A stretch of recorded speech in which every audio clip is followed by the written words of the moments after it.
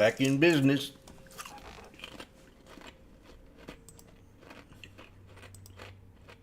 The election and there's so much that just gets viral so fast that it is a concern. But I'm not going to let it derail. I'm not a Luddite. This stuff is for real. Right. So tonight? Yeah. Okay. So I have Patty Poppy from Pacific Gas and Electric, which she's done a remarkable job turning things around. I mean, really. And then I've got look, Skipworth is the real deal. Wingstop is a fantastic institution, and people don't talk about it just because it's kind of boring. But we want to make money. The show's about making money. And if you can make money in Wingstop, it doesn't matter that they just make wings. The money's still green? It's pedestrian. Who cares? It makes you money. Doesn't have to be AI. It can be wings. And the big one and the little one. Jim, good show. Yeah, important day, important week. Real good show. Mad Money, of course, 6 p.m. Eastern time tonight. When we come back, more reaction to NVIDIA's blowout quarter and upbeat guidance, sending the stock and the S&P to fresh all-time highs. We nailed the support on it. Ready to open NVIDIA.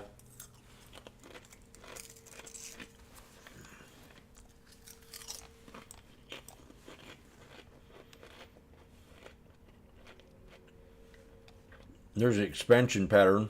That 200 solid support. If it goes back to the 200 on the 1 minute, very solid.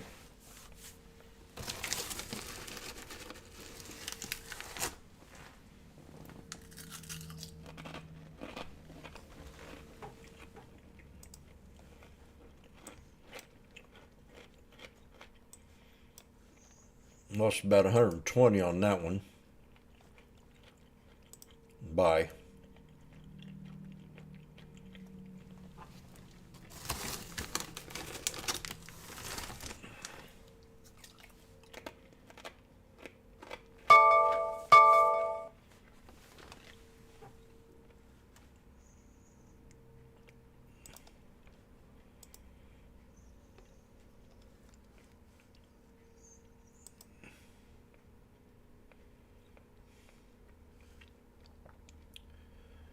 PA-NW is at a shoulder line of an inverse head and shoulders from yesterday. PA-NW.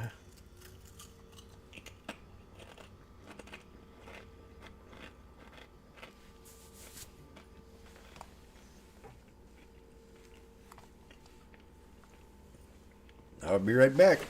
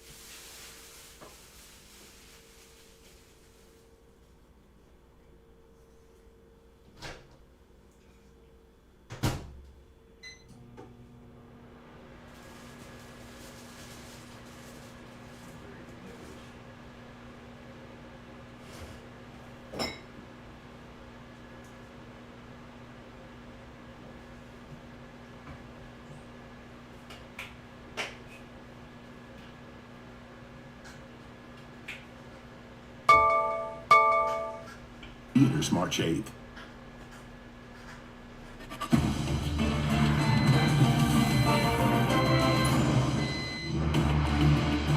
Good Thursday morning. Welcome to another hour of Squawk on the Street. I'm Carl Quintanilla with Deirdre Bosa, live at Post 9 of the New York Stock Exchange and CNBC's One Market Bureau in San Francisco. This hour, Sarah and David have the morning off. Markets, S&P, all-time high. Same story for the Dow as NVIDIA comes in with a stellar quarter. We'll talk a lot about it today, in addition to all the Fed speak, D, that we're going to get this afternoon and tonight. Yeah, look at that NASDAQ up 2.3%. It is just off to the races, and we're just 30 minutes into the trading session. Here are the big movers that we are watching.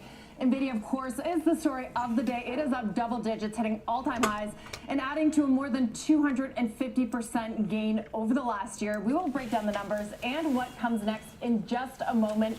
Meanwhile, check out shares of Etsy. It's one of the biggest laggards on the S&P, guiding for gross merchandise sales to decline this quarter, saying they're off to a, quote, slow start to the year. And then there's the consumer names today. Keep an eye on them. Shares of Keurig DR Pepper and Nestle under pressure after weaker sales than expected in some segments at both names, Carl. As we said, busy day for data as well. Existing home sales out a couple of moments ago. For that, we're going to get to Diana Olick. Hi, Diana. Hey, Carl, existing home sales rose 3.1% in January to a seasonally adjusted annualized rate of 4 million units, slightly better than the street was expected. Sales down 1.7% year over year, but December's read was revised slightly higher. This is the highest sales pace since August of last year. Now, the count is based on closings, so contracts likely signed in November and December. That's when rates dropped down off that 8% October high and hit a low of about 6.6% by mid-December. Today, they're back over 7. Now, inventory in January increased to 1.01 million units, up 3.1% year over year, but still at a low 3-month supply. 6 months is considered balance between buyer and seller.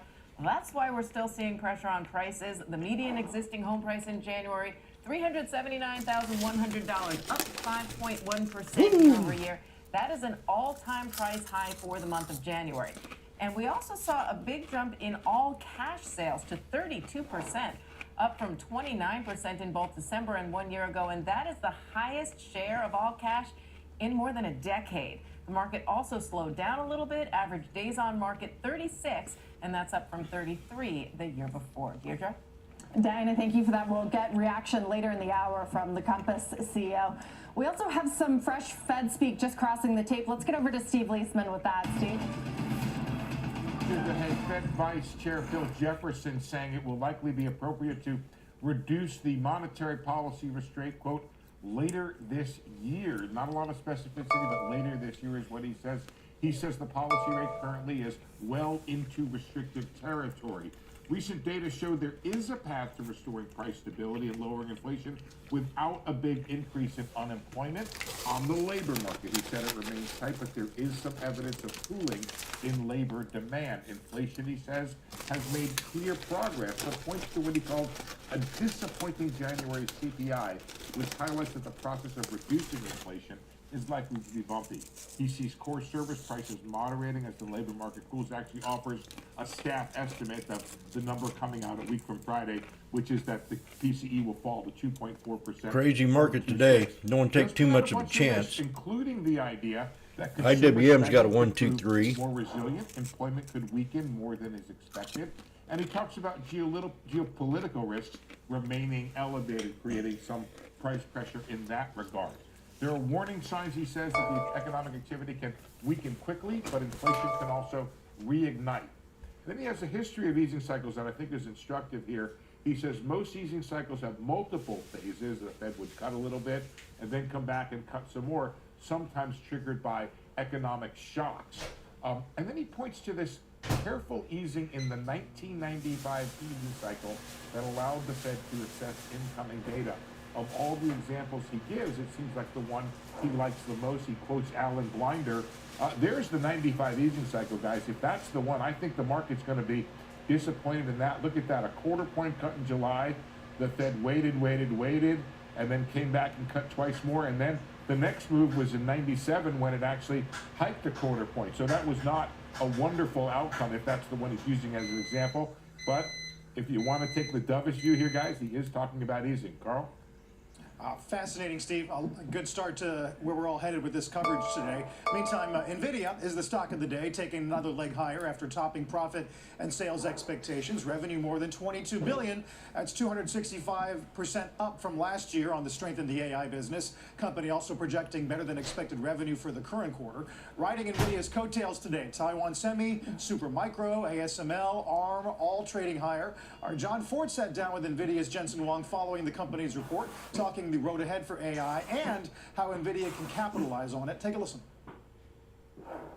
What's going to happen is this. The world's enterprise software platforms represent approximately $1 trillion. That $1 trillion represent most platforms like ServiceNow. It represents data platforms like Snowflake, Dropbox, Box, SAP, Oracle, these application-oriented, tools-oriented platforms and data-oriented platforms are all going to be revolutionized with these AI agents that sit on top of it. And the way to think about that is very simple. Whereas these platforms used to be tools that experts would learn to use, in the future, these tools companies will also offer AI agents that you can hire to help you use these tools or to help you reduce the barrier of using these tools.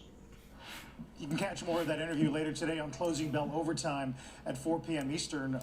Dee, meantime, a lot of discussion about not just the quarter or its effect on equities, but also the possibility of NVIDIA being, in the words of New Edge, a financial conditions fire starter, where the use of these chips and the way they spread throughout the cloud and platforms actually increases GDP and can affect central bank policy. Lifts all boats, right? You mentioned the chip makers and the chip names that are up on the back of those earnings, but really it's all of tech, with the NASDAQ up 2.3%. And, you know, the call was incredible. I was counting how many times the word trillion was mentioned, which feels like that's the level we're dealing with now, whether it's Sam Altman and trillions of dollars in reshaping the chip landscape, whether it is Jensen Huang's TAM for enterprise AI. These numbers are just getting bigger and bigger, but I want to point out one in specifically, and that is this 40% of AI revenues coming from the inference part of NVIDIA's business. Now, there's sort of two main buckets in AI revenue. One is the training, where you actually have to train models, and there's not that many companies doing that, right? The models that we know, like ChatGPT and Gemini from Google or Anthropic's cloud, but inference is basically what every company will have to do. It's using these AI models for business procedures, and it was the NVIDIA first time topping that out they had again. put a number on this. 40% of all AI revenues. That is just a huge number, Carl. This was thought to be a more competitive space, and it really underscores the idea that NVIDIA is no longer just a hardware company, a chip company, but it's creating the software and different revenue streams from this AI boom. Yeah, the inference, and I think it was Morgan Stanley's note as well, said that was really the underlying headline of the quarter. Yeah, I think they said it was like twice what they were expecting. Just incredible. But even some of the other commentary coming out of that call last night, how, you know, his expectation, Jensen Huang saying that every industry, every company, every region, you're going to see AI generation factories. So, you know, if you're looking at a 10-year cycle and we're only, 2 or 3 years in, this thing could have a lot of legs. But let's get to an analyst on the subject. Piper Sandler's Harsh Kumar is with us, and he has an $850 price target and a buy rating on the stock. Harsh, thanks for being with us. What stood out to you this quarter? There's a lot to choose from. First of all, thank you for having me on your show. So it was a just double topped on the 1 minute. $2 billion beat on the January quarter, $2 billion beat on the April guide. To me, there were 4 things that stood out, and I think you mentioned some of them. First thing is they're supply constrained through the calendar 2024 timeframe. Plus, they have 2 new chips coming out. There's the H200 coming out, and then there's a whole new architecture, the Blackwell's coming out later this year. And historically, whenever there have been new products, they always have a demand bump. So we don't see supply constraints going away. We see revenues, continuing to climb. To me, of course, the surprise was the inference piece that you were talking about a little bit earlier, but also the fact that they now have China chip approval. So I'm calling it China chip for lack of a better word, but as you recall, NVIDIA was banned from selling into China. It's about a $3 billion a quarter business, or about $12 billion annually. But last night, they sort of surprised everybody by saying they're sampling, and they actually shipped commercially just a little bit of that China-specific chip. So they did about $1 billion in China, and used to be a $3 billion business. So expectation is that they've got the green light, and that business will climb up to $3 billion a quarter, $12 billion a year, roughly $4 in additional EPS. And then, of course, everything else was super strong. I'm the same way. I want puts real bad. Business remains very strong. Sovereign remains very strong. And we can see why software companies and sovereign do not want to put their data on AWS or Azure or anything else. And then, last and not least, this is the only full-stack provider. You guys talked about software a little bit earlier before I came on. I don't know if I can do that with NVIDIA. And you've got to run and you've got to manage these complex servers. We're squeezing right now. Back to NVIDIA with a $4,500 per GPU. We'll know something any minute. Randy? The 21 is squeezing into the 9. It could drop to 5033, 5034. Because we do have a lower high.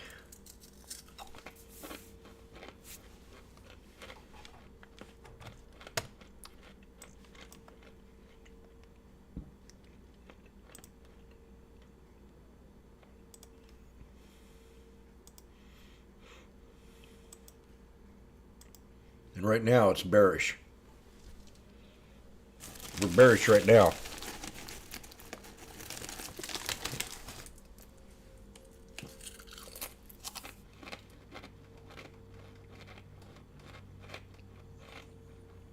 But we're still above the 21, so can't buy the put.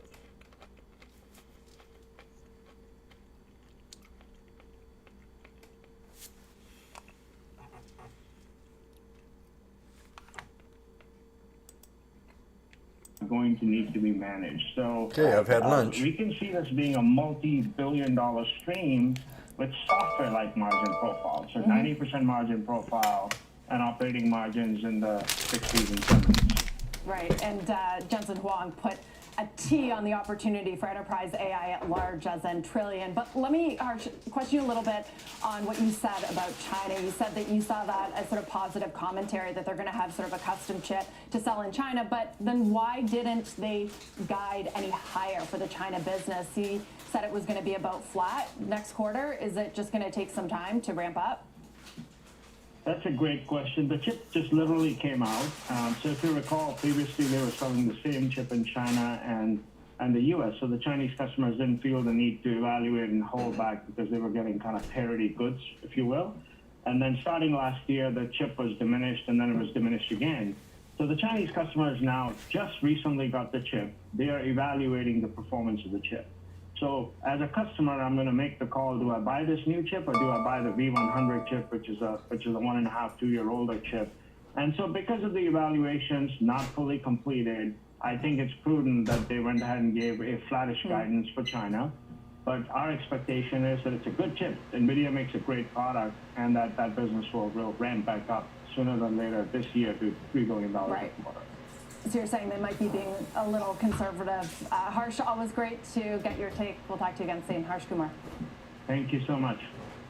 A lot more still ahead on NVIDIA, but as we go to break, take a look at the roadmap for the rest of the hour. The Fed showing no rush to cut interest rates. More on what that might mean for the markets, with one former Fed president warning of, quote, a fiscal train wreck ahead. Plus, EV makers having a no-good, very bad week. Production targets disappointing at both Rivian and Lucid. We will break down the EV landscape ahead. And the IRS turning to AI to crack down on the ultra-rich. We'll explain. Big show still ahead with the S&P very close to all-time highs at 50-60. Back after this.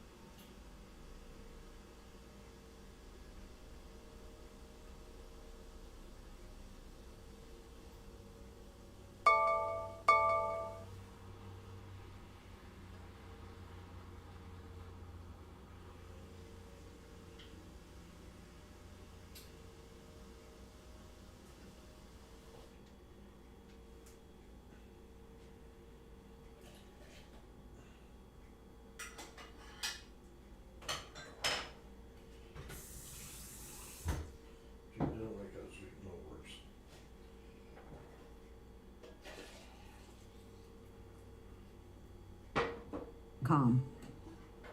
Welcome back to Squawk on the Street. Traders still betting on June for the start of rate cuts from the Fed, despite these minutes overnight suggesting that officials are still wary of cutting rates too quickly. Former Dallas Fed President Richard Fisher joins us this morning. Richard, it's great to have you back. Richard. Discussion about the minutes yesterday and whether or not 3 weeks old has enough happened in the past 3 weeks to make those minutes irrelevant? Well, first, Carl, I want to wish you a happy National Margarita Day. That's Oh. for today. Declared by Congress, by the way. I was gonna start with drinks, but we can do that, yeah. We may need drinks after you listen to me. Carl, it's pretty clear that they keep dwelling on one key point, which is they have to see sustainable movement towards the 2% target.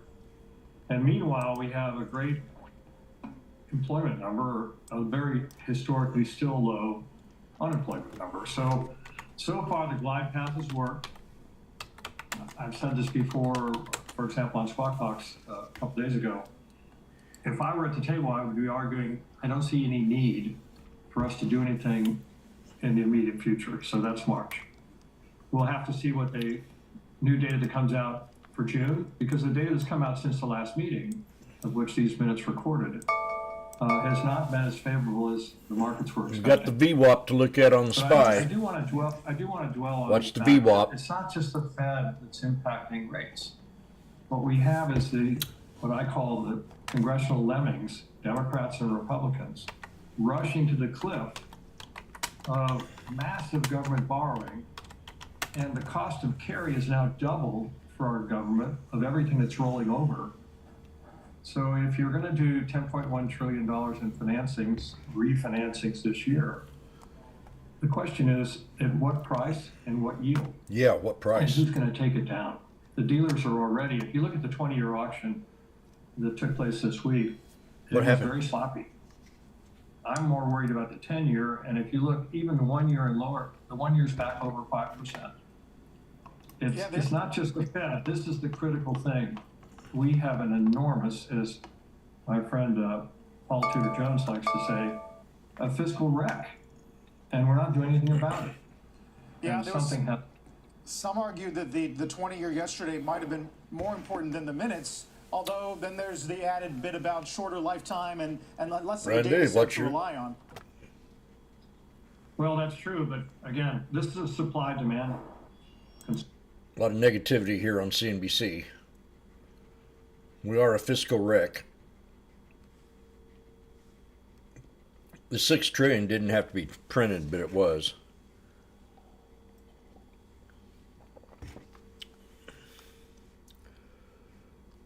So we got to deal with it.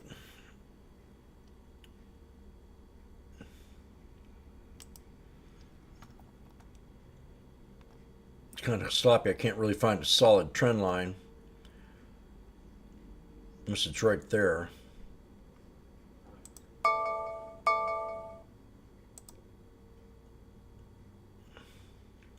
Right there. I think that's support. That, or I didn't see this.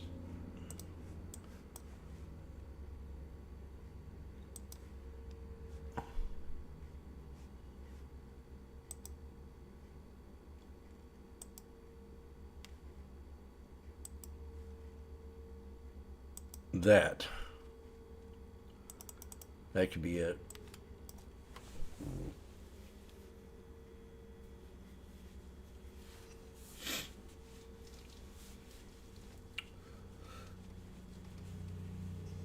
He's not falling for it.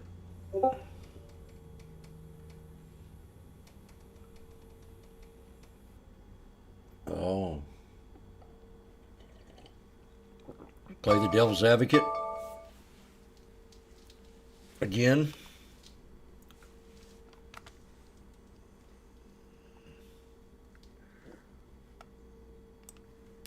Yes, they have.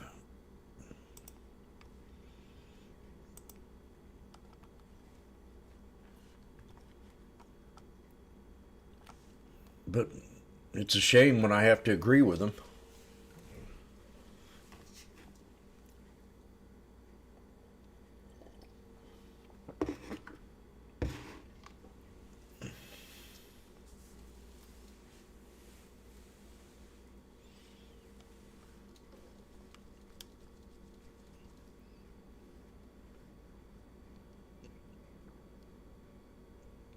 I can explain it.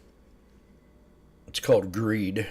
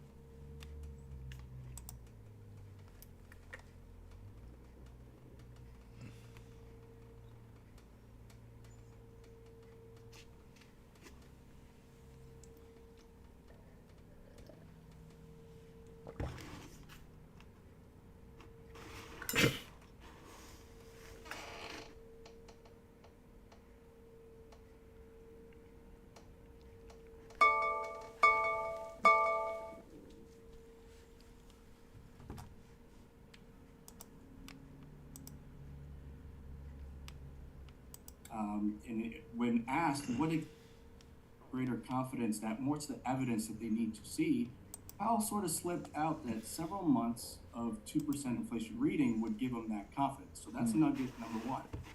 Number two is going to be, around when do we get hikes, right? So as we talk about that, Fed said we're now in risk management mode, which basically sounds like the Fed put of old, Oliver, possibly. So that's what markets want to wait and see, and a lot of enthusiasm. Yes, AI is part of it, but the other part of this is trying to price in when the rate cuts could happen. It's being delayed because of the readings, the strong economy that we have. But, that's where the quality investments makes a lot of sense to us, because when the quality factor tilts, you want to focus on strong balance sheets. You want to focus on the earnings potential and growth, and you want to focus on those efficiency metrics, the ROEs, ROAs, and that's what you're getting for those Magnificent Seven. But again, valuations, we want to be careful with that. So there is that chance of rate cuts. It could be higher for longer, but those are the names you want to own. There's other names you want to own. It's quality no matter where you are. Yeah, the stuff that's insulated in case rates don't go down as quickly as the market thinks, right? Kind of trying to break away from that. It's a good observation on the risk management mode quote from Powell too. I think SPX puts are hitting cheddar flow on that. But the market's been able to withstand us pricing out those cuts further and further. That tell us that good outcomes right now are generally good for the market. Have we shaken off that kind of twisted logic where good economic developments were bad, or does that change if we get back to a 10-year at 5%? Yeah. What we have to remember is that, yes, a lot of this is being powered by some of those big boys, right? So you look at the Mag 7 specifically is what I'm talking about. I mean, S&P right now, a good chunk of that is being powered by that. However, there are a lot of names out there that still provide the value. So that's where perhaps it makes sense to kind of broaden your portfolios a bit. We haven't even talked about the bond side. That's offering opportunity because remember, there's still $6.5 trillion in money markets.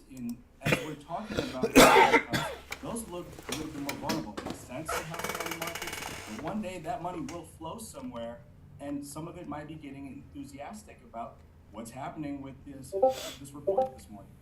All right. Like the connection into the macro. Good discussion, Alexander. Thanks for the contribution. Appreciate it. Appreciate it, Oliver. Take care. All right. I'm found in risk management mode, helping us feel confident to chase the rally in high quality companies as we've got that happening before our eyes this morning. Big rally, still holding on and extending. Maybe we'll get a 7% day, and the semiconductors were very close right now. Coming up, let's talk some more reports on the way. Booking, Carvana, and Intuit, three very different companies. Three pretty different charts, too. Arguably the best looking one, Carvana, but Booking's been a real beast as well.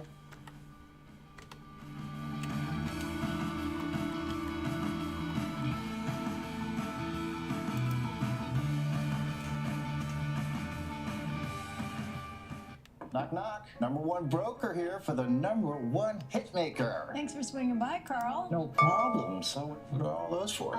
This lets me adjust the bass, add more guitar, maybe some drums. Wow, so many choices. Yeah, like Schwab. I can get full-service wealth management, advice, invest on my own, and trade on Thinkorswim. You know Carl is the only front man you need. Oh, I gotta take this girl. It's Schwab.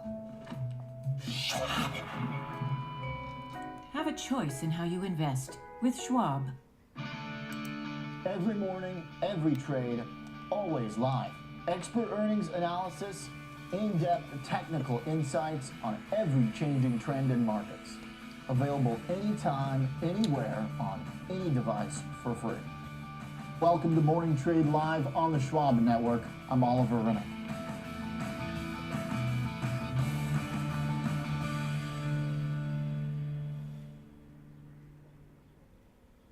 Get each and every angle, the whole picture. Everything comes full circle on Trading 360.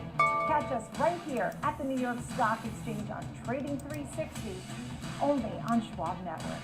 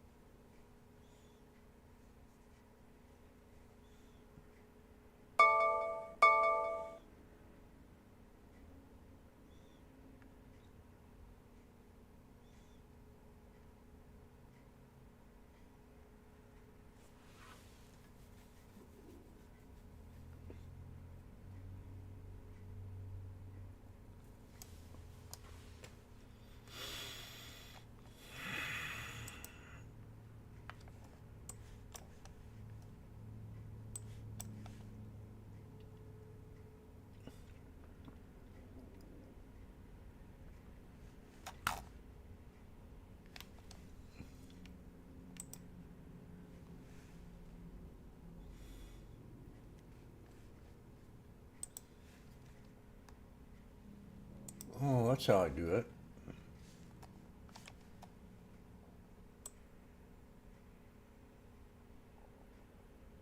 Well, then I couldn't do that.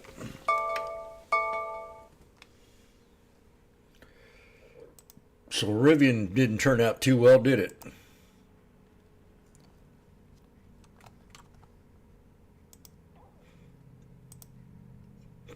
$90-day all-time low. The linear channel says right above 1050 something on the linear channel on the 1 hour time frame. So we're going to move it. Oh, yearly low. It's not good. 3-year low. Oh. That's not good. All-time low. All-time low on Rivian. What do you got to say about that?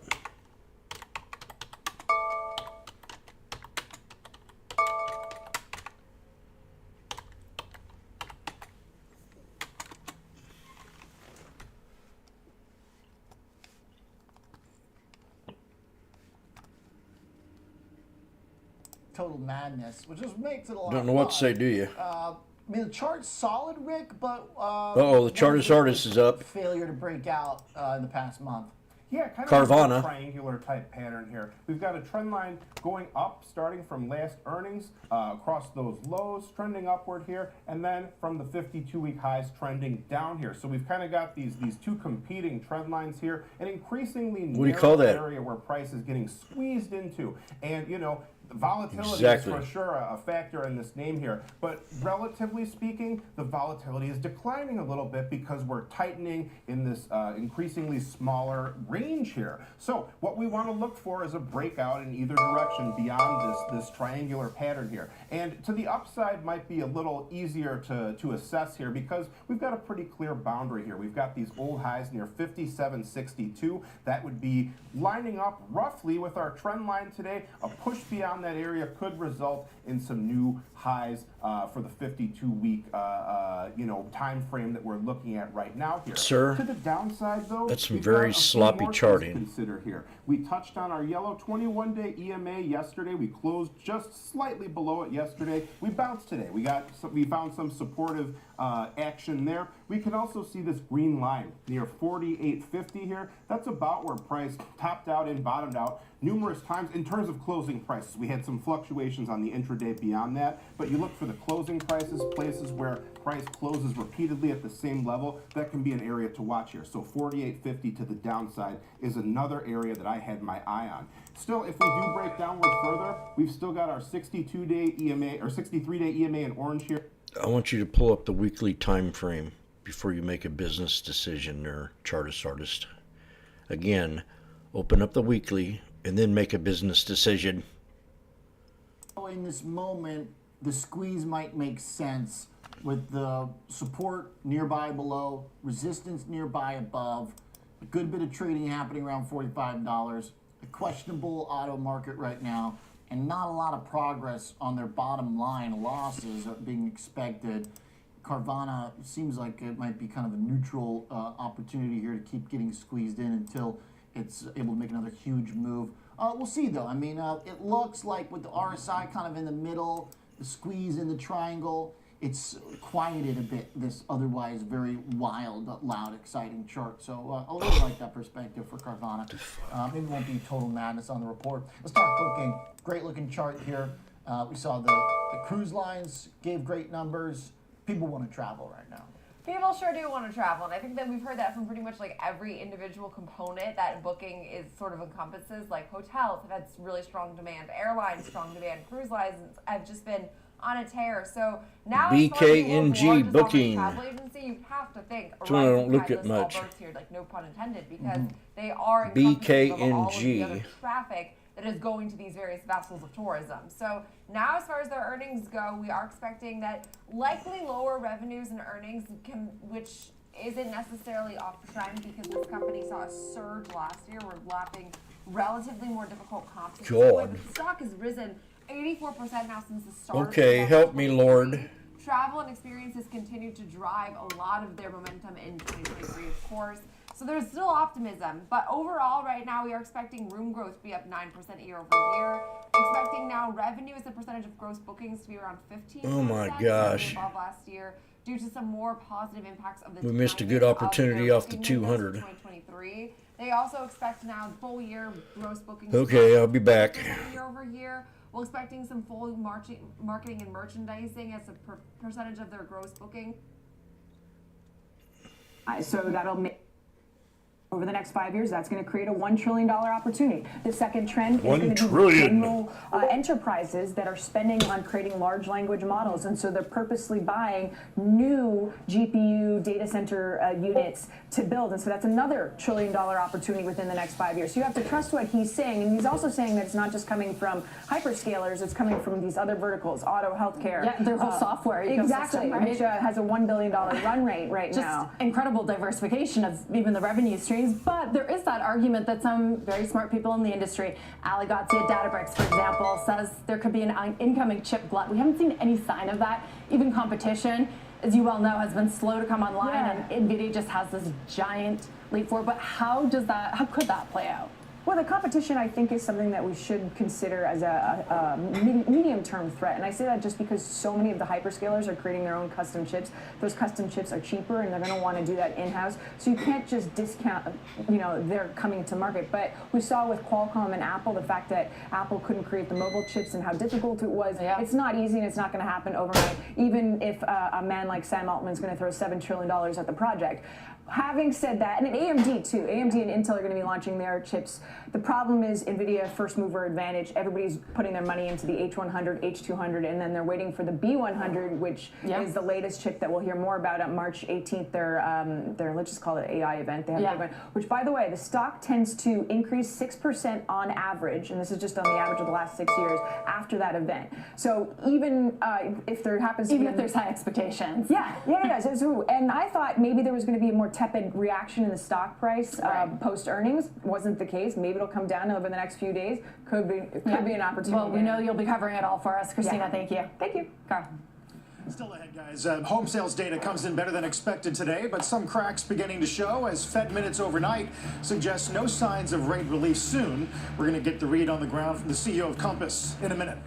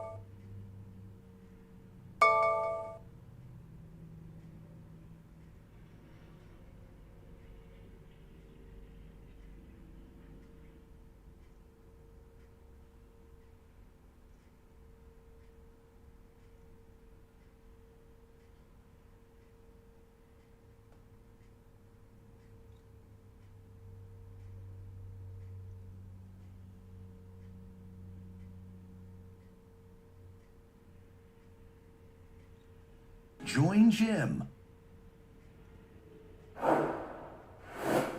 Welcome back to Squawk on the Street. January existing home sales data comes in a little better than expected, but demand does take a hit now thanks to 7+% rates on the average 30-year fixed. Our next guest says the overall housing market is in, quote, a recovery phase, as there are still more buyers and sellers than last year. Robert Reffkin, Compass co-founder and CEO, is here with us at Post 9, along with our Diana Olick, senior real estate correspondent. Guys, it's great to have you. Welcome back, Robert. Great to be here. Spring's coming. Spring is coming. Is activity what you'd want to see coming into it?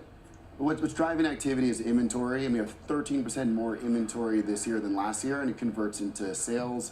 We have 9% more homes in contract to be sold at this point than last year. But I believe that this spring market, we will see a significant increase in inventory.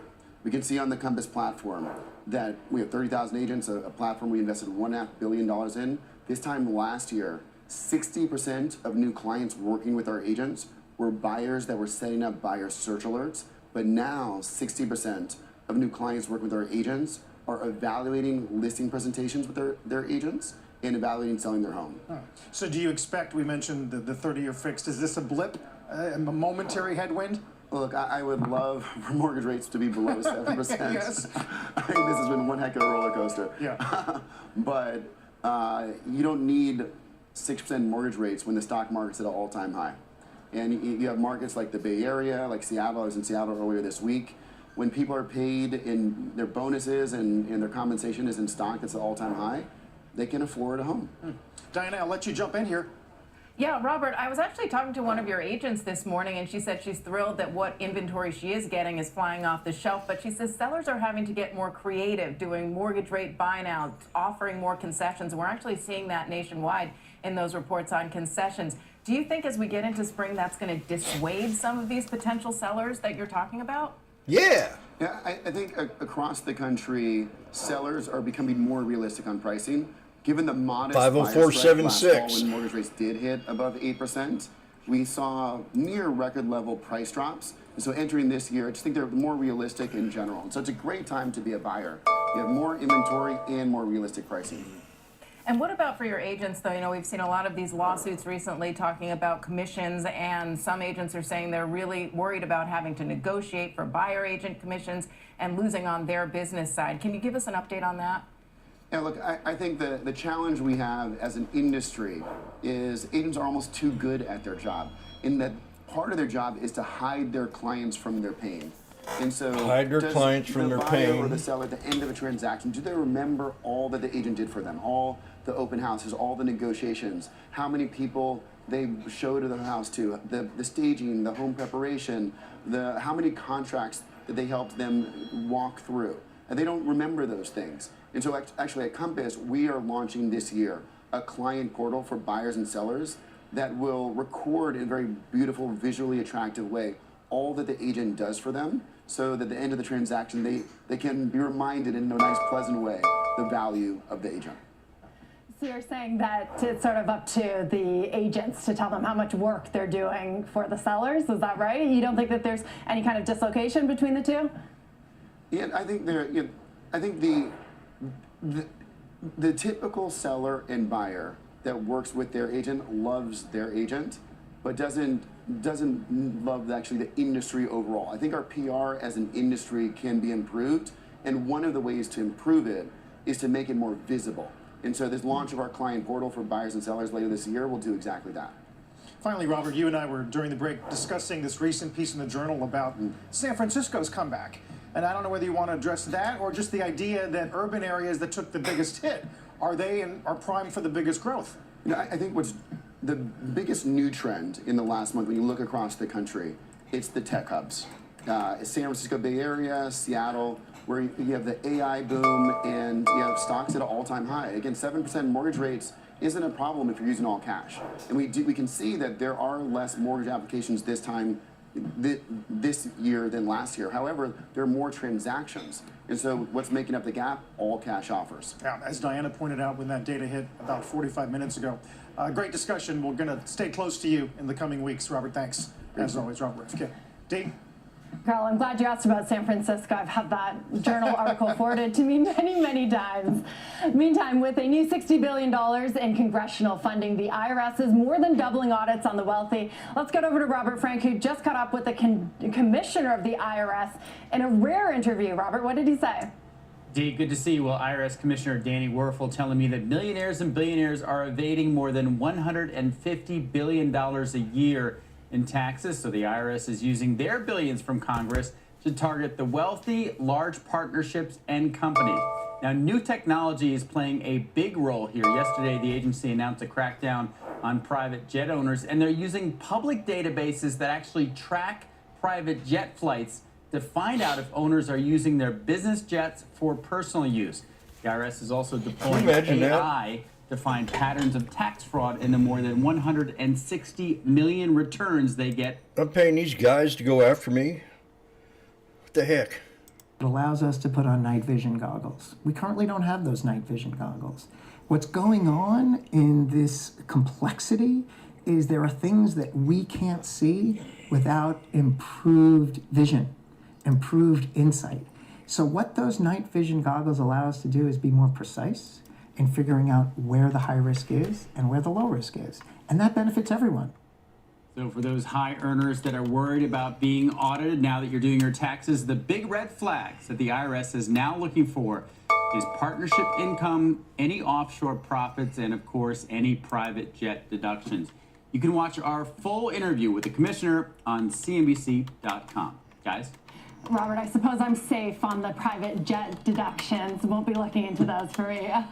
They're trying to, I guess, collect money that has fallen through the cracks, and I guess they're looking, at least what you've just described, to sort of the high-income earners. What about the idea of small businesses as well? Anyone other than W-2 employees, right? Where can they collect the most or do the most change here? Yeah, so they've made a pledge not to audit or not to increase the audit rate for any company or individual that is making less than $400,000 a year. So that really is like very small businesses and anyone under $400,000.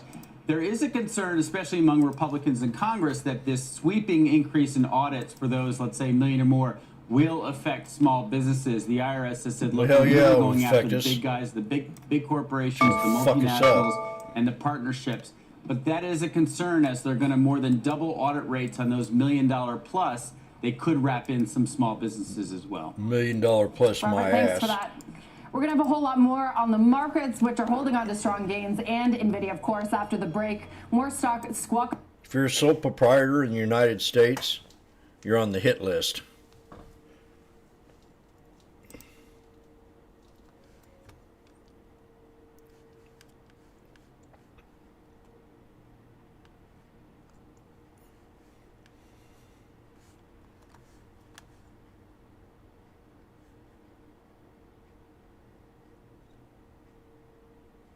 I think I went 20 years without receiving a tax refund check. Then I went LLC. I got fed up with it.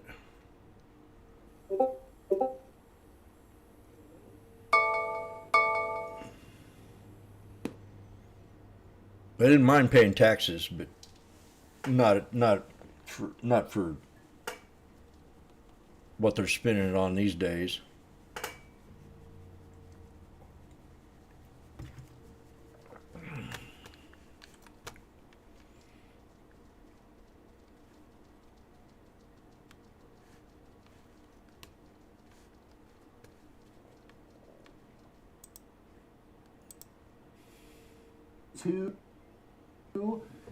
Services still strong up there, Mike?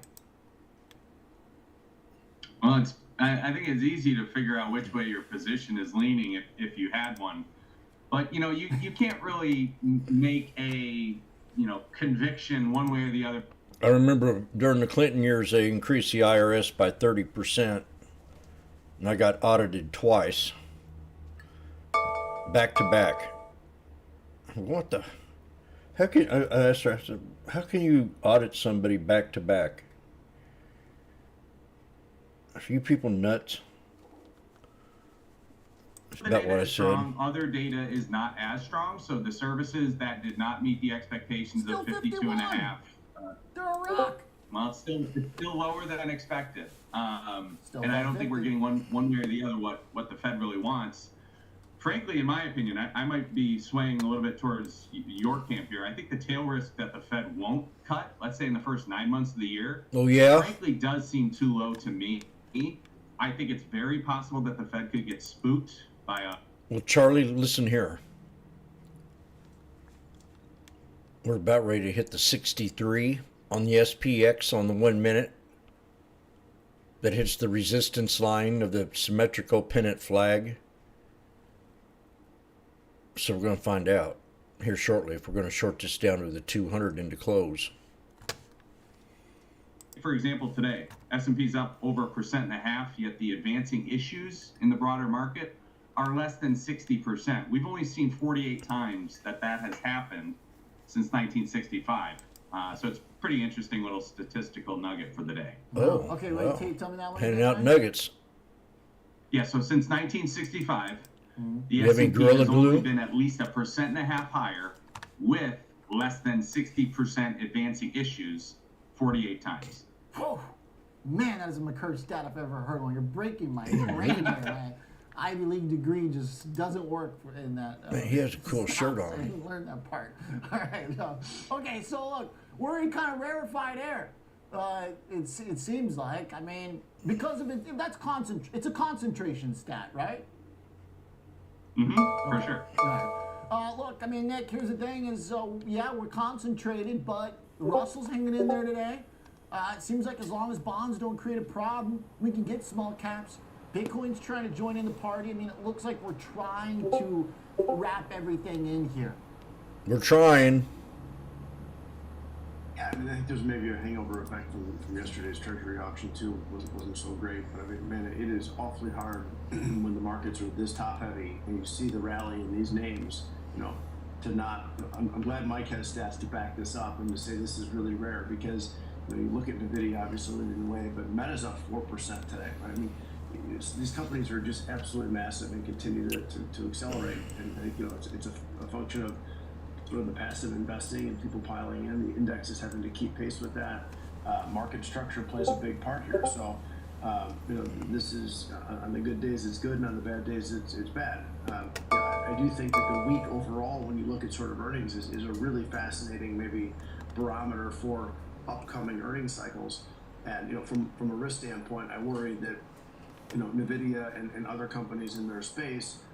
Even though they're pretty much out alone there, they're just not giving any kind of long-term guidance. Right? They're not the same type of growth company that you know Microsoft is. Right? For example, there's just so much uncertainty, so much volatility, and then right now that's surprising to the upside. But I just, you know, my head can't help but go to, well, what if something slips and misses? And I think the market is not teetering today. It's very, very strong, but I think you have to sort of have that mindset of, you know, if this ever slips, what would happen and what would that look like? I think you know that's an interesting question, not for this quarter, guys, but you know I think you have to sort of keep that in the back of your mind that if the leadership here stalls, what is your position? To Mike's point, how are you hedging? How are you thinking about this? And how are you thinking about what a pullback would look like from these levels, which are really unprecedented to the history he gave and just to the last year as well in terms of the percentage rallies in a lot of these names. Yeah, true. Hey, Mike, give us the 45 seconds on your technical chart. I know you got one for us.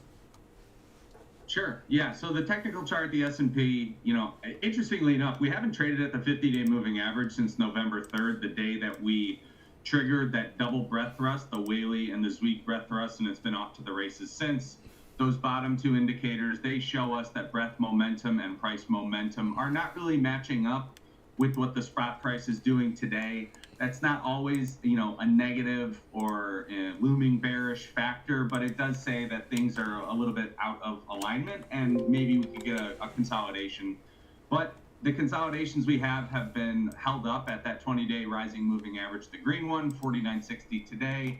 I think the main risks are not next week, but the following week with Powell's testimony and then the jobs number, and I would probably expect some consolidation around those data points. All right, nice. Nice charts, nice stats. Thanks for the commentary, Nick Diederakis and Michael McCurr. Nice work, guys. All right, that's it for us here on MTL. Quite a morning. We're off to the races coming up. Trading 360 with Nicole. I mean, this is really nice. us with the latest. I'm really loving this Schwab new Investor moving Survey. average. Stick around, going to be a good chat. I will see you this I afternoon. mean, I need We'll be joined by need to put the 51 on here and see what it compares to. But yesterday I mentioned the SPX hitting the 21 EMA on the daily time frame, and then today we have a new high.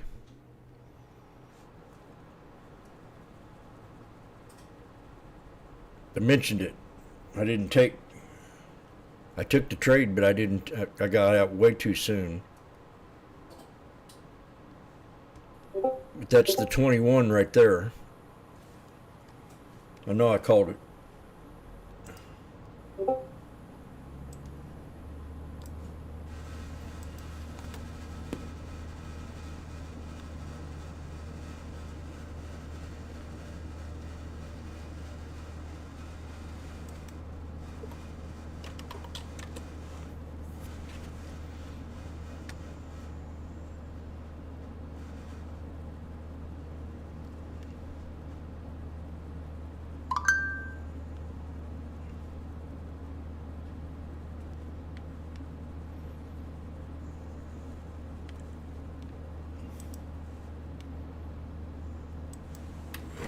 SPX.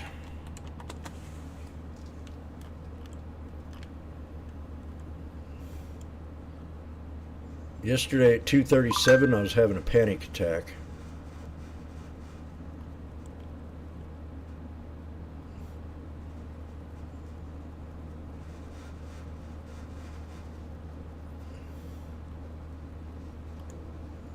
I didn't type in the room.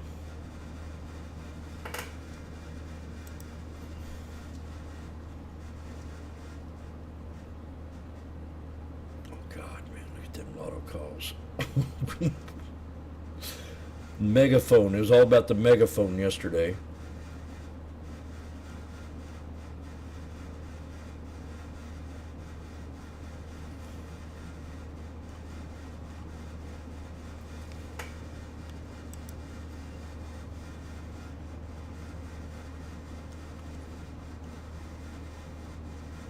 Three black crows at open.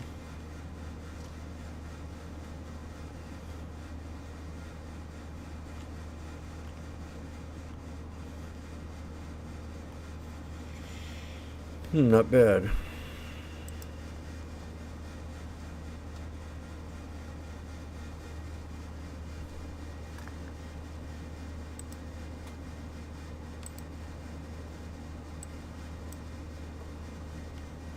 If we don't hold the 63, I'm going to buy puts.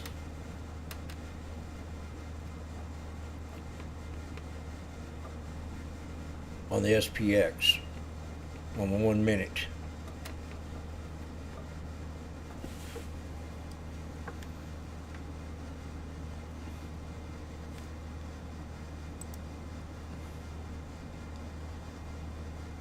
It looks to me like it's going to be the 50-40s. Get two of them. Or one. And if we dip, I'll get another. I'll get two. If we dip, I'll get two more.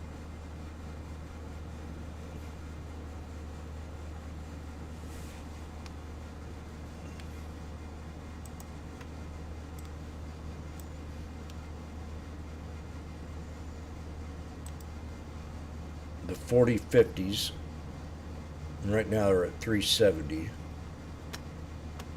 So we want to see if we can get it.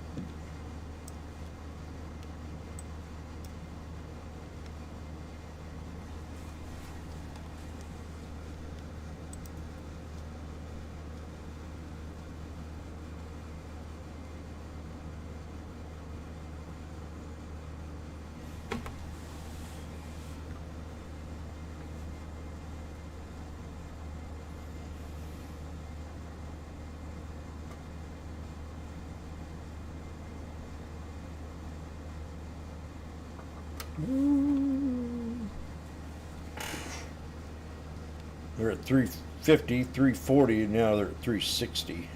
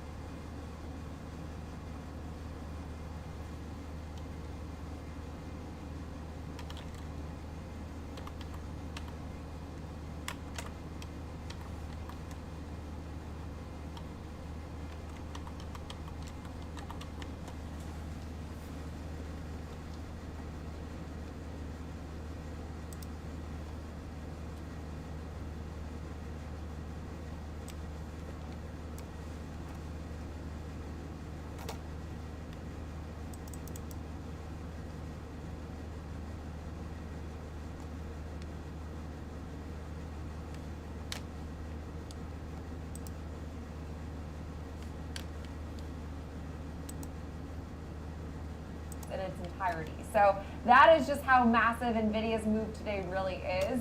And I think there's a good reason we pay so much attention to it. I mean, they said basically that AI has become a whole new application space, a whole new way of computing. They also did say the strength is then really displayed in terms of their quarterly sales, blowing past forecasts, now forecasting more than triple of what we saw now from a year ago periods as far as like expectations versus what they reported, and also giving really strong guidance. The one thing that perhaps if you were looking to pick apart anything is the fact that NVIDIA did say its data center revenue from China dropped significantly due to U.S. export controls imposed in October. But I'd say even that is taken as a positive, because even if you're not seeing your China recovery at the pace in which you were expecting, that means there's only continued growth in that whole aspect of their business. That's truly what's so amazing to me of their navigation of the supply chain. But all in all, analysts love this report, seeing price targets ranging from around like $800 all the way to multiple over $1,000, several over $1,100 now. So analysts think this name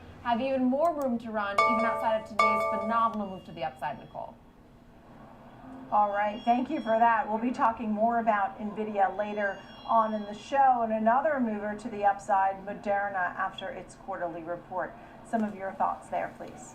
I think that perhaps maybe the bar was set relatively low, just given the fact that their fourth quarter figures did see a relative revenue slump. We slumped to $2.8 billion from $5.1 billion the year prior, as we are seeing the effects of that lack of COVID-19 vaccine shock continue to play out in real time. The company does expect their overall respiratory franchise to take in about $4 billion in revenue this year, a far cry from the $19 billion they generated in 2022.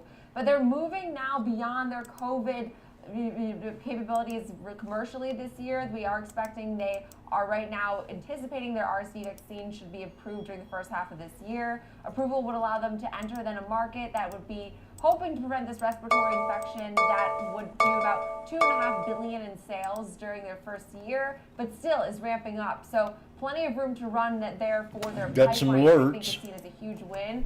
Anytime you have a backup plan for growth, I think it's read as a huge positive. So SPX 8.5% up. move to the upside today. And I do want to mention that their CFO is joining us today on Market on Close. That will be Jamie Mock talking with Oliver Rennick. So great interview, and I'm sure we'll provide more clarity on what their runway for growth looks like without that COVID-19 vaccine, Nicole. Right, all right. Looking forward to that interview later here on Schwab Network. Jenny Horn, thank you so much, markets correspondent. Let's get some insights in the new shape of the markets. For that, we welcome in Mark Hamricks with us, Senior Economic Analyst at Bankrate.com. Thank you for being with us. Look, we have a rally. It's back. You get a piece of good news from the likes of NVIDIA, which has certainly been a leader, and we hit new all-time highs again. How are you feeling overall about sentiment, markets moving higher? What's the takeaway here?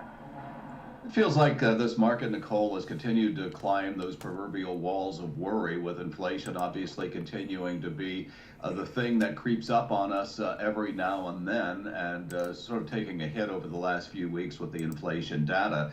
The good news here is that I think we are continuing to work through a process of normalization or moderation in the economy, and that's going to continue to take some time. So with that, we also got these jobless claims numbers, and in fact, we see that they dropped to a 5-week low of 201,000. That was unexpected. The labor market still showing that it's tight. Is that right? You just cannot dismiss the strength and resilience of the U.S. job market, and that's within the context of what we know have been growing numbers of job cuts and layoff announcements. We obviously are about 2 weeks away. We're about 2 weeks away from Josh, the could you next please monthly tell employment report. Most recent one coming in at 3.7%. Excuse me. So the job market continues to really outfox us in many ways. We get that resilience that continues. We've had 353,000 jobs that were added in January. And we're expecting to see that we'll get back to something that's a little more normal with the February employment numbers due in a couple of weeks. And that's the whole thing. We'll be getting the monthly numbers. That being said, when we talk about the cuts expected from the Fed, what do you think is most likely as the June and July likelihood? When we look at Fed funds futures and the likelihood of those cuts, those have been coming down. Where do you think we're likely to see the first cut from the Fed? Well, obviously, March is off the table. June seems to be off the table. May be off the table. I think what we might think about is really that it's going to be a second half of 24 phenomenon, but we have to be somewhat humble about that outlook because the world has taught us in recent years that things can happen with a moment's notice and changes the outlook very rapidly. But inflation has been moderating. It wasn't necessarily helpful to see, for example, that gasoline prices have recently moved up and we're moving into the summer driving season when supply and demand dynamics are not necessarily quite as favorable.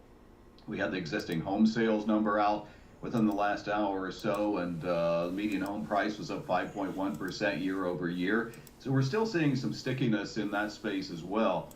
But I think that, the Fed doesn't want to create a policy mistake on either side of the equation.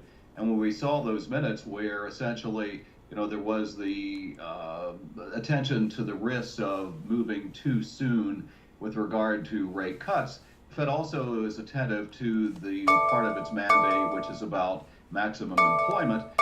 But right now, they can look at what's going on with most of the employment data and feel that the job market is hanging in there. Obviously, you mentioned the jobless claims.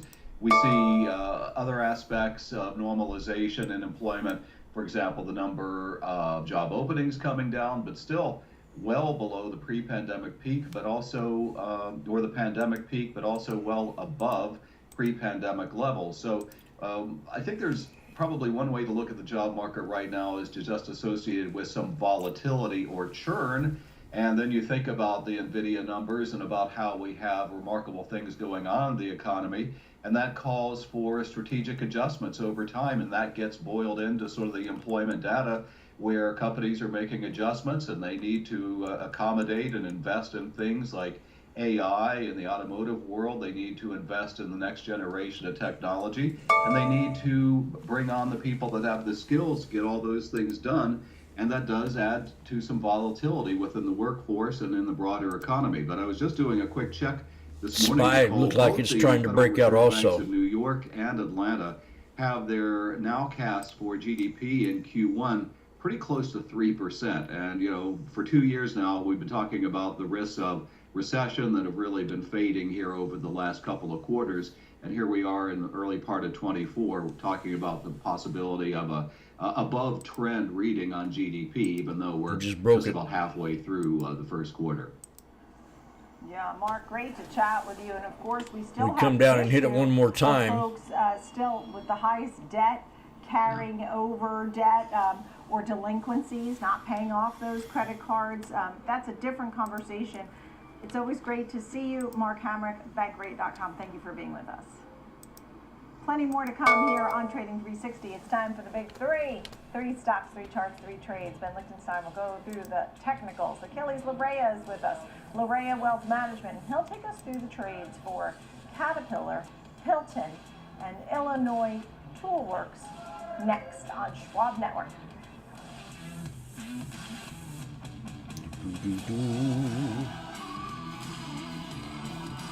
My dad was a hard worker. He used to do side jobs installing. Yeah, we heard about your dad. He was a contributor. Always showed up to work, never was late. I remember that one time when your dad, we were in the middle of a project and he seen this old lady trying to cross the street, and he went out there to help her and guide her right across the street and stop the traffic. I'll never forget that day about your dad.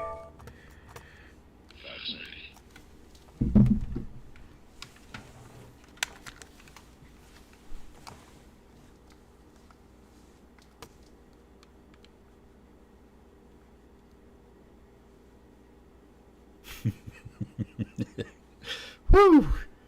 That Washboardjim, he's pretty funny.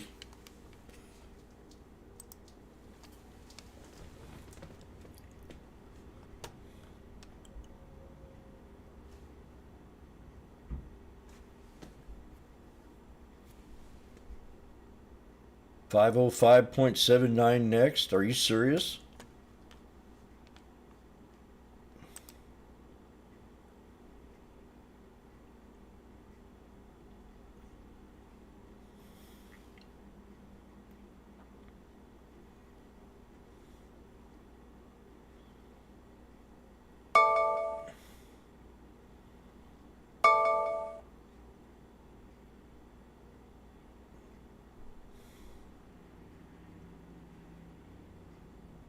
Randy, are you still with us?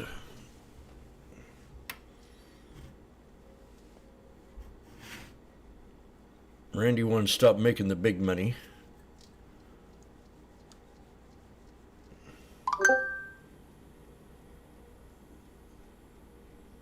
JP Morgan looking damn good. I'm going to tell Jamie Dimon what you said. He will not like that. JP Morgan's had plenty of time to consolidate.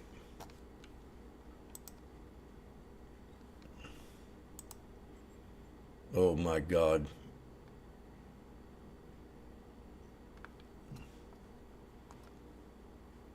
Oh my God.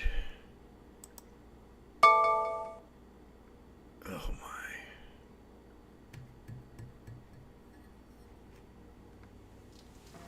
Unreal.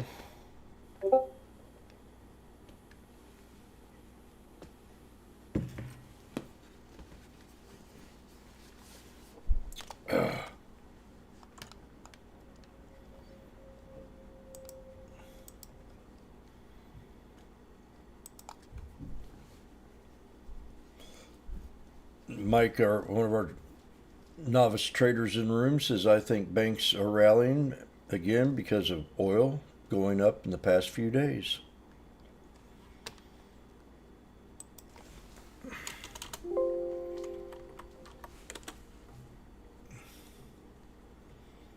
Oxy broke the 200. Warren's happy. We got 106 for XOM.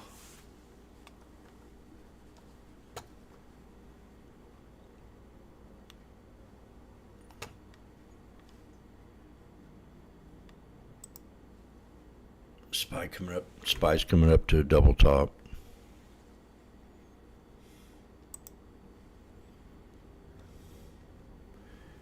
SPX coming up to a double top.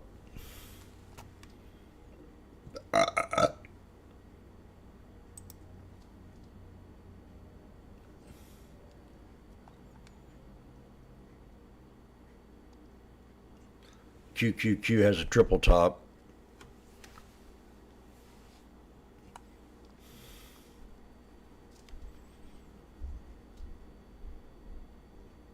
We just broke it.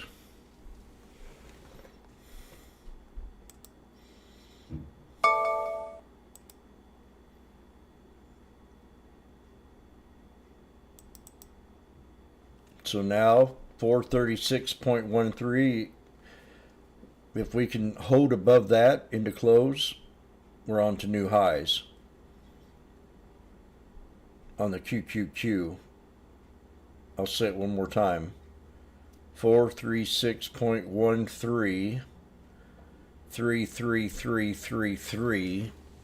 If we can close above it, and that would make it 436.14. We will be bullish. Because right now we got a 1, 2, 3 on an ascending triangle, yeah.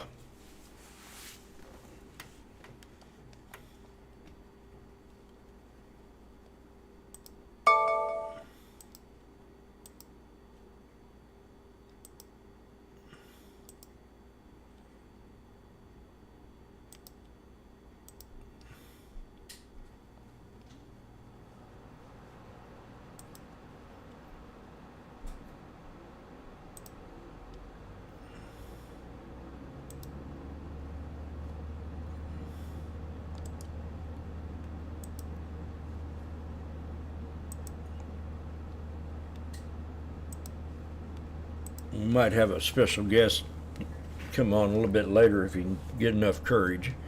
That'd be Macho Man Randy Savage.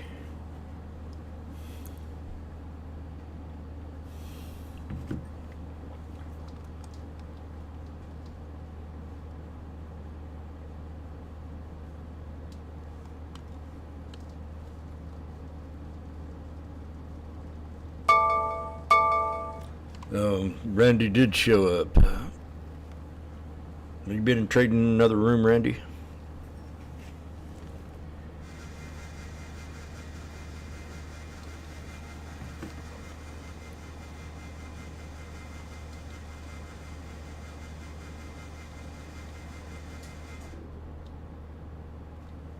He's not made a trade today. How dare you?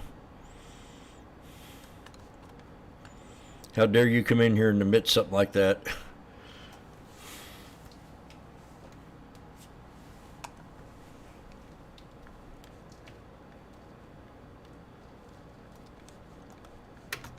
Doot doot doot doot doot.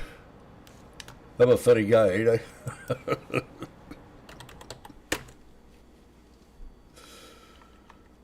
Oh. Rivian. Damn. Jimmy said it wasn't going to be that good for Rivian, didn't he? Was I wrong? You want me to tell you where support is? Or resistance? Say yes.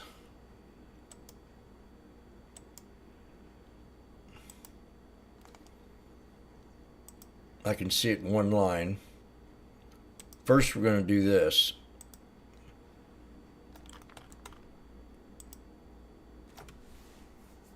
Okay. He's trying to make a business decision. That's right around 12:07, 12:10, 12:40, 12:40.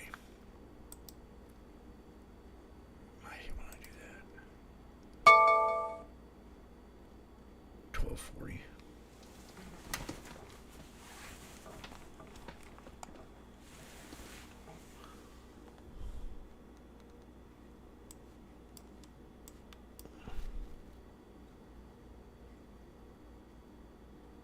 Right there. 12:40. Perfect. Okay, it's on the monthly. The yearly. We won't count that, but it's perfect right there.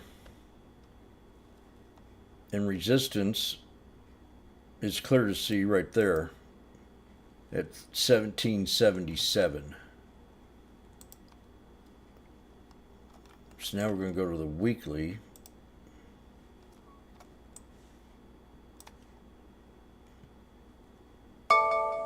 Okay, I've made a business decision. If Rivian, I mean, it can go lower. We could hit 1050.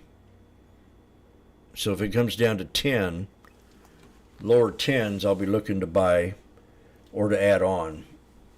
Now, if we hit 1240 and we go above 1240, I'm going to go ahead and get in it and run it up to $17 or 15.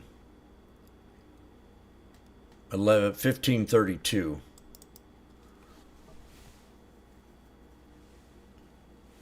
That is if we break 1240. That's my business decision. That's on the weekly.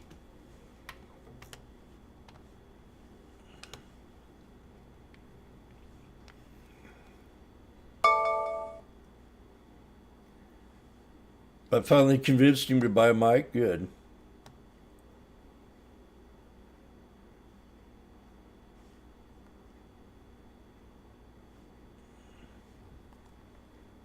Takes a lot of guts to get up here and talk in front of these savages.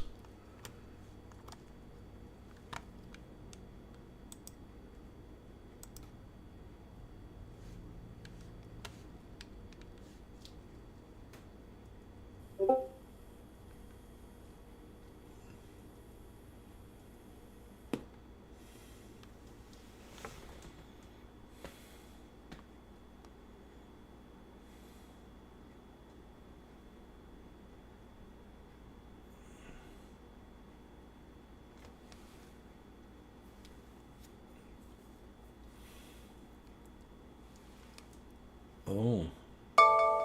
Now, Mike, that's kind of racist, using white lines in this room.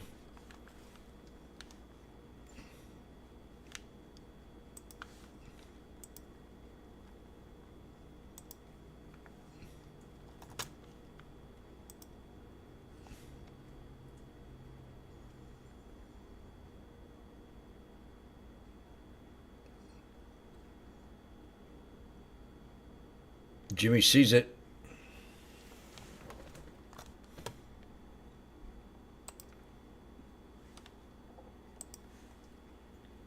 I see it very much.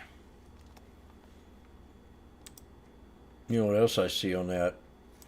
What is that, the 1 hour?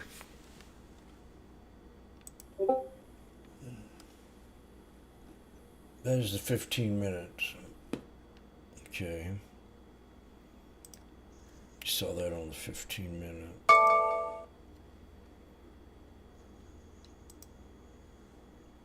Rivian. You know what Jimmy just saw? On the daily. Pull up the daily. Whoa. Oh. That ain't gonna work.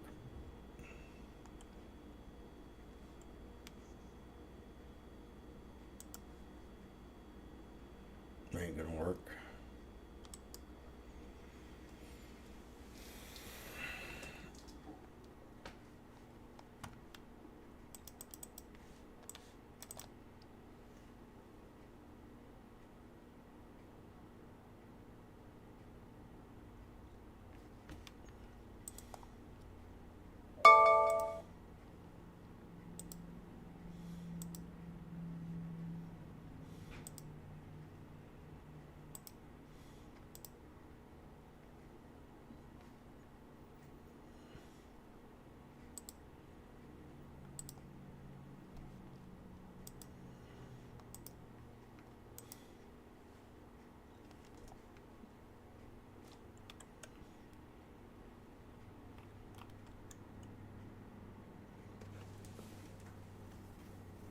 We still might be able to hit 1050 on this thing. On Rivian. If I go with my little trend line that I did earlier.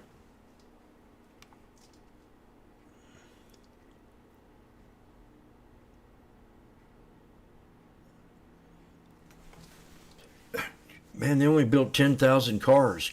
Come on. This thing can buckle down to $2.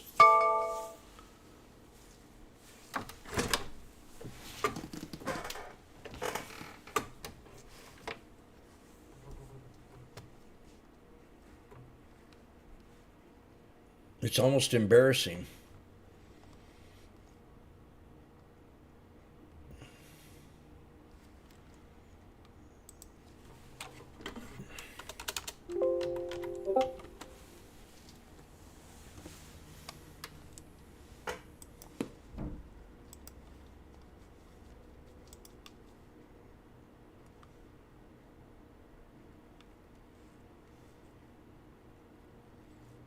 Exactly. I mean, it's beyond ridiculous.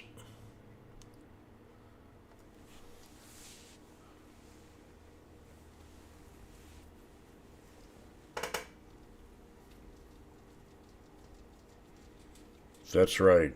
Elon is just not a human being. He's a legal immigrant.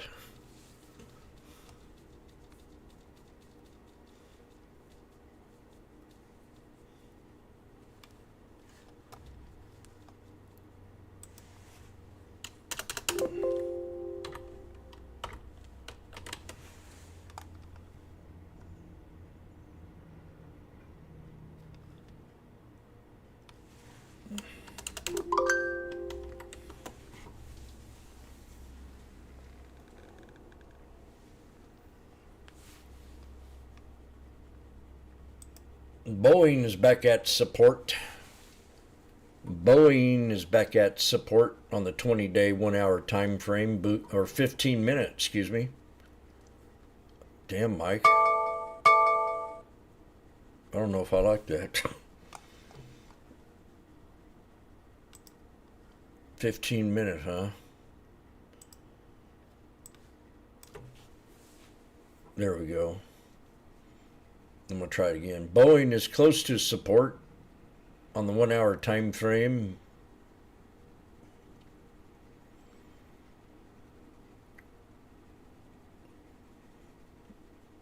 We could also get a squeeze. Just takes a little bitty upgrade or something. It's not been in the news that much. Which kind of reminds me of a stock. Okay, they're going to put out something and, oh, the new news is out. They're almost done with the inspections. That was a joke. I mean, you know how I'm saying, what I'm trying to predict.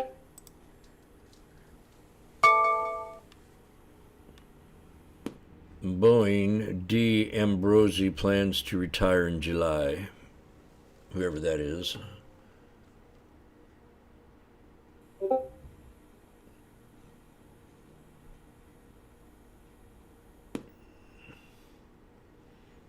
I guess he's the resource chief, human resource chief. So I guess he got a little bit in trouble with wokeness. I can't stand the pressure anymore.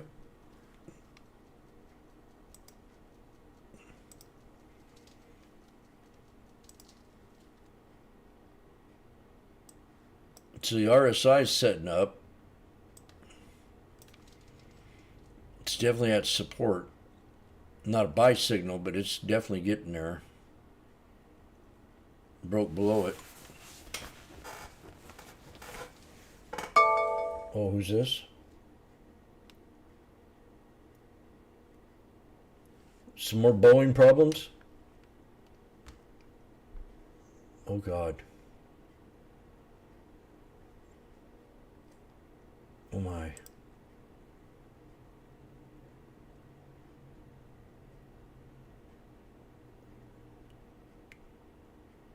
Can you imagine this? I'm getting ready to get on a plane.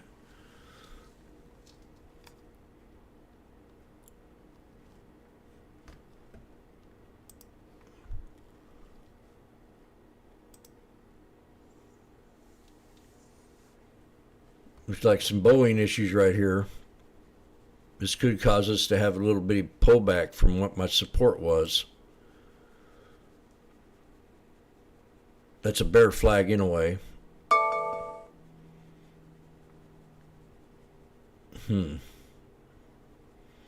Come back and retest and look for a shoulder.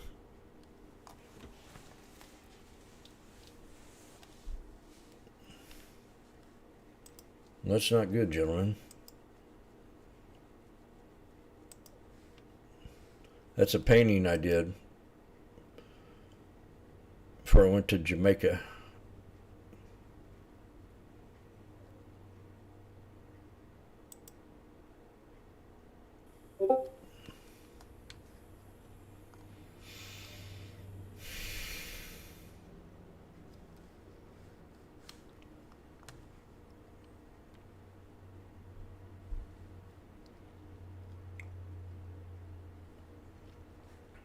Crowd's going wild at the sports arena.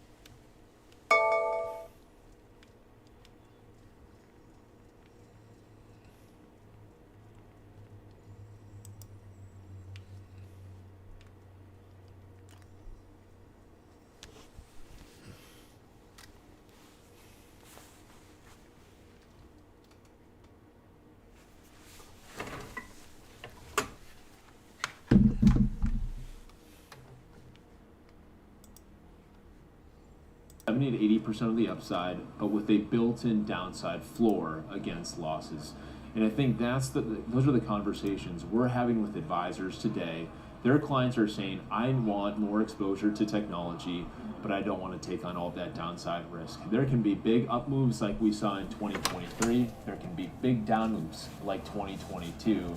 And so to be able to give investors that exposure, put in a downside floor of about 10%, that means we're preserving about 90% of your capital every single year.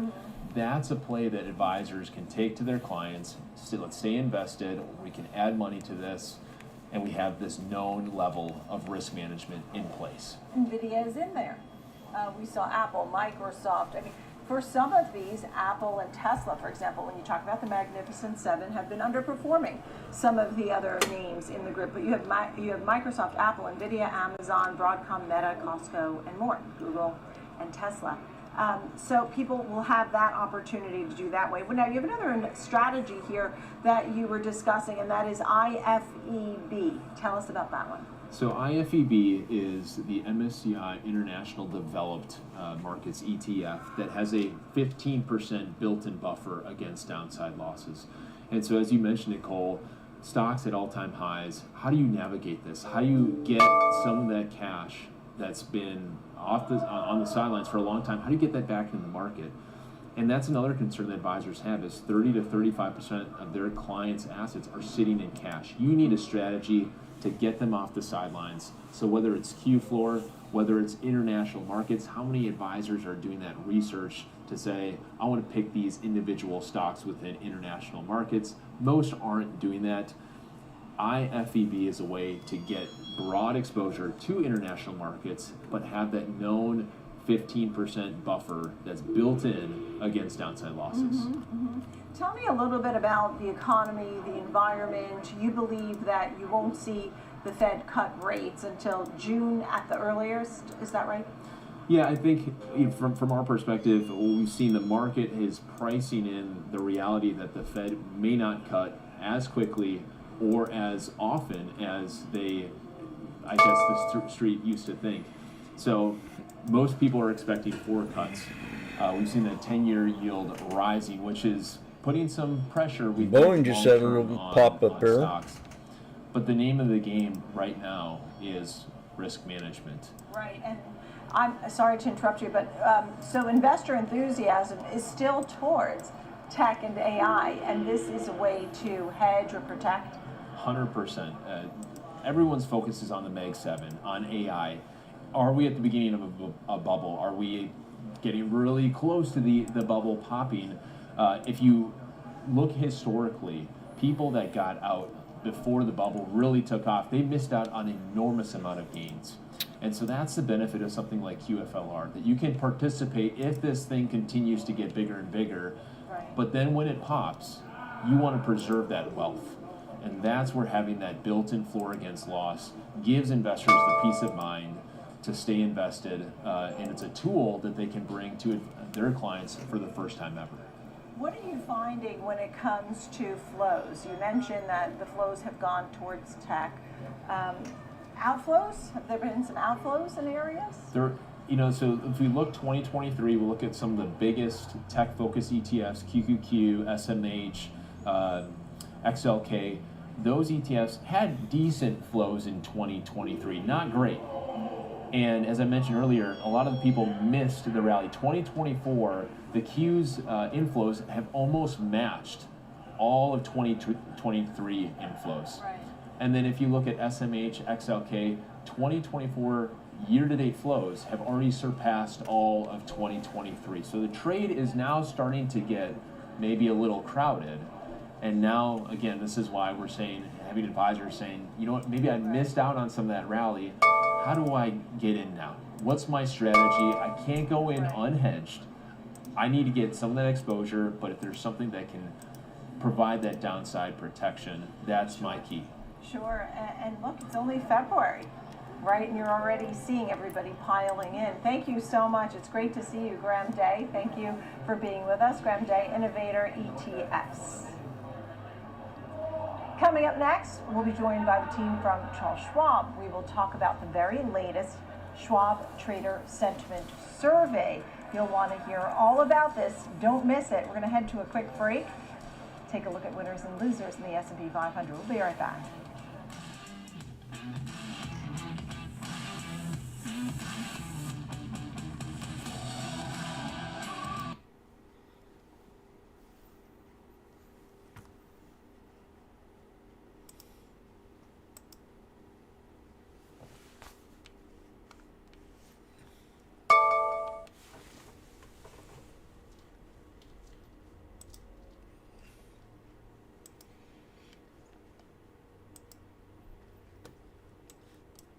IBIT had a nice little day today. Bitcoins, IBIT, BITO,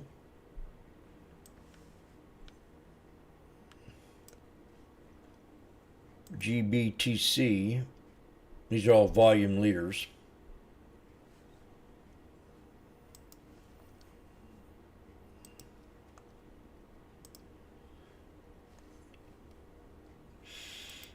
NFBTC. Keep looking at the 200 on them. That's probably where I'd take them.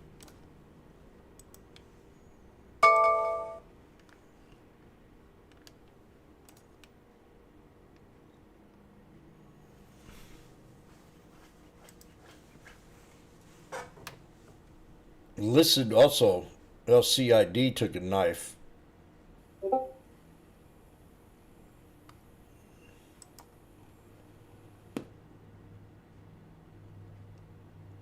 Tesla.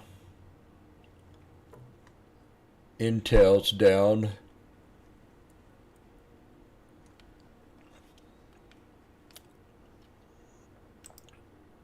Today's losers.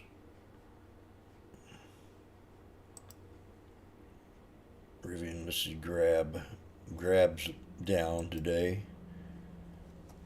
Grab's down a lot on earnings. I have to watch 3-day rule on Grab. Etsy, we saw that. Joby was the one I used to watch. Joby's down big. GOBY.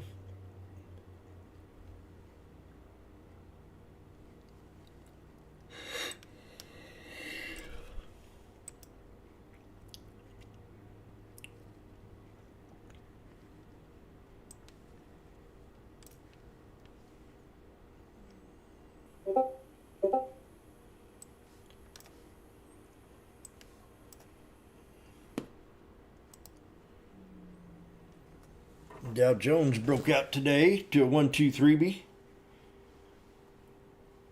Big megaphone pattern on Dow Jones. If you're looking at the 1 hour.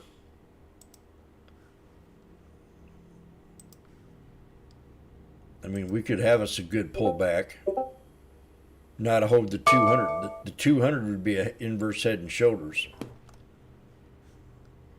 Damn, Jim. Why didn't you say that earlier?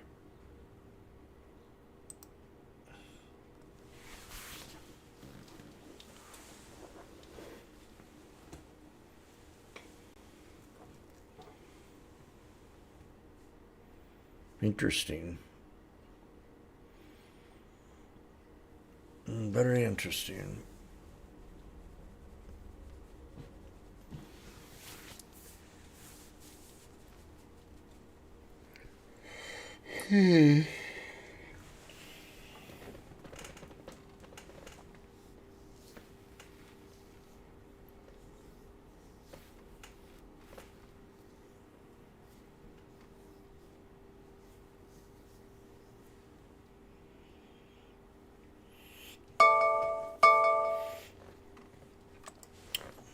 High water there.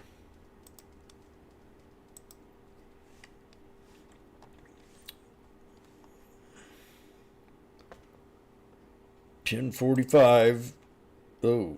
There's a growing confidence, and one of the things that we're seeing is our traders are spending more time on their analysis. They're spending more time on our tools and platforms like Thinkorswim. They're consuming more education. They're consuming great content like the network here. And I think all of those things combined are helping traders feel more confident in the decisions that they're able to make. And all of those are sort of pillars of what we call Schwab Trading powered by Ameritrade. And it's great to see growing comfort in the macroeconomic conditions and sort of, I guess, that belief that the sort of Goldilocks landing is a bit more probable. But when you combine that with the work that they're putting in and they're doing the homework to get to almost 70% confidence, regardless if the market takes a little bit of a hit or continues on a bullish run, is really fantastic. And I think it's a huge testament to everything that's been going on here.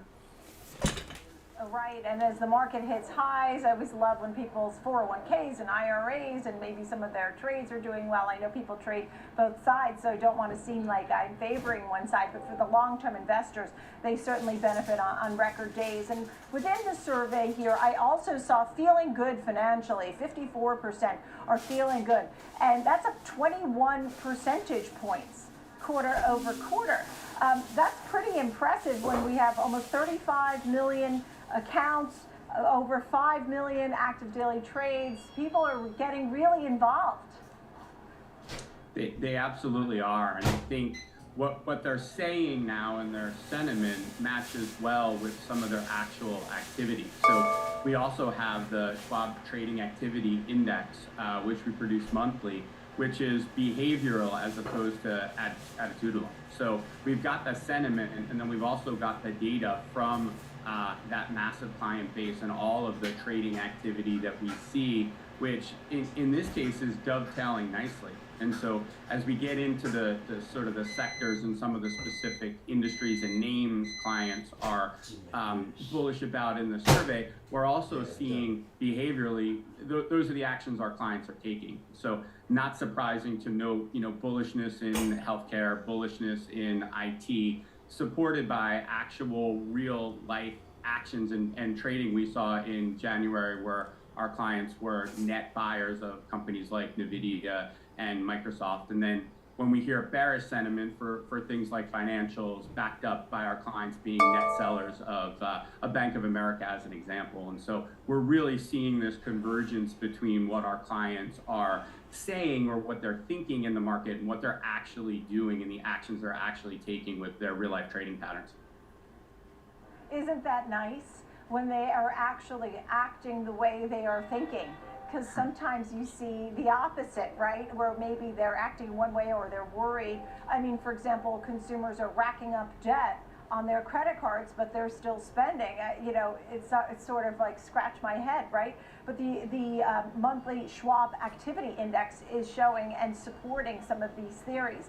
Now, to the downside, there were some concerns with these surveys and such. Bearishness, maybe international. Was that something they were a little bit more skeptical on? Yeah, I think that it came through loud and clear in the survey that the geopolitical environment is still high on the worry list. Macroeconomic conditions, absolutely high on the worry list.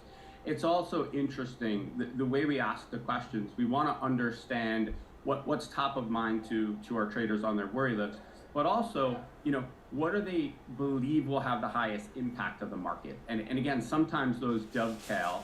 Geopolitical certainly won, the election certainly won, but clients are obviously worried about inflation for sure, and what the Fed is ultimately going to do here as we get into next year for sure. The election is something that wasn't high on their worry list, but was high on their list of things that they believe could affect the market materially. So I think again it gets into sort of that combination of probability and materiality that leads you to ultimately some interesting insights. And I do think back to the broader geopolitical situation, obviously some pessimistic perspectives on international would make sense as well. Right. I'm glad you mentioned some of those forces, those headline risks as well. I know AI, value, growth, domestic, those were some of the other things that people seemed interested in. We just finished talking about inflows into ETFs. Final word, James, Julius.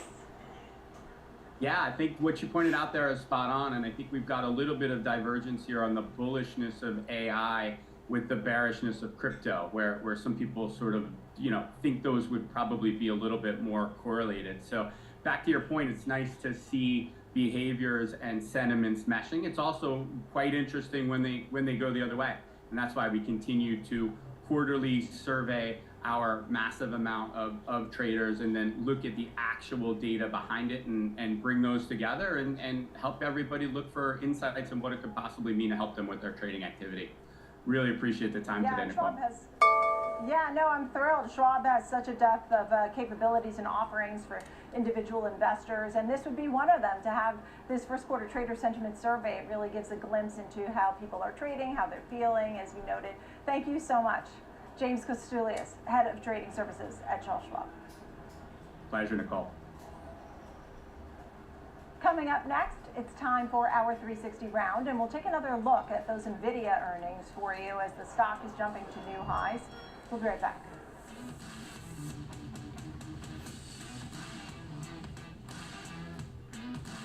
I remember when I first started flying, and we would experience turbulence. I would watch the flight attendants. If they're not nervous, then I'm not going to be nervous. Financially, I'm the flight attendant in that situation. The relief that comes over people once they know they've got a guide to help them through, I definitely feel privileged to be in that position. What happened? Trading the trending name. Did I miss a really good commercial?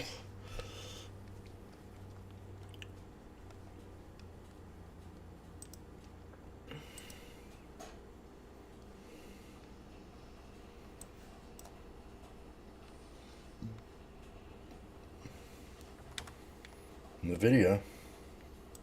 I told you.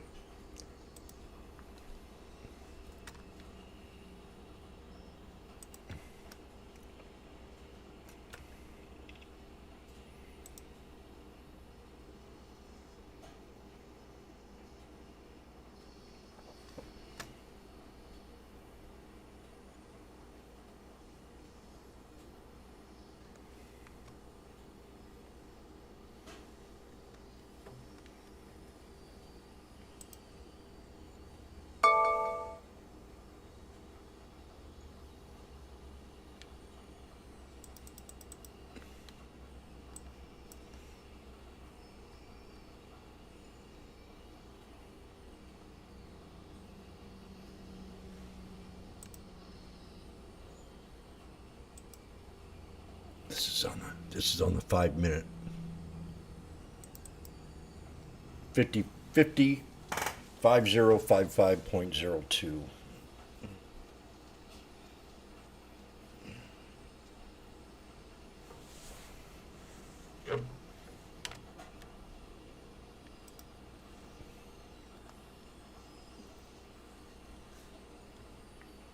There we go.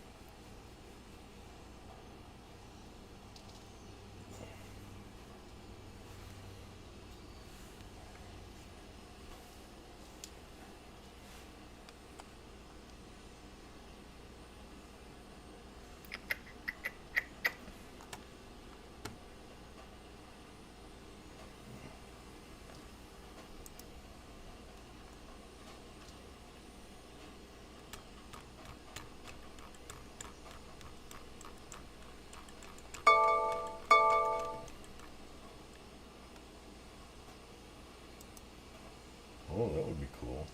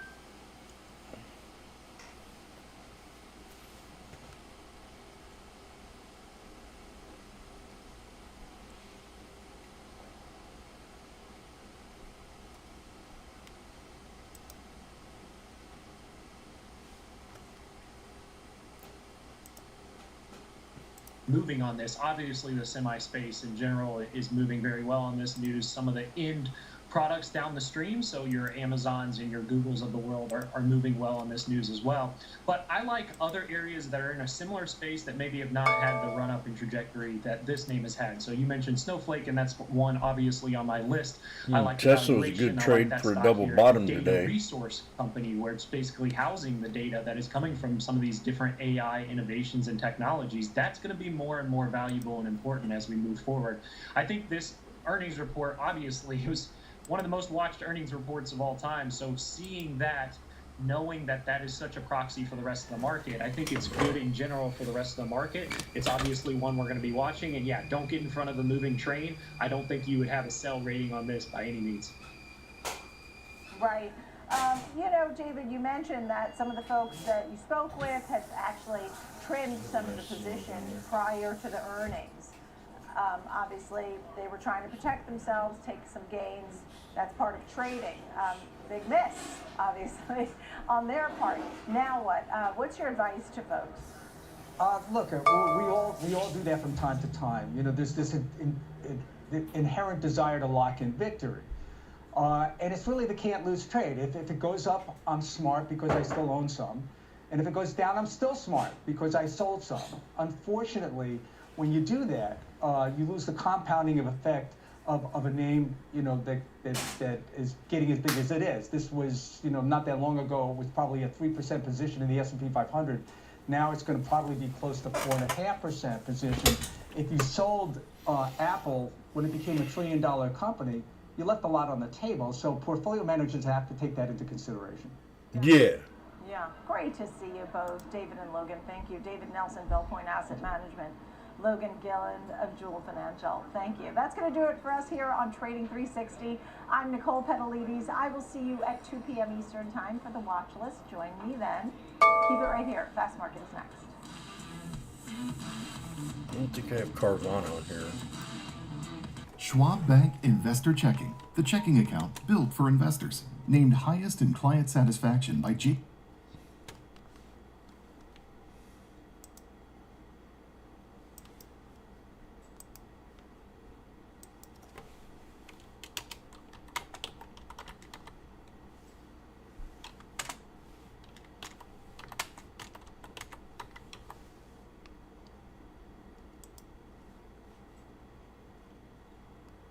Now. It's my money and I need it now. It's my money and I need it now. It's my money and I need it now. It's my money and I need it now.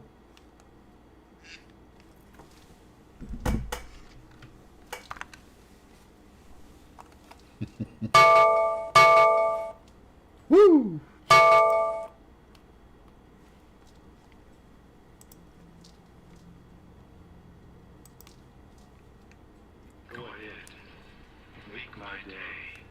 It's my money and I need it now.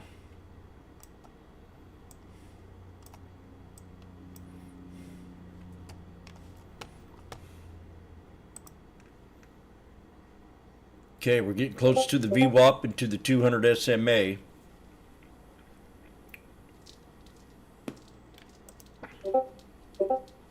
We're getting close to the 21 on the SPX. We will find out. I think we need to hold that white line right there.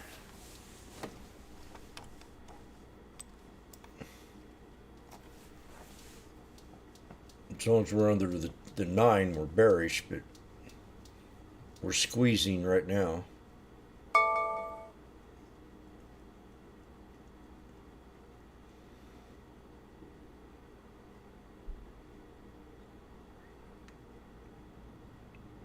This is going to be repeated news, but according to Jim Cramer, the Eli Lilly weight loss drug could be the best selling drug of all time. It's all fake news. It's phony stuff. He believes it. He believes it.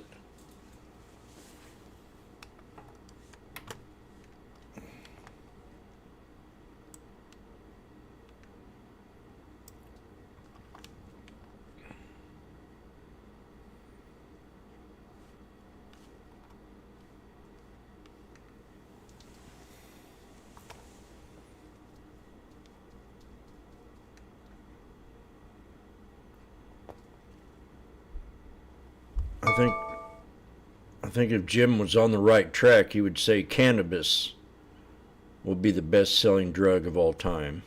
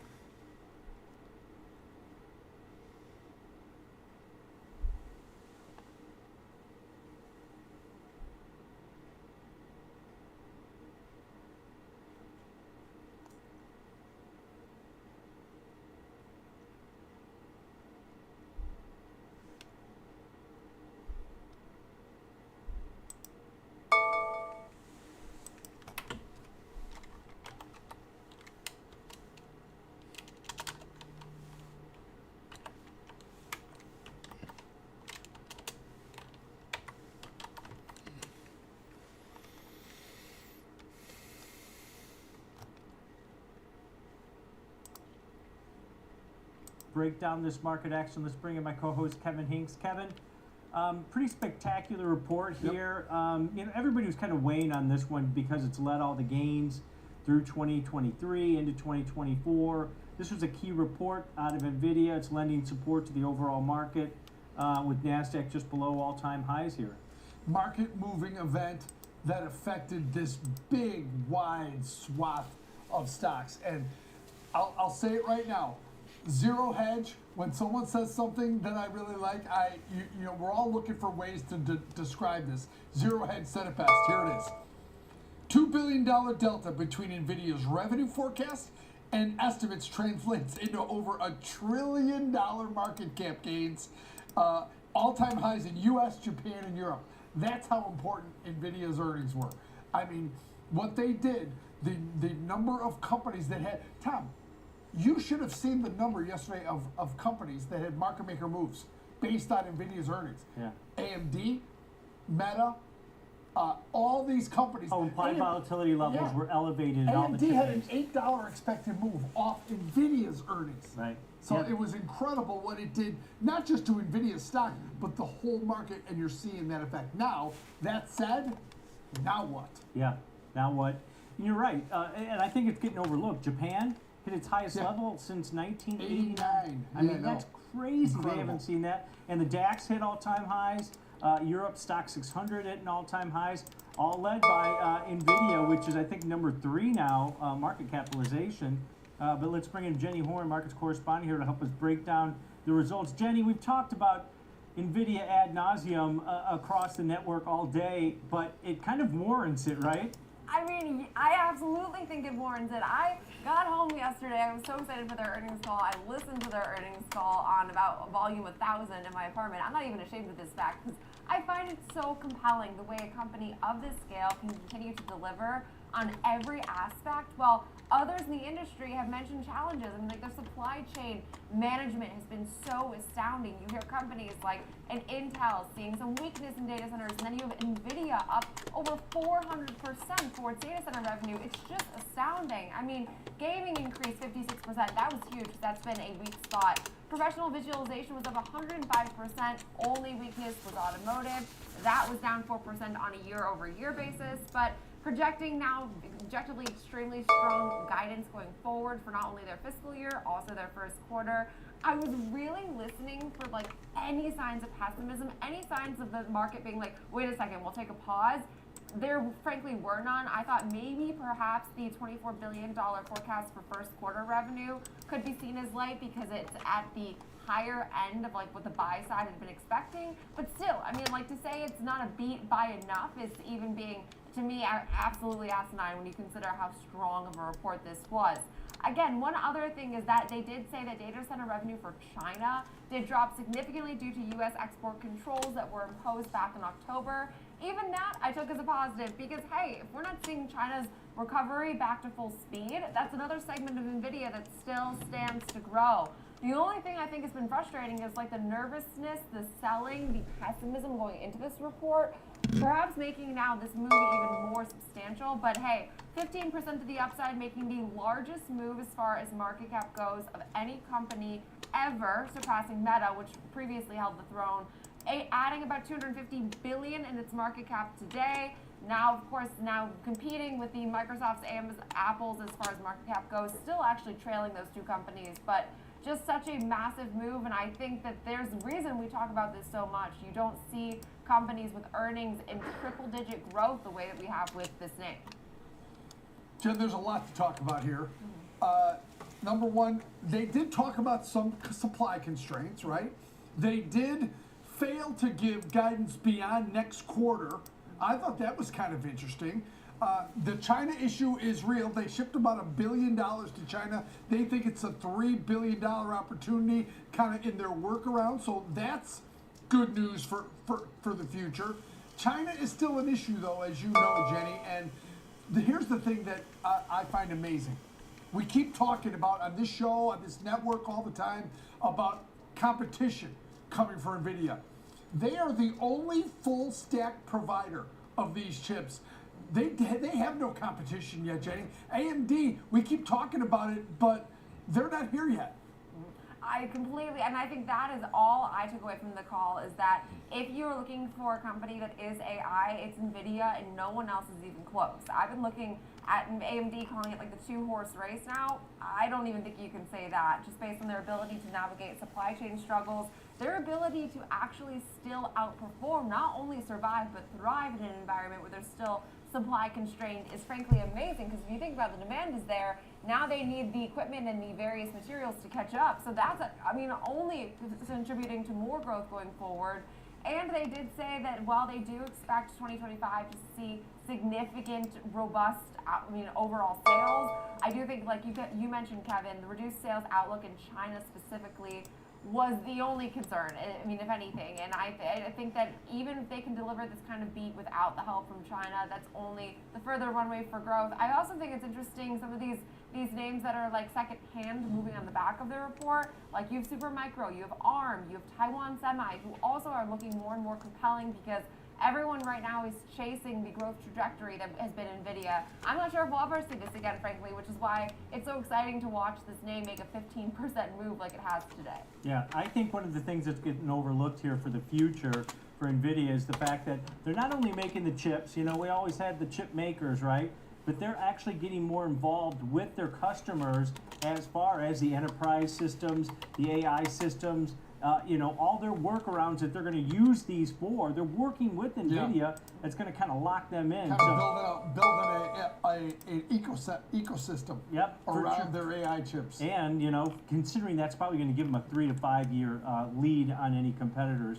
We'll continue to watch this story. Thanks to Jenny Horn, markets correspondent here, breaking down NVIDIA for us. But now let's bring in Nathan Peterson, Director of Derivatives at the Schwab Center for Financial Research. Nate, I wanted to get your take here. We've been talking about NVIDIA. It has a severe impact on the overall market, and you're seeing it not only in tech, but it's lifting the S&P 500 to all-time highs, too. Yeah, you guys mentioned globally, the global wealth effect that's going on here. And, just taking a step back and remembering, hey, the Fed dropped 500 basis points. Who would have thought that, it's not just that, Japan and Europe and the S&P industrials, all-time highs, healthcare, all-time highs, financials at a 2-year high. So this is, kind of broadening out. And, the discussion around, when I see something like this and we're coming in and considering, are we too hot? And it's tough to say because it feels like the economy's stronger than everybody expected and the AI TAM is bigger than everybody expected. And that's being backed up, and there's a repricing upward of risk assets as a result. And so we might be talking about, the discussion in terms of the risk to the market might be that inflation does kind of heat back up and the Fed looks to actually raise rates rather than cut rates. Because right now, I don't know if the market actually cares if they don't get, X number of cuts this year. It seems like the focus is on, hey, things are better than everybody thought, and we're, as a result, going to participate in the growth that's occurring. That's a great point, Kevin. But he did say something that I don't think anybody's mentioned, is the fact that, hey, if we remain robust in jobs, we saw jobs claims today, another good number there. People wages are still increasing. You're seeing layoffs, but it's not affecting the jobs data at this point. That, hey, if the economy is doing well in this type of interest rate environment where the 10-year hit the highest level since the end of November earlier today, that, hey, maybe it's okay that there aren't these warning signs that the market keeps on kind of leveraging. Philip Jefferson, the Fed Vice Chair, said it this morning in a speech. I'll give you the Fed. Disappointing January CPI highlights that process is likely to be bumpy, which means 3 rates. They keep moving them back. Pretty soon they're going to move one of them out if it keeps like this. They need to, the only thing that they're taking away from this CPI and PPI data is the fact that it might be a one-off, they're saying. Could be a seasonal effect, and it might be a one-off. It better be, because all these numbers leading into PCE next week, they're going to need to see a better number there, because they're starting to line up a bunch of strong data points with a consumer that might be weakening with retail sales. So there's an interesting, the overall data is mixed, but it's mixed in a way that shows inflation firming a bit, right, and the consumer may be weakening a bit. And we know the numbers on defaults and loans and credit card balances. So there's a couple things out there to give you concern, but not today, Tom. Yep. And if you looked at the PMI data today, the manufacturing side was better than expected. Nathan, the services actually slipped a little bit, and that's when I think futures actually went even higher, and we're hitting those all-time or those session highs. Was the fact that, hey, if services inflation comes down a little bit, where maybe that consumer's weakening a little bit, we could, thread that needle as far as the economy goes with interest rates at the levels that they are, right? Yeah, absolutely. Yeah, we've got to leave that case on the table that, maybe we can get through this without a landing. It's not necessary. We're going to have the base effects that will work. When we have global risk assets that are making new highs here, we're creating money out of thin air. This is good for the consumer. It's good for the economy. It is inflationary in a sense, but yeah, it's really navigating those data points. We'll get PCE next week. We're going to have to continue to see if there's any additional support that there is some reinflation occurring when we get CPI and PPI next month. But for right here, right now, there doesn't seem to be enough to trouble or to prevent investors from going out there and taking on additional risk. In terms of the AI story, yes, at some point, it's going to normalize in terms of that growth. At some earnings report, the analysts are going to have caught up to NVIDIA, but it's just not right here, right now. Yeah. And so with the higher rates, I think, Kevin mentioned it, perhaps the debt refinancing, that might be an issue that's down the line. Let's say it's, maybe into the early part of next year or Q4 of this year. But right here, right now, it just is not an issue, or it's not enough to prevent stocks from going higher. Yep. Everybody talks about these outliers that might affect the market, whether it's commercial real estate. Yeah. Nathan mentioned that also a little bit. When you look at Google has a fallen wedge. Kevin, only Google, about 63% of the S&P 500 companies are above their 50-day moving average. So we're not like overbought on a level. In 5 minutes. Just like in European countries, they're at all-time highs. Only 65% of those gains are from 4 companies, just like the gains here. Is that the problem that a lot of people are overlooking, is that, hey, tech's up majorly, chip stocks are leading the way, but it's only specific segments that are doing really well. The concentration risk in this market is not insignificant, right, Tom. There was a stat out earlier this week where it says there's inflows into tech, but every other sector is either flat or outflows into every other sector. Janet Yellen spoke a week or so ago talking about supply of bonds is going to be a little less than expected. Demand's good. Man, back off, Janet. Right. That 20-year bond auction, where's the number I got? 21.2% of the sale had to be taken by dealers. Hey. It's a big number. Right. Way higher than you know. The average. So, maybe it's the shorter-term debt they have interest in because they don't have interest in the long-term debt. Right. There's 30-year tips right after the show. Damn, also. not really lending into that. But Nathan, when you look at this, SPX and gets to the way that the 5,100. market's going right now, and the way that investors are looking at this, where they're taking on more risk, where the S&P 500 is basically at a lot of the targets. Why don't you take a look that, at Google? The sell side had out there, and economists had out there, where hey, we're already there from what they predicted about 5,000, 5,100 at S&P. I mean, where do we go from here? Because then I think it starts to get a little treacherous. Yeah. Yeah, I know that's in the near term, right? When you look at, I think the year-end targets, I looked at those the other day. It ranges from anywhere from 4,200 up to I think 5,500. I think Yardeni's at the high end of the range there, and that doesn't, as we continue to melt up, that doesn't seem like it would provide a lot of upside for investors. But we're doing a repricing of just how, what's the fair multiple when we have one of these technological shifts like the internet. In 98, 99, I mean, the S&P in terms of the PE, it didn't matter then. At some point, it will matter, but in the near term, if we go back to 98, 99, and I'm not comparing this because of valuation, it's not the same, but we didn't know how big the internet was going to be or what those application use cases were going to be. We just didn't have the foresight to see that.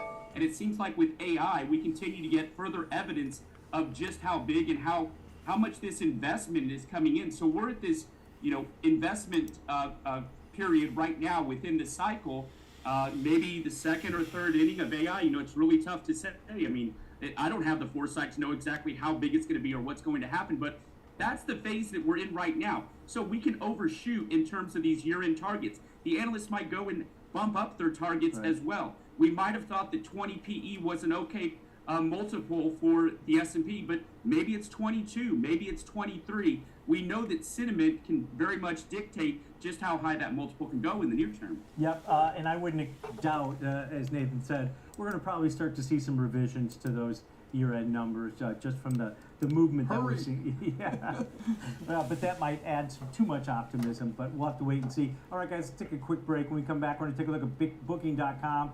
Travel demands remained elevated, which has pushed the shares to all-time highs into their earnings after the bell. Stick around, we're coming right back.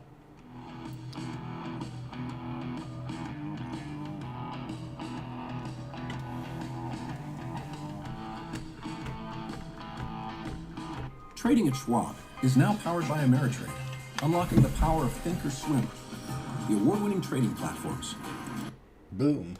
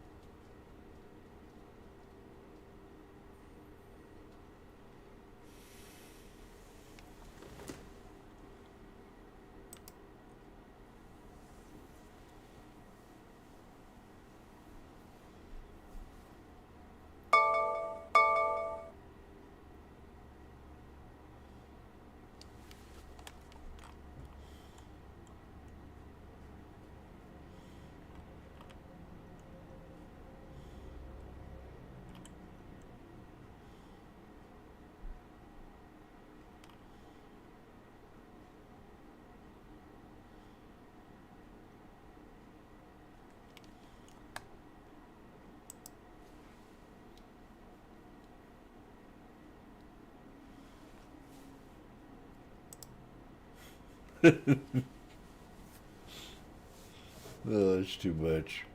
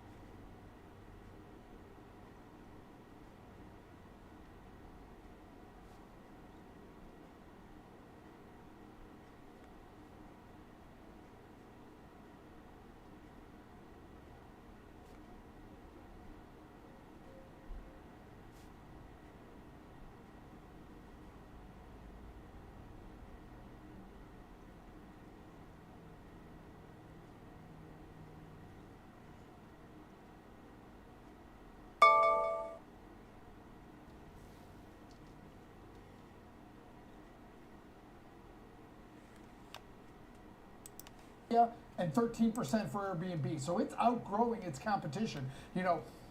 Most people look at Booking, they don't know what it is. It's Booking, it's Priceline, it's Agoda, it's Kayak, it's rental cars, and it's the one I use the most, OpenTable. OpenTable, That's right. the one I use the most. Right, yeah. But it's got massive scale and big size. And by the way, something you and I talk about a lot on this show, very low float. That's why it trades $3,800. They refuse to split their Yeah. shares. It's almost like they make them scarce a little bit at this point at these levels.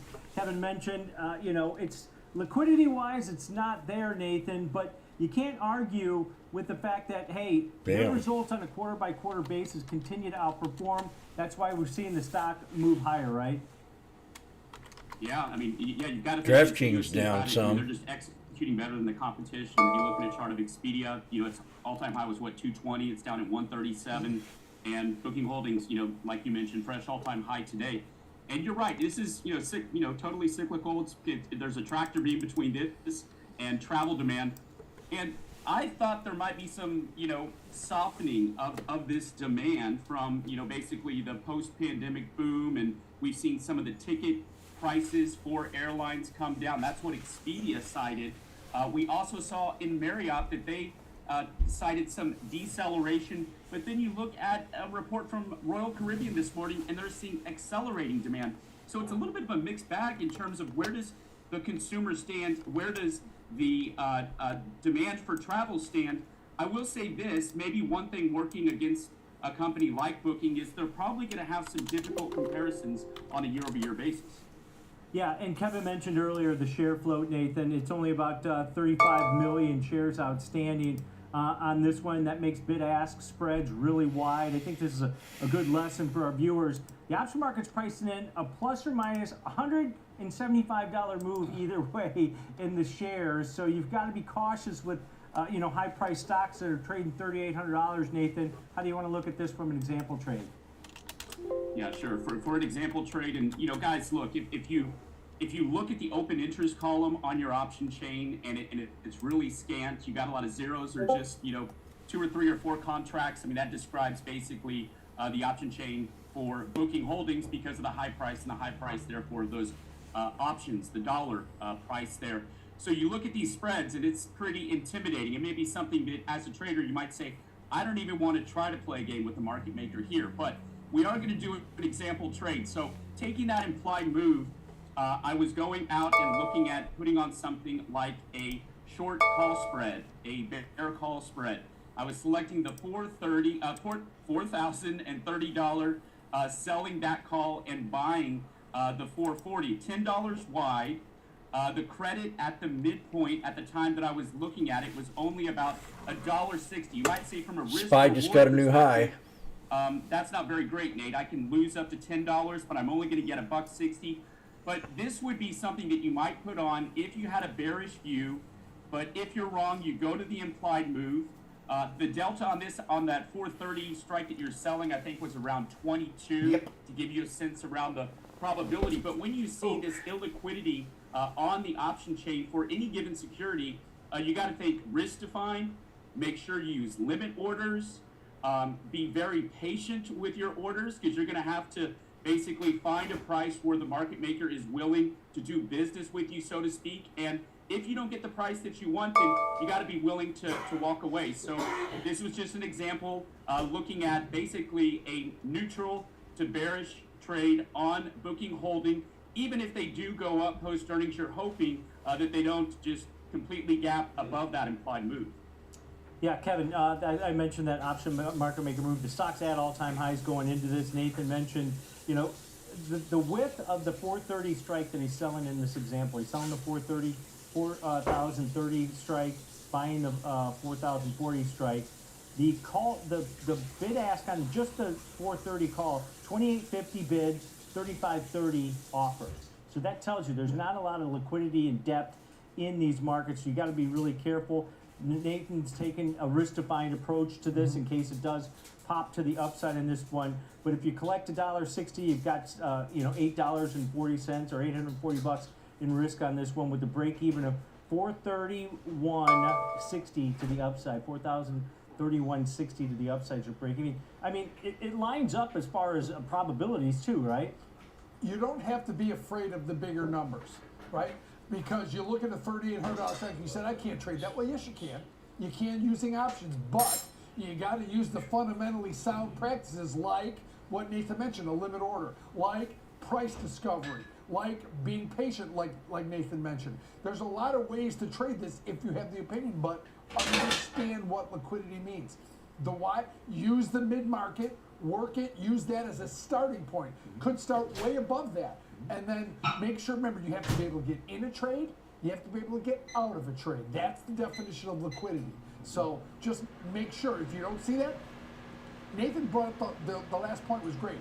Put on the trade at the level that you want. If it doesn't fill, walk away. Right. Yeah, and the midpoint of that spread right now, Nathan, about $2.50. So it changes dynamically just because the bid-ask spreads are wide on this one. So to Kevin's point here, Nathan, if you're willing to take $3 credit or $2.50 credit on something like this, put the limit order in, work it. If it doesn't get filled, then you can walk away. But if it does get filled, then you've still got risk on, but then also you're staying risk defined, right? Yeah, absolutely. Yes, you're hoping this expires worthless, of course. And Kevin made a really good point about illiquidity. It's, you know, even if you are able to work with a market maker to get that price that you want, when you put on a trade, you should always leave yourself an exit. And if you have to go back to another spread like this in order to get out of it and work with the market maker, that is going to potentially significantly hit your profit and loss. So it's just, this is more of like an educational example trade, not just on Booking, but anywhere that you see illiquidity out there. Consider your outs when you get into a trade like this. Yeah, definitely. And this is a one-day trade, expires tomorrow at the close. You've got some assignment risk on that short 430 strike or 40-30 strike there. If it goes out in between the 40-30 and 40-40 strike. So, but a good lesson here to kind of look at. I would not take that trade. Liquidity options. Because there's a lot of high-priced stocks out there. What the hell's wrong with you people? It would be remiss for us not to mention that, hey, if you want to trade a name like this, there's ways to do it, even though it's a $3,800 stock using the option market. All right, that's going to take care of this segment. But when we come back, we're going to take a look at another stock that reports earnings after the close. That's Block. Sometimes we call it Square, or we used to. Lifefolio is going to take a look at that with the consumer sentiment data after this short break. Nope.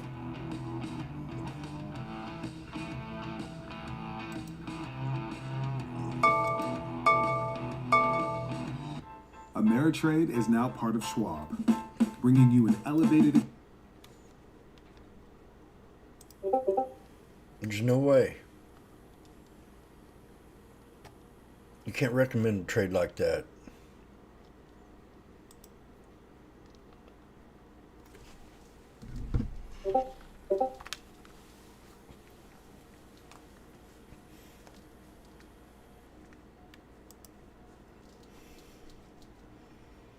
We just made a new high on the SPX.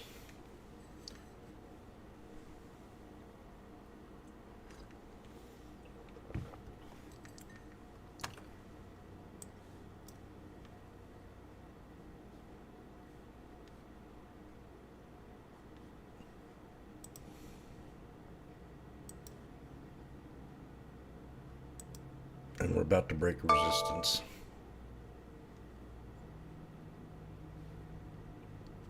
SPX. How dare you?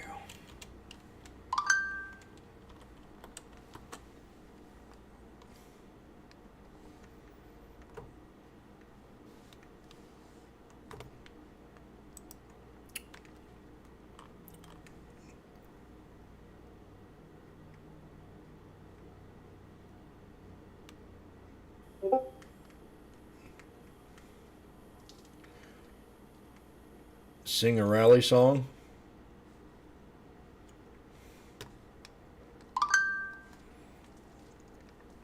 I've got to think of one here. Well, they gave him his orders in Monroe, Virginia, saying, Bo, it's way behind time.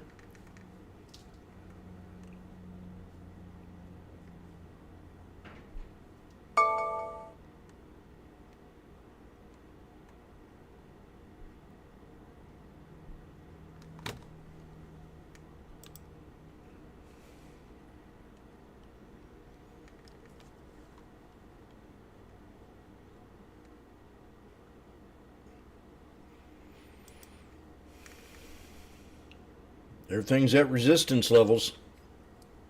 Amazon, all but Apple. Meta, AMD.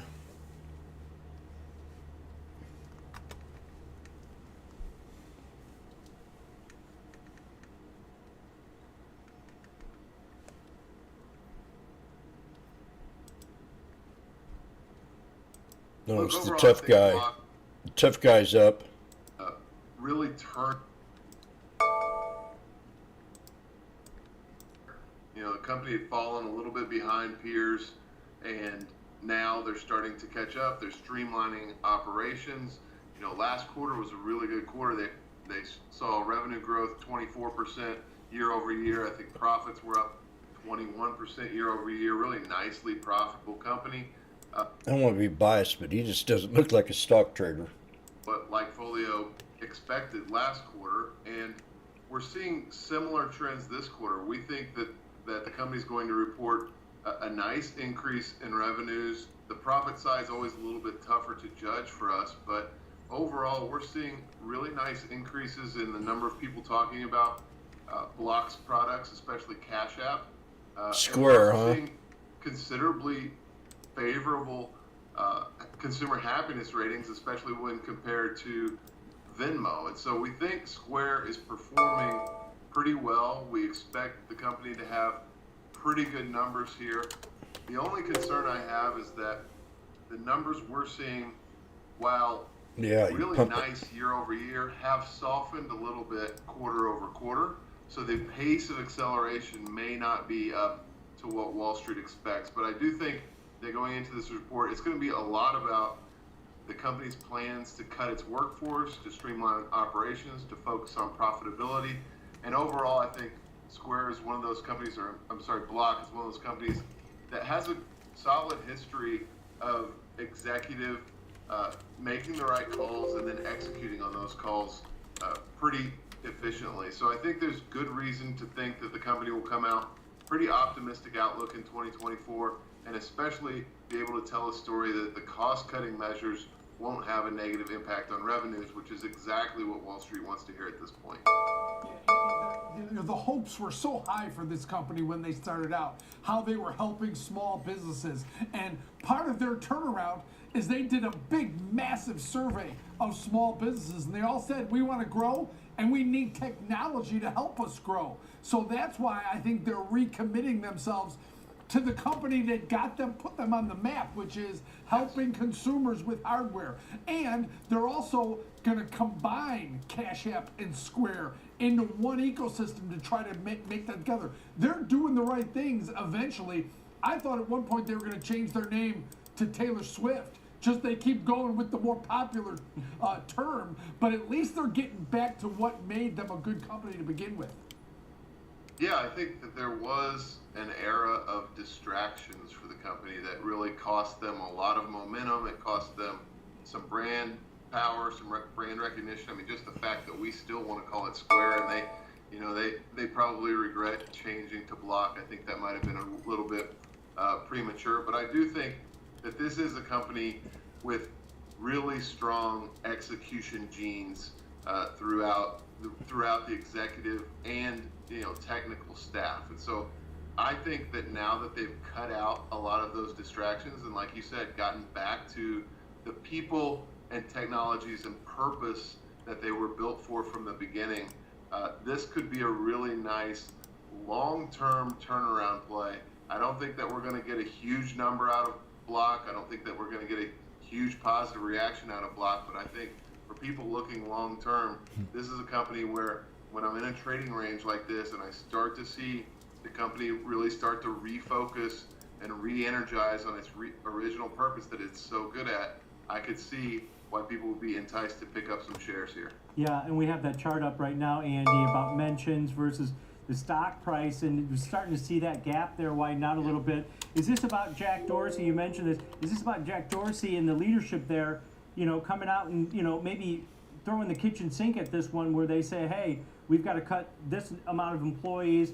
We've got to continue are cost-saving measures at this point for this stock to kind of catch that rebound where investors can get in for the long term?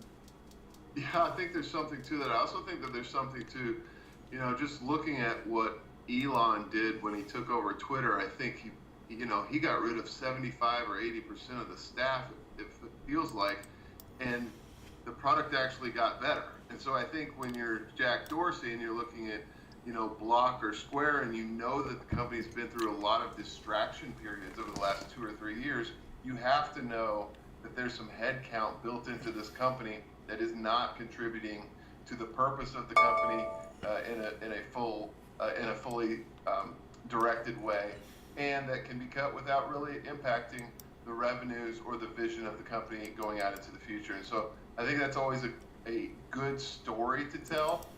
We'll see how they execute on that, but yeah, I believe it when they say that they can get down to 12,000 employees by the end of 2024 without impacting operations. Yeah, the street will probably like that, but compared to PayPal and an earnings score for Block going into this report, what's your takeaway on this from Mike Folio?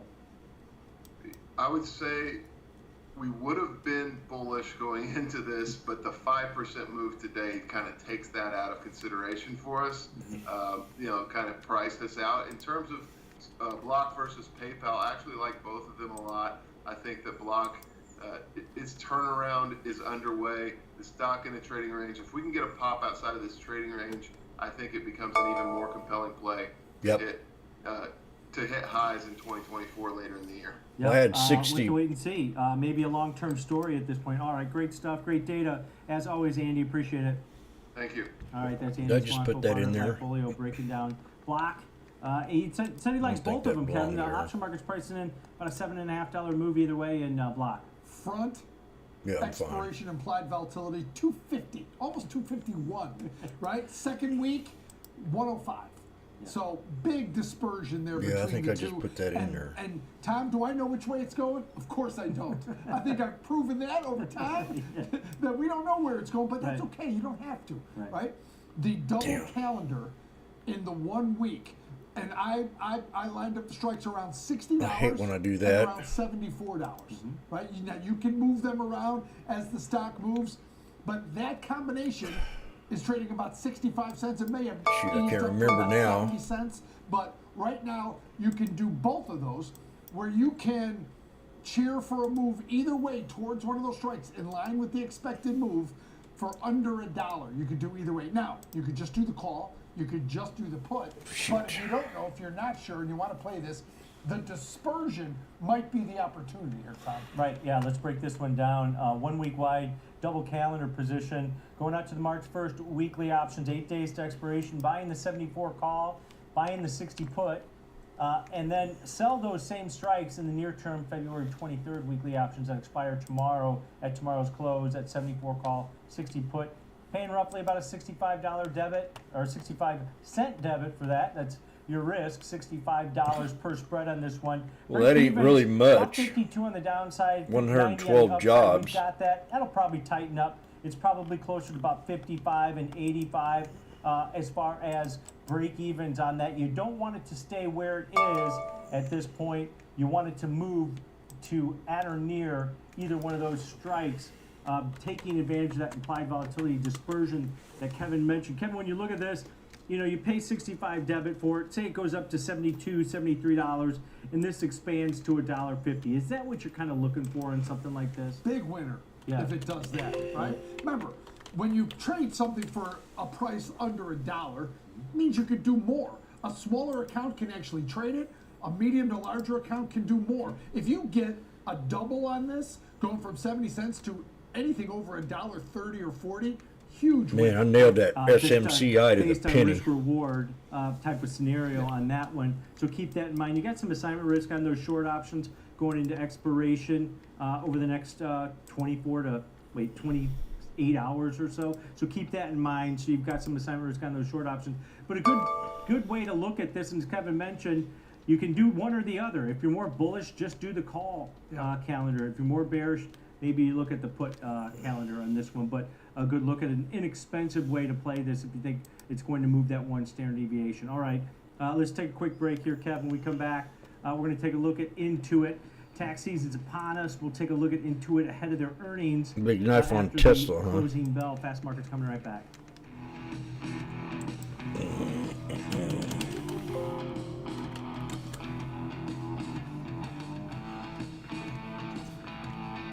Oh, yeah.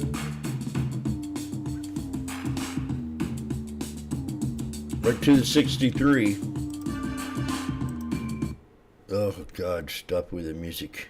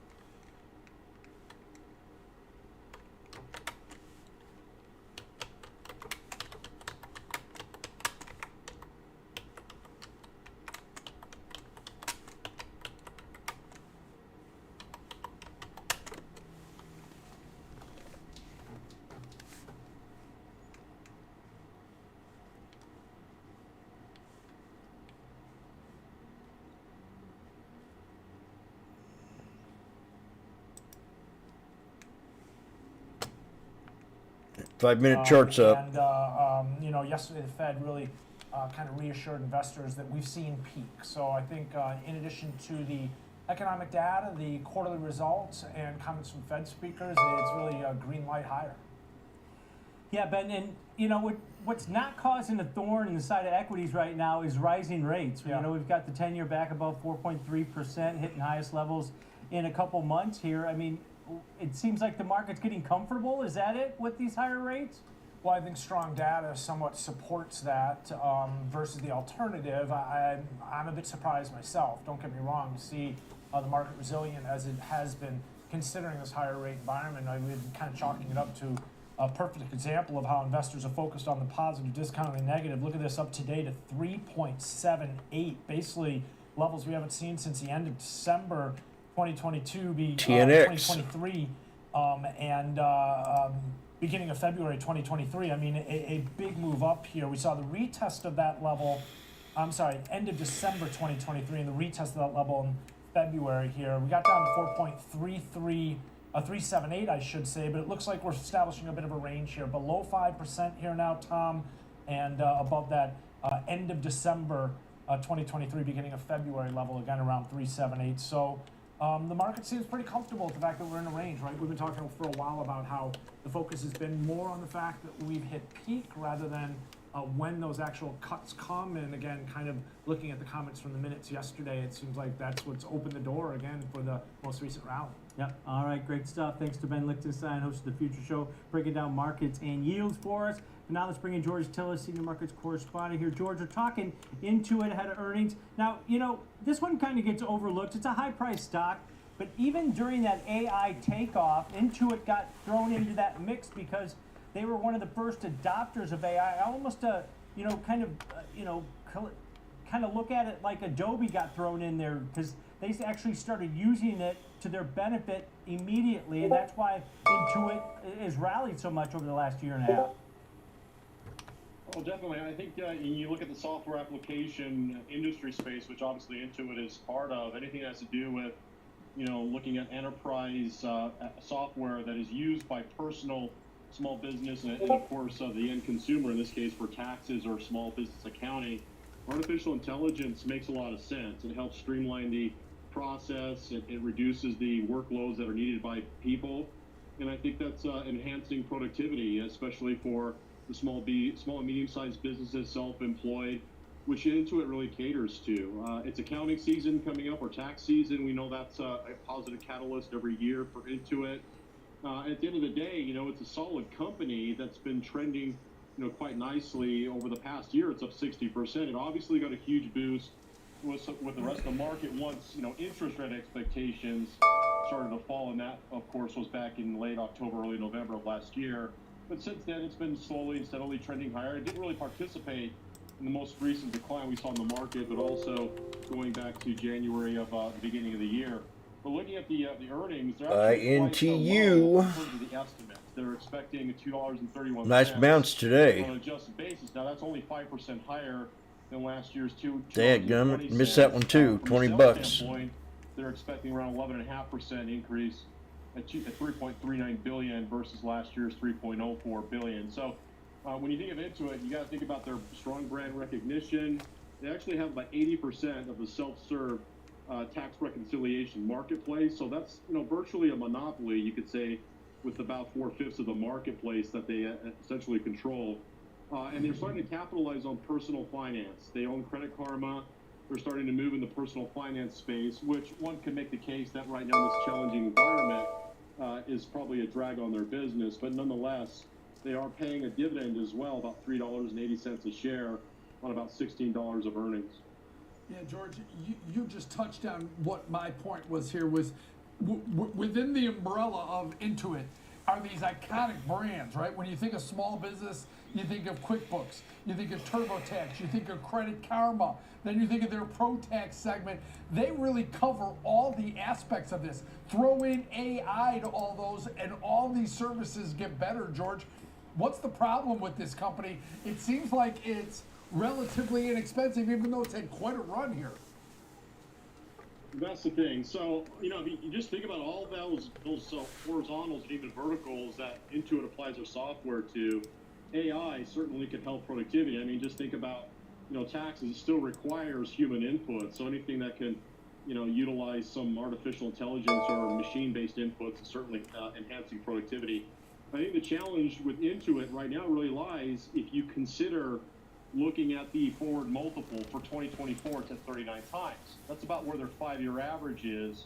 Looking at 25's earnings, they're trading at around 34 times. But if you look at the forward earnings growth at 16%, it's already trading around 2 times EBITDA. So its PEG ratio is over 2. So I think right now, one can make the case it's fully valued, maybe a little bit overvalued, but also you have to think about the inputs of our AI. If they, of course, even mention that as a component of their earnings, they also guide higher, see some projections that are a little bit better than the anticipated estimates. Just look at NVIDIA. The estimates were obviously very low for that one.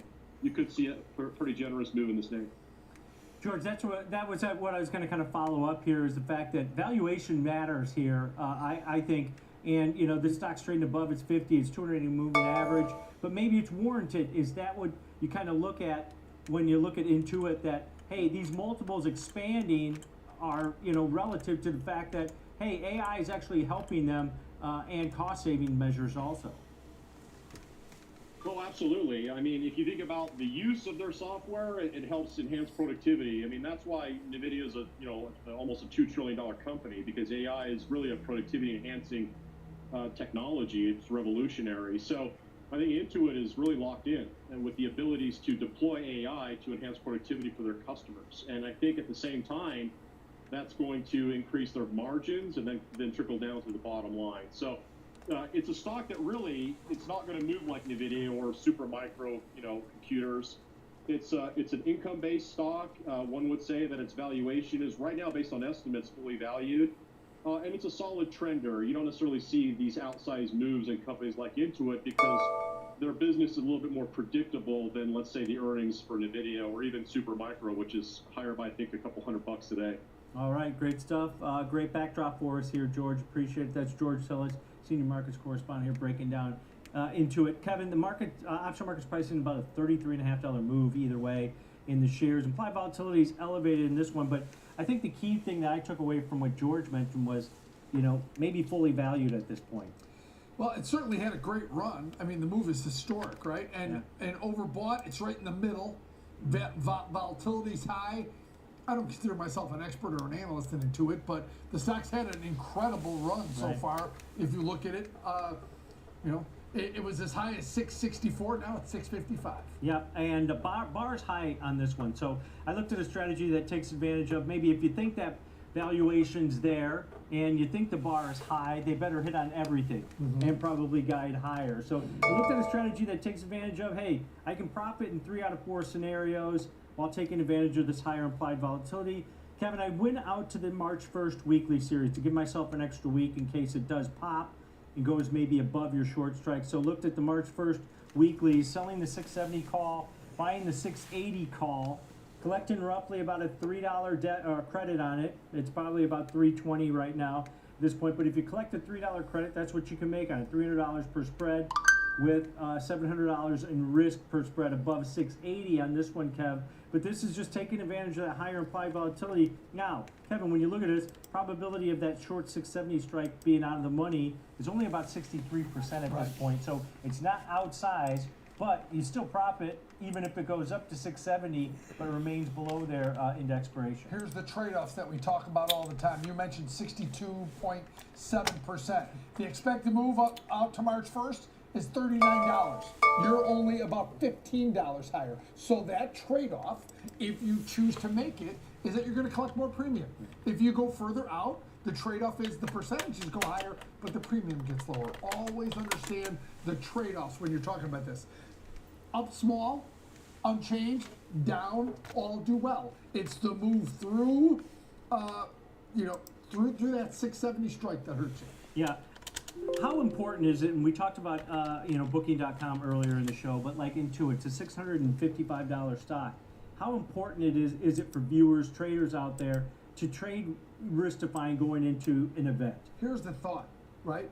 When you think about why are these markets so wide, look at the market on the stock, right? Every trade that a market maker makes has to be hedged. And then SMCI is just one tough booger. It's about $0.50 wide on the stock and not very deep. Right. So they have to hedge it. She is one badass. Edge plays into the edge they have to offer. And I could mention it first thing this morning, didn't take it, It man. all starts with the underlying and then feeds into the option in terms of liquidity. So make sure you Tells you I wasn't on top of things. Make sure you use limit orders. Make sure you never. This would have been a nice trade. Make sure you use price discovery, and then understand you have to get in and you have to get out. And know your risk. You've got some assignment risk on that short 670 call, also on this one going into expiration over the next 8 days. Kevin, real quick here, give me your take here. We're at all-time highs for the S&P 500. Everything seems okay. Now what? We've been waiting for weeks for NVIDIA's earnings to come out. They're out. Yeah. Now what? Yeah. Now what? The next catalyst. All right, that's going to do it for us today here on Fast Market. But stick around right here on the Schwab Network. Next Gen Investing is coming up.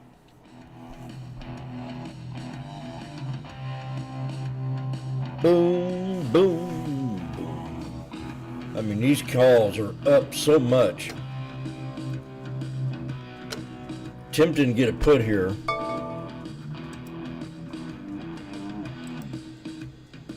Knock, knock. Number one broker here for Knock, the knock. number one Who's there? picnic. Washboard who? Yeah. Washboardjim that played with the Shiners back in 2001.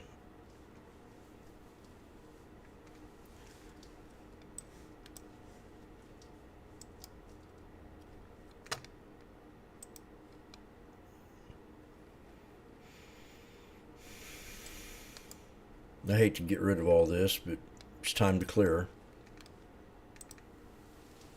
Oh, that hurt.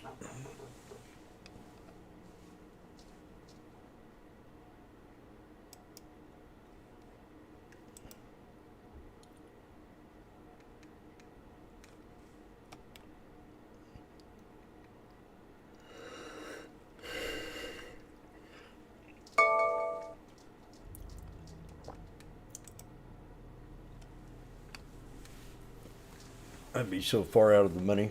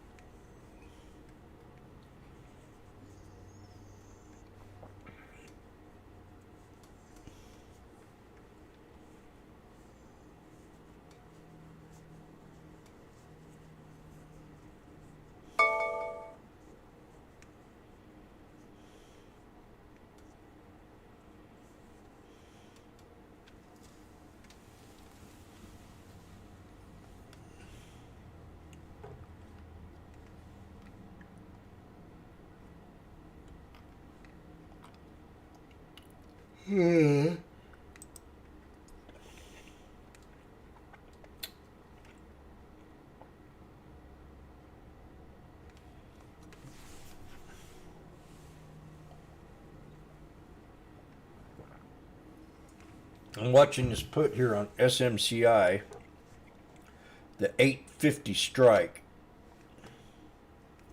This is a risky trade right here. I'm just watching it. It hit 385 just now.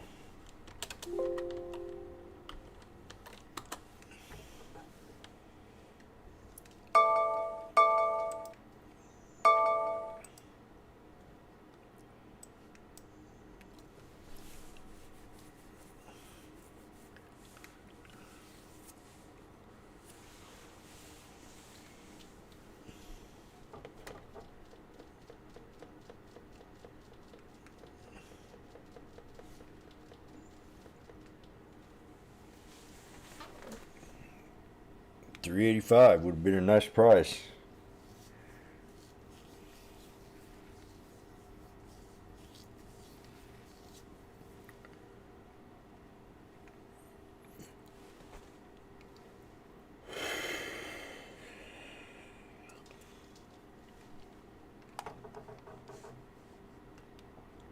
Board led, of course, by the NASDAQ. NDX very, very heavily weighted to NVIDIA and some of these other mega cap names that are out in front. No surprises, of course.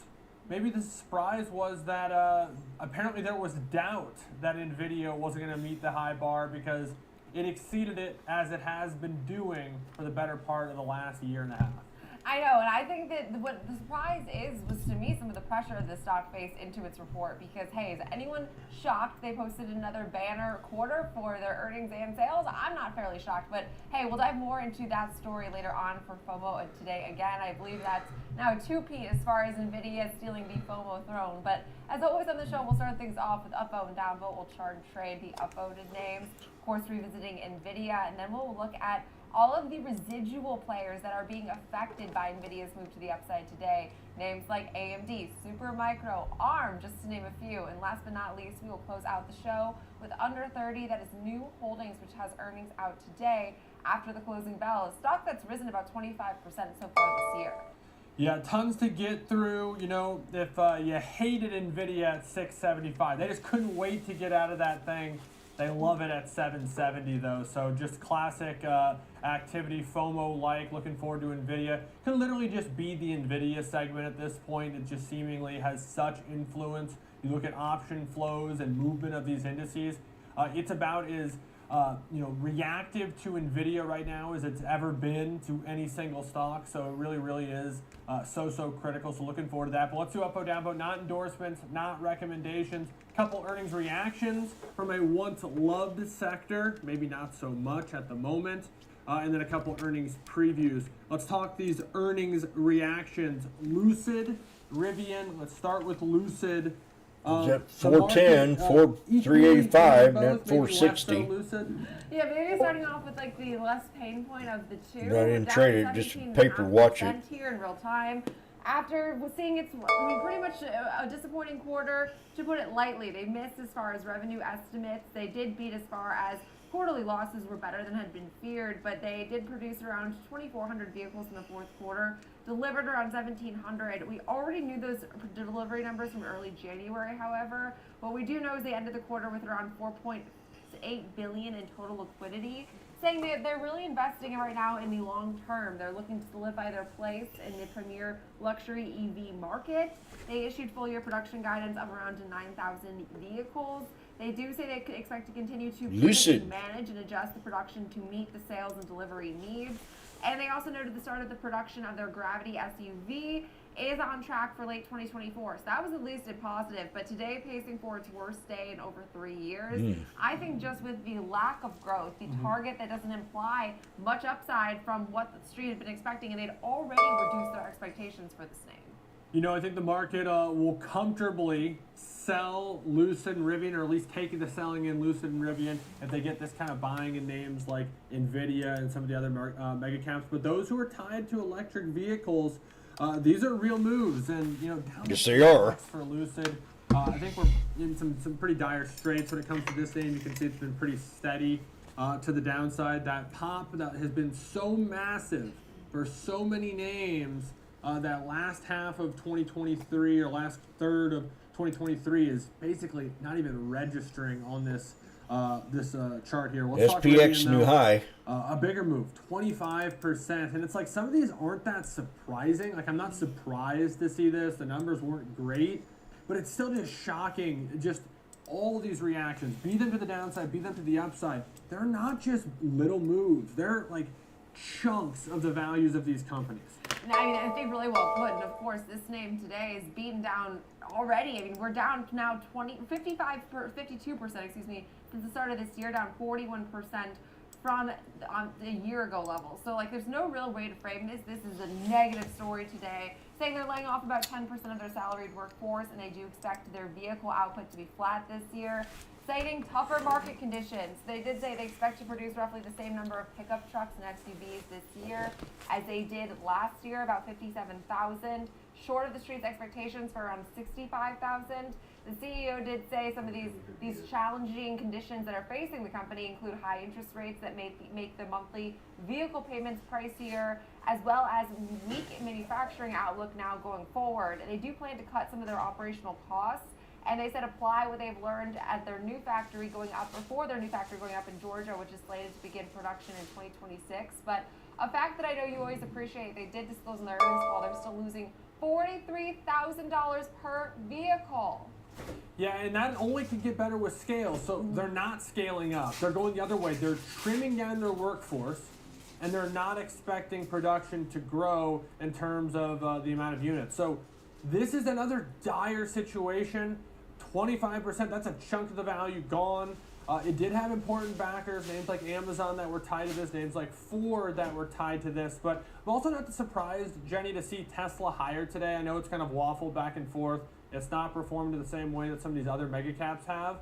But these are just competitors that are just clearly not up to snuff when compared directly to Tesla. Tesla got through this storm when there was interest in electric vehicles. They were able to scale up, and now their competitors that tried to follow their game plan are just falling short.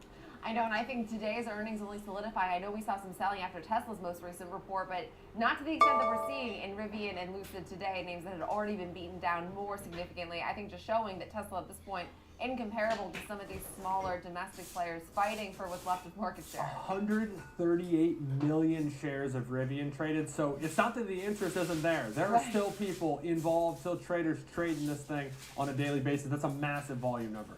That is a massive volume number. And the next name today is also a name that sees massive volume. That is Carvana, which falls somewhat closely in the car space, but with its own set of issues. As Carvana right now is focused on all things saving its cash. They are undergoing some cost-cutting efforts. They are expected to have completed a $1.2 billion plan that really would then reflect some annualized SG&A costs. So they're trying to reduce some of the fears that right now circulate with their balance sheet. But in the last reported quarter, we did see they are still right now pacing to, or at least trying to maintain their conviction for generating positive adjusted EBITDA. For the fourth quarter of 2023, we're expecting GPU to exceed 5,000, which is likely to then have boosted the results in this coming quarter. But on the flip side, revenues are taking a hit amid the decline in units sold. And that is all I think that really matters here, is how many units did you get off your lot this past quarter? That figure is expected to be somewhat weaker. We are also expecting that revenues continuing to drop. We are expecting a continual decline of about 21% in retail and around 14% in the wholesale units sold. That was for their last quarter, but they're expecting a lot of the same now for this coming quarter. So shares are up 406% on a year-over-year basis, and they're up 690% from their low. Well, being off their highs, I mean, astronomically, the all-time high of this name is $376 a share. Yeah, there's this kind of like phrase, I guess kind of descriptor that you'll hear in trading circles called the animal spirits, and sort of the concept that we use for FOMO.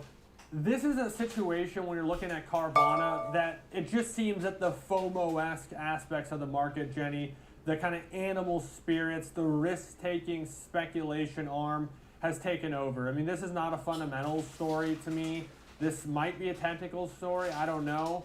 But it's a situation where it's like when we're risk on, this is like risk on speculation, up 6% today. Because NVIDIA sold a bunch of chips, that means Carvana's got to be doing well. Like the logic there, like, look, I can get that, like, hey, maybe Meta's doing a little bit better. Some of the fears in Microsoft are a little bit better.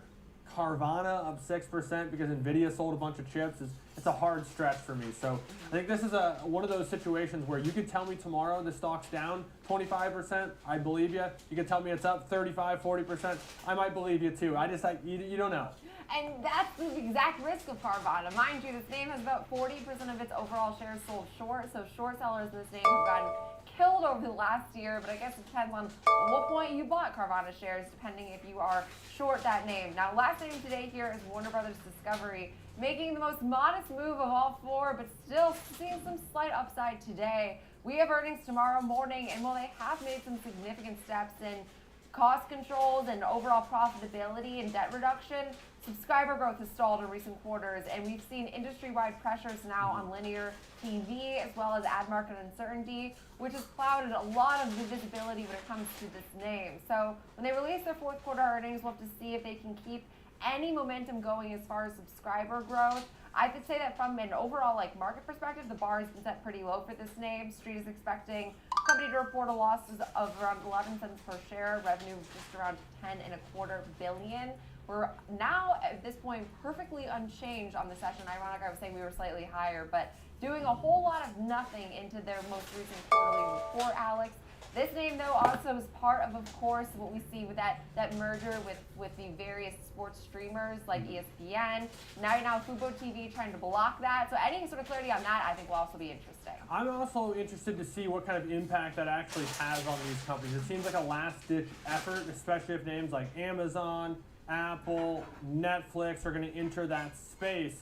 So much of the value of those TV contracts are used so they can cross-sell other TV assets that they have. You're watching the football game, they tell you about the new show that's on Thursday night starting right after the game, or Monday night right after the game, and that's how you find out about those, and there's more advertising dollars there.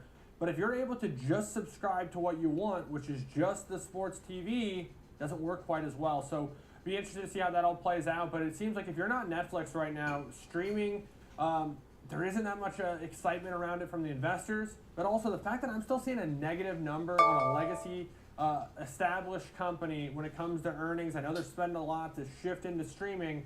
You go to Netflix and it's a positive number. I think that's what the market's doing right now. I don't. Unfortunately, it has become the haves and the have-nots of streaming, but a company as exposed to linear TV and streaming as Warner Brothers is in a bit of a difficult position into their earnings. So we'll be diving more into the charts on Warner Brothers as well as Carvana, both pretty disappointing charts, at least year to date. We'll also be looking at some example trades in both of those names. Stick around. Next Gen Investing. We'll be right back.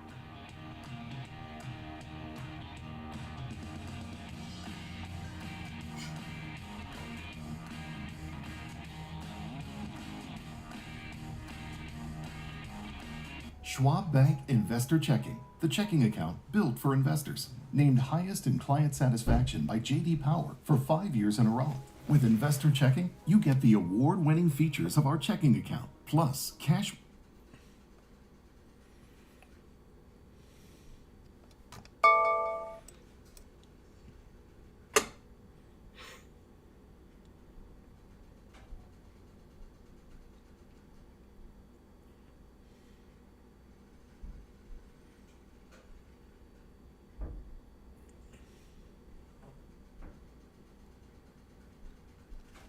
Oh, that was SMCI. Almost was trading SMCI over the SPY.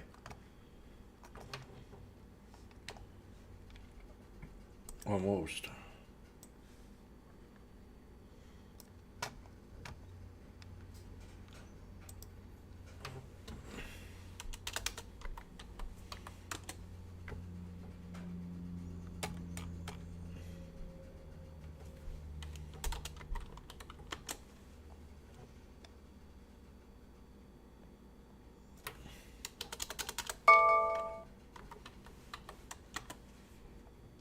We're back at the 63 right now on SPY.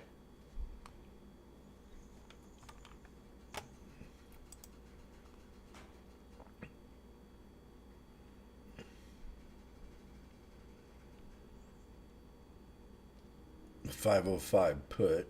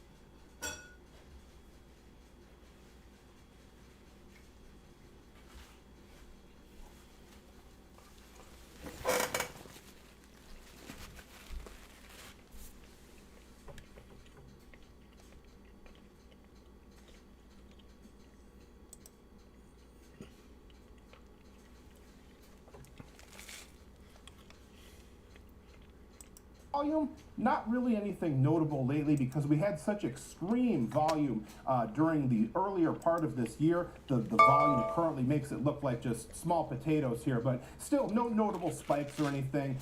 It just is a little difficult to see because we're so thrown off by these huge numbers. No kidding. I mean, like the volatility in this, I mean, this isn't even considering its all-time high, which we're well off of, but just to look at the near-term situation here into earnings, what are you seeing now as far as RSI and momentum?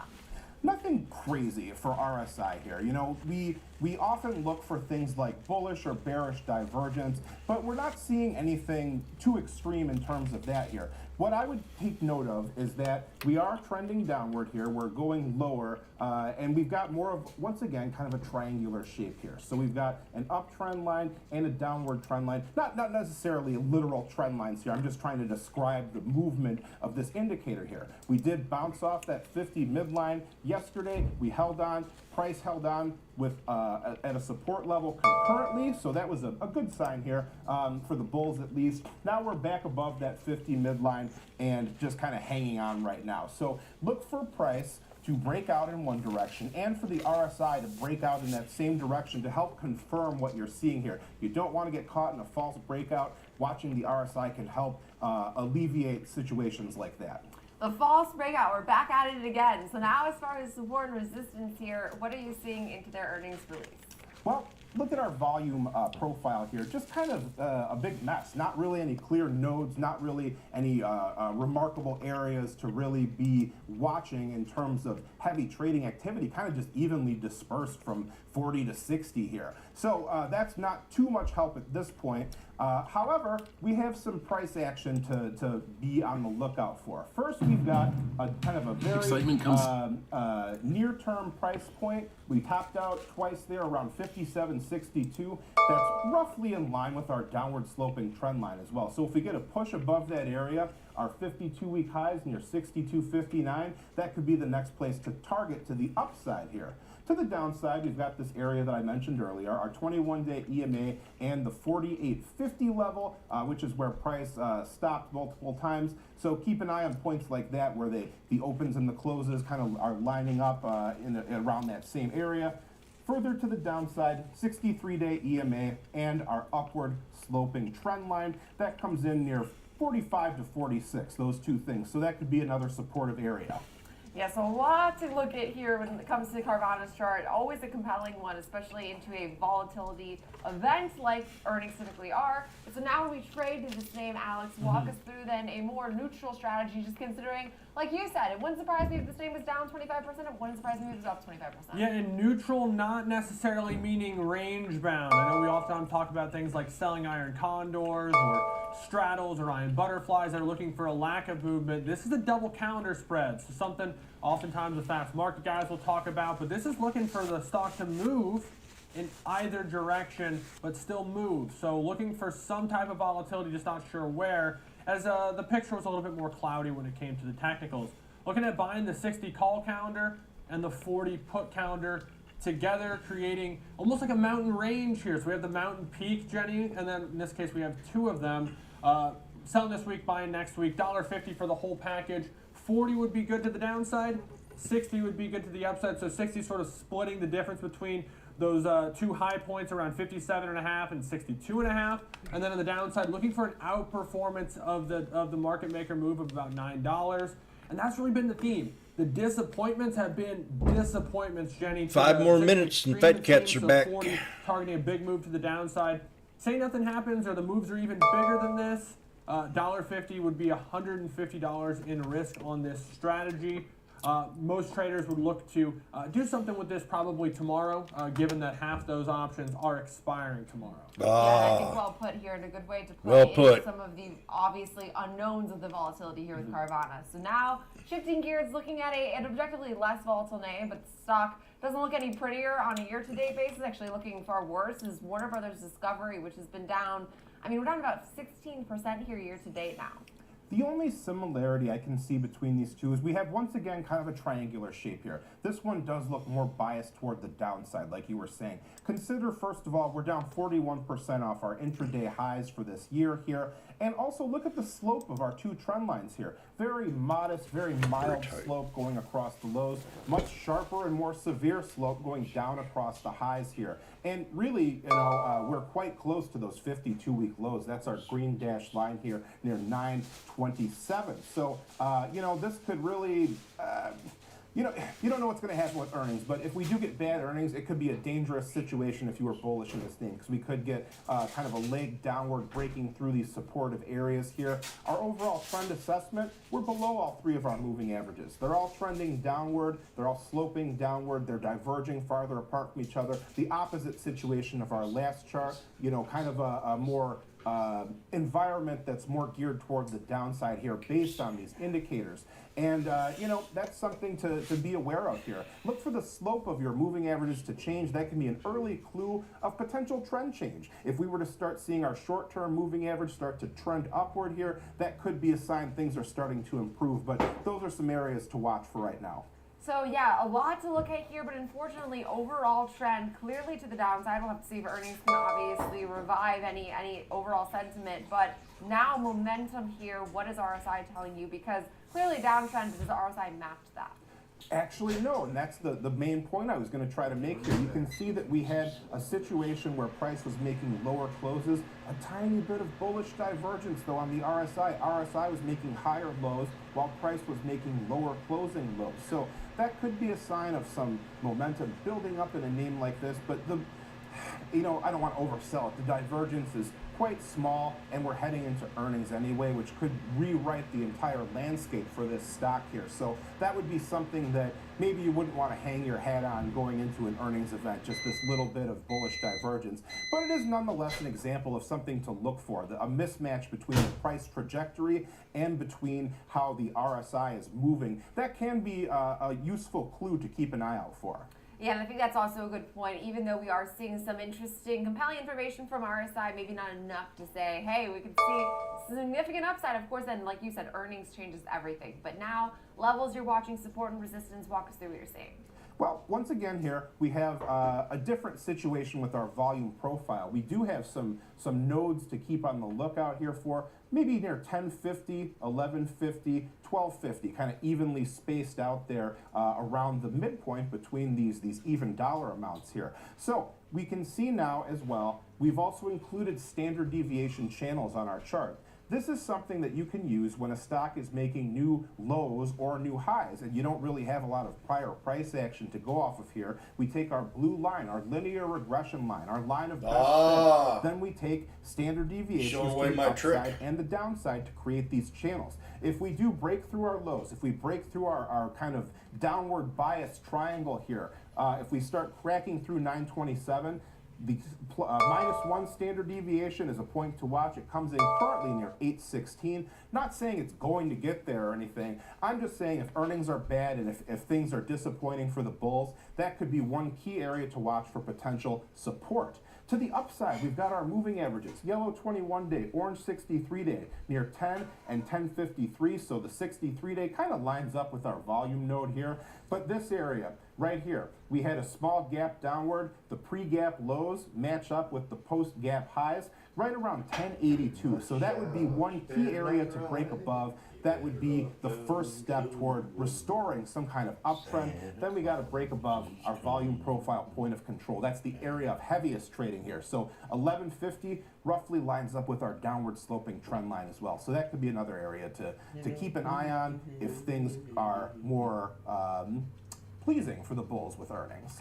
And it's helping. We're making a slight move to the upside here in real time. We're about 0.4% on the session here, so easing off of some of the session lows, but we will leave it there. A really great breakdown, as always, on the technicals for Warner Brothers and Carvana ahead of their earnings. Rick Ducat, our chart master. So now I'm trading this name. Alex, walk us through again a more neutral leaning strategy. It doesn't have to mean range bounds, of course, like you mentioned, but to consider that we're a bit all over the place as far as this chart. Is this the opposite of range bound? We're looking at buying the straddle in Warner Brothers Discovery. Going to next Friday, though, given just a little bit more time either for a move to happen or to intensify. So the 9.5 straddle would be at the money. Next Friday's March expiration, then March 1st expiration.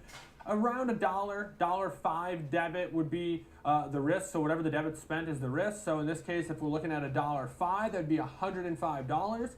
You're going to break evens that start at $8.45, which is a new low. And then 10.55, which would be a nice move to the upside, kind of coinciding to where it was towards the end of January. So not that long ago, But you can see it's sort of inverted to many of the strategies we look at where there's actually a worst case scenario. And that worst case scenario is right here. So opposite of range bound, needing movement, wanting movement, gotta have movement by the end of next week. $5 debit, 105. So it is risk defined, but there's a worst case scenario, and it's likely to have at least one option in the money towards expiration. So oftentimes a trader would look to manage this if they could in that secondary market before we got to that expiration date. And to your point, we have a little bit more cushion here. We have a little bit more breathing room going on about a week instead of just looking Warner purely Brothers. at earnings. Of course, those earnings released tomorrow morning. But that'll do it for our Chartmaster segment. Now, coming up next, it's time for FOMO. We're revisiting all things NVIDIA with shares up. I mean, 14.6%, not too bad of a move. Not at session highs, but definitely seeing the result that the bulls have been hoping for. We'll dive more into all the numbers and enthusiasm around NVIDIA today, coming up next.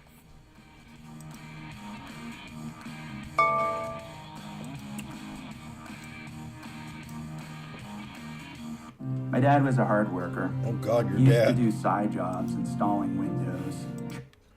I remember that one night when me and you and your dad went fishing, and it was raining.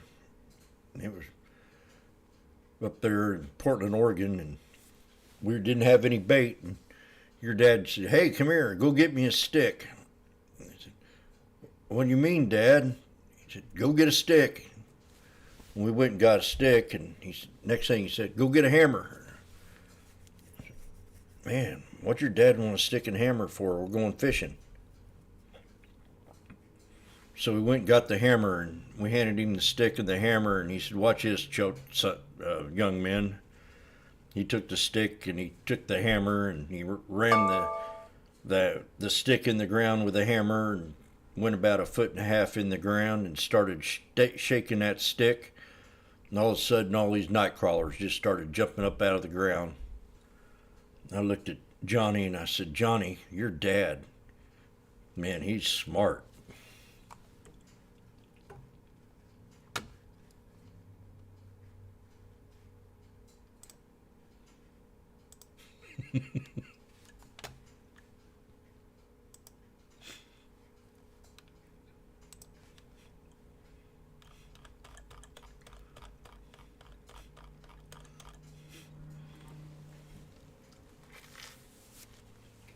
Am I funny?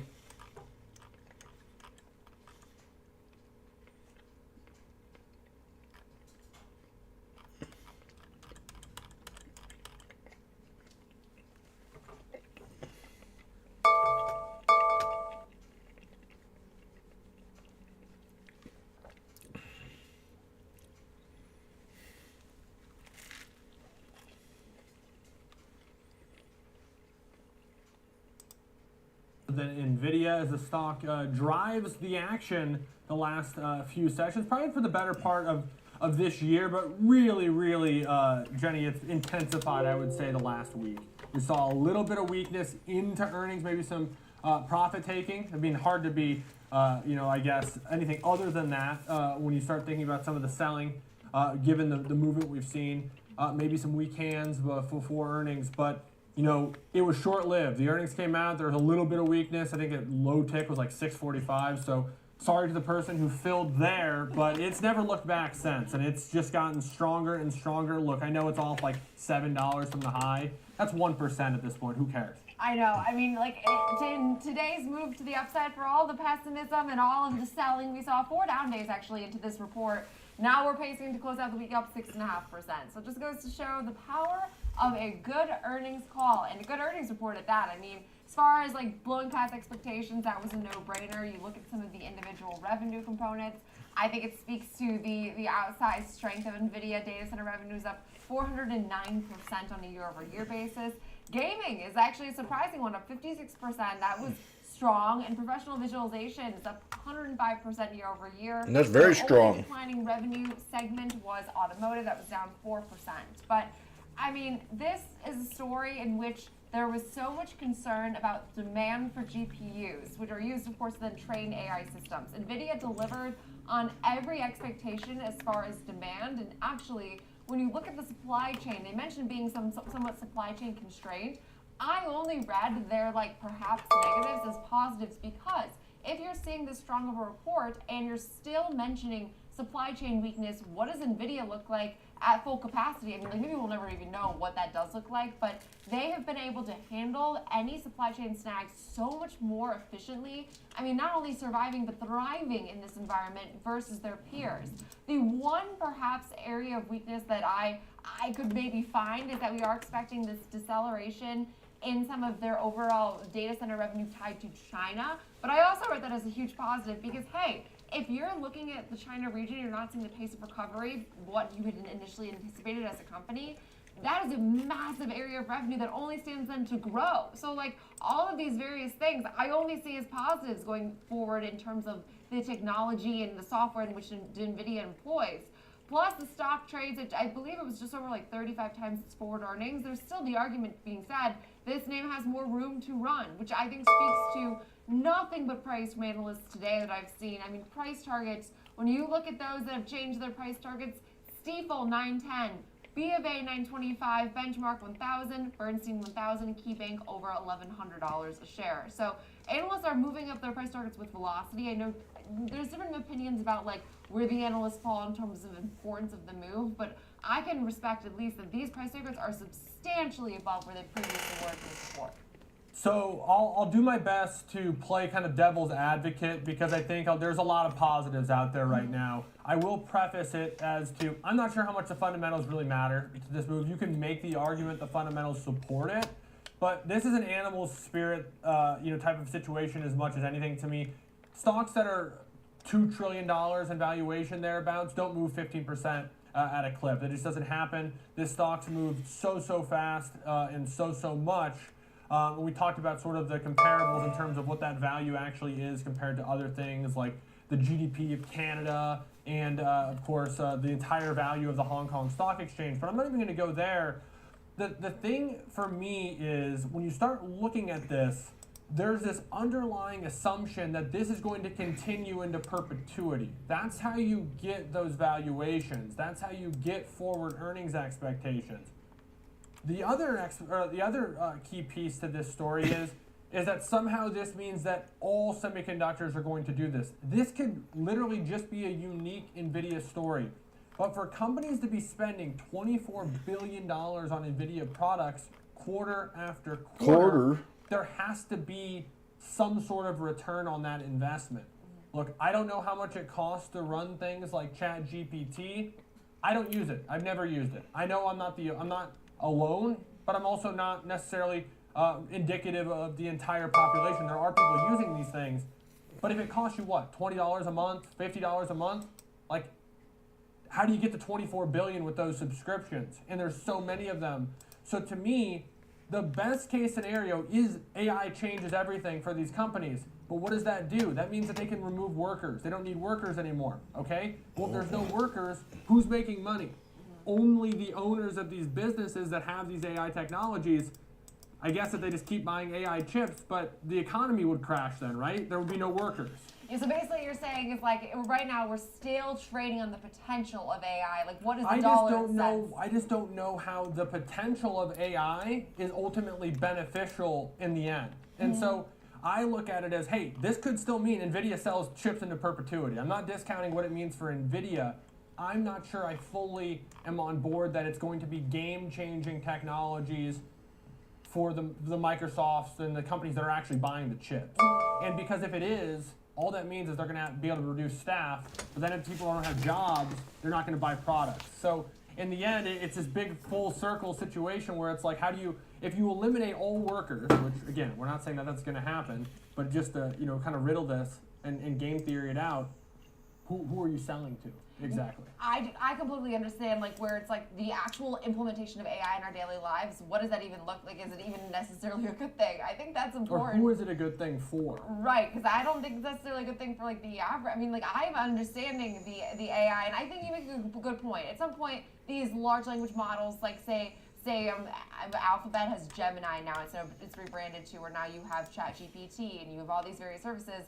At some point, there can only be so many of those because like there's only really 2 major search engines out there right now for at least us as American citizens. But like I think that what's more interesting is the fact that NVIDIA powers like the intelligence behind it. I can understand why they're the leader of it, but I agree. I think it's Well, they're the hardware, right? Right. And so if there's a bunch of R&D dollars going into this, which objectively there is, it should benefit NVIDIA, and it has benefited NVIDIA. What's different between maybe NVIDIA and Tesla is this isn't all hype. Like, they made $24 billion this quarter. Like, they're making this money.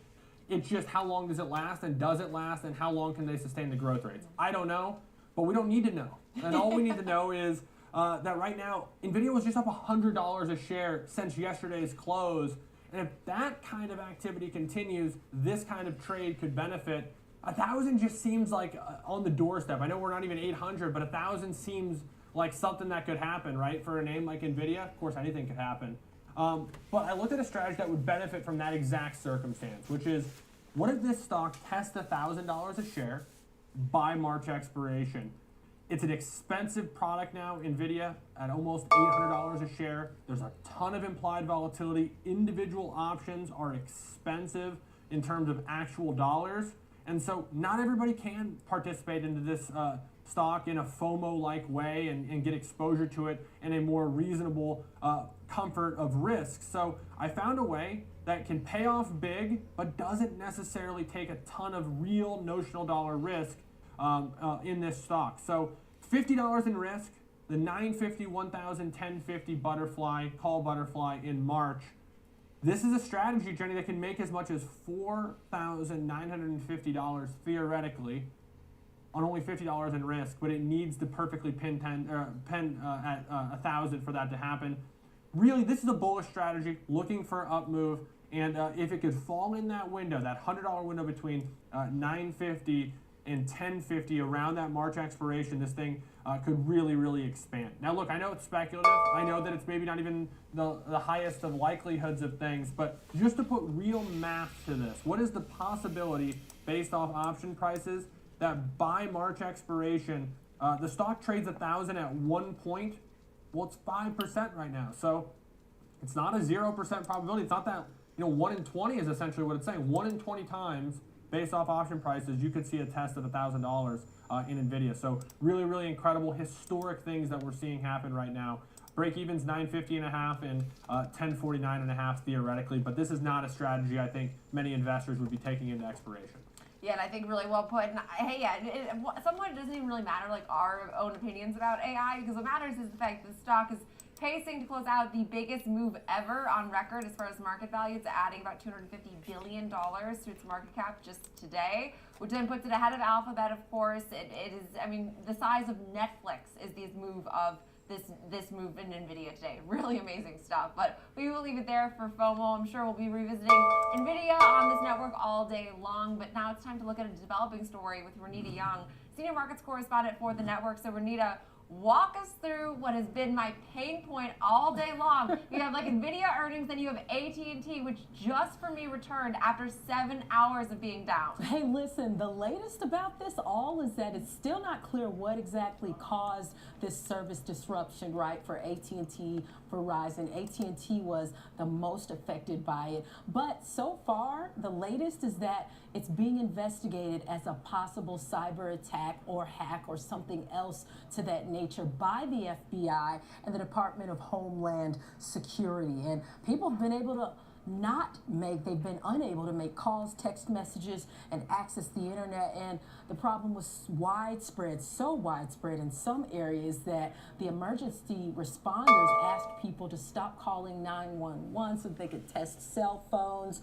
And they're now able to actually use Wi-Fi to call right now. And so a website tracking outages, the downdetector.com website, it said at least 73,000 AT&T customers said cell phone service was not working, and that this problem started around 3 a.m. Eastern time. And by about 10:15 a.m. Central Time here in Chicago, we heard that about 75% of AT&T's customers were back online. AT&T is working hard, they say, to restore the customers who are remaining. But meanwhile, we did see Verizon had around 4,000 users who were out of power at some point, out of service.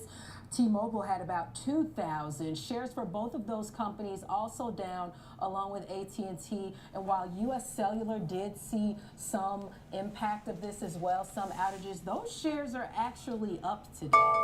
Renita, I just can't understand. I saw the immediate action. 7 hours, my phone didn't have service. I just think, and I'm not even like saying that I needed my phone by any means. I just am frustrated with the fact that we live in a world where there's artificial intelligence, but yet your cellular service is this spotty. That's all I have to say about that. It should be the last thing to go out, honestly, because we have all these tech advances and backups, right? But it happened, and that's why they're investigating it as a possible cyber attack now, too, because this shouldn't have happened. No kidding. And now it's like trending all over Twitter or X, what have you, and the shares are seeing outsized volumes. So this is actually impacting the stock, which is, I think, worth exploring into, but appreciate the insight and the breakdown, as always, unfortunately, on a story that has just pained my soul all day long. Renita Young, Senior Markets Correspondent for the network. Now, coming up next, it's time to look at some of the residual beneficiaries of NVIDIA's nice move to the upside today. You have names like Supermicro, which is up 32.5%. AMD is up 11%. We'll dive into more of the NVIDIA players and some of the components that move as a result of NVIDIA. With Kevin Green coming up next.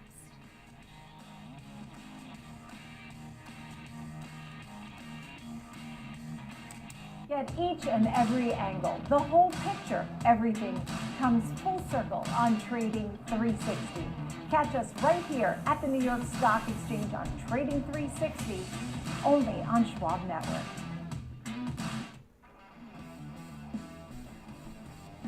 Binge watch the market with the Schwab Network. Tune in 24 hours a day, 7 days a week on schwabnetwork.com and on all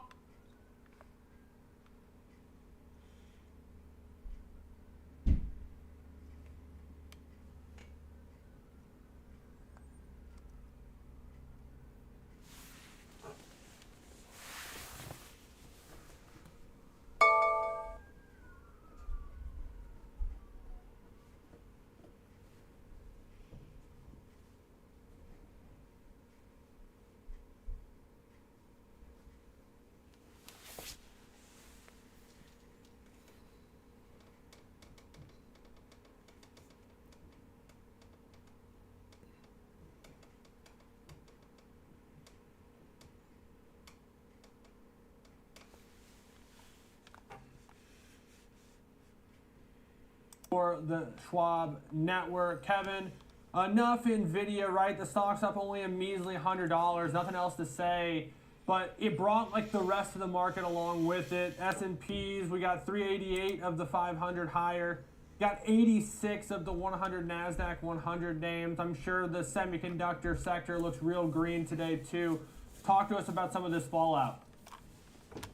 Yeah, and actually, if you look at the top 10 stocks, the S&P 500, it's pushing the majority of the gains today, around 65% of the total gains. Last time that I checked, about an hour ago. So we are seeing, green on the screen when you're looking at each and every sector, but the power move is coming from obviously in technology as well as communication services. So, Alex, when we look at this particular move today, I mean, we saw a lot of speculation in the marketplace. We did see a little bit of a pullback for NVIDIA. People were a little bit nervous, and now those nerves are starting to ease. And so we are starting to see some of these ancillary companies also catching a bid today. If we're looking at SMCI, or if you're looking at ARM, or even some of these other smaller companies, they are catching a bid because of this enthusiasm. So what does that mean? Let's go through a couple of these companies just to say the least here. So with the growth of NVIDIA and the potential for them to continue to see very strong demand because they can, for the most part, corner the GPU market, when you're looking at Supermicro Computer, they are the ones that are really designing and implementing a lot of the equipment for these servers that are going to be needed for these GPUs. So as demand continues to rise, so should theoretically the infrastructure needed for those servers, and that's where the demand is going to come in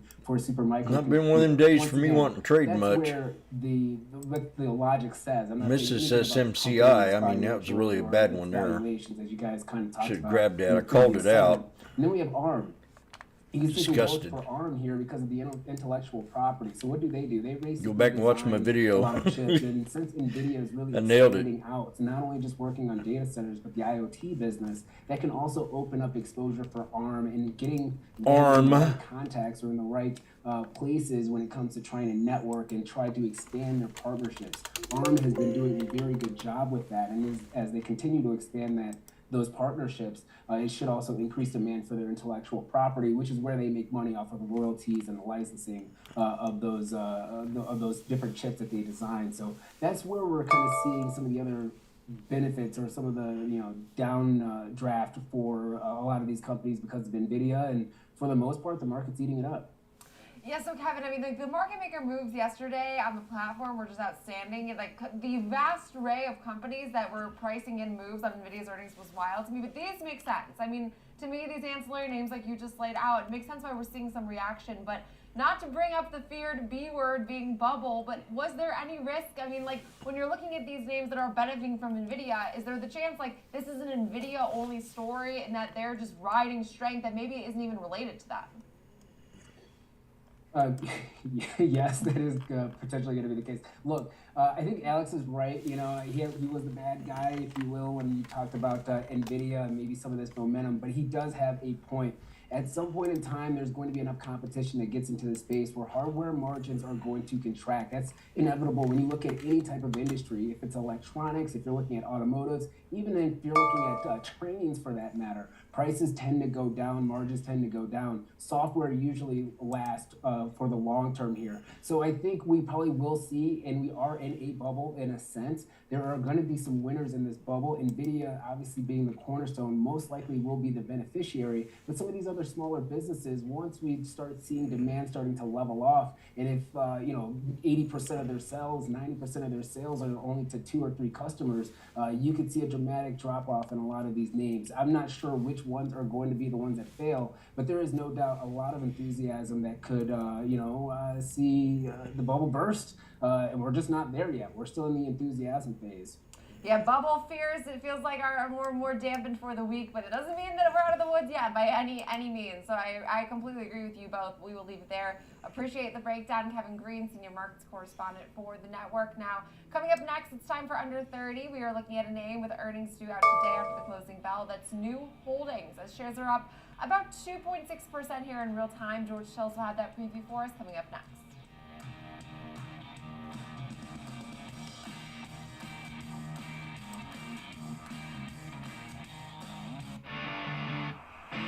Cut the cord on the way you get market news.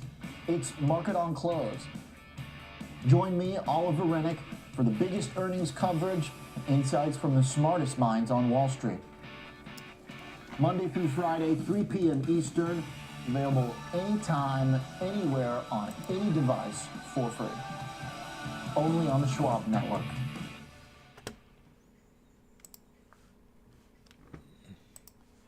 Ameritrade is now part of Schwab.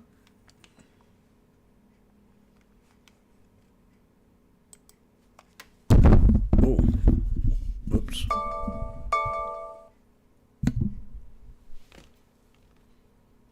Man, Roblox had a good run here.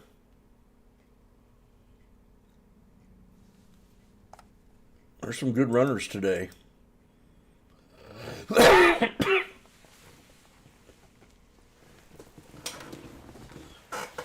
Real good ones. Mister. We got Lily. A lot of good little patterns yesterday. Usually on the bad days are the best. It's pawn. I wanted to get this one so bad.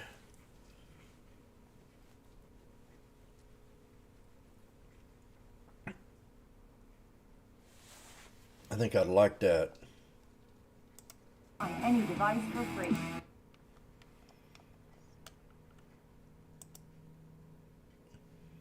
Chipotle's back up again today.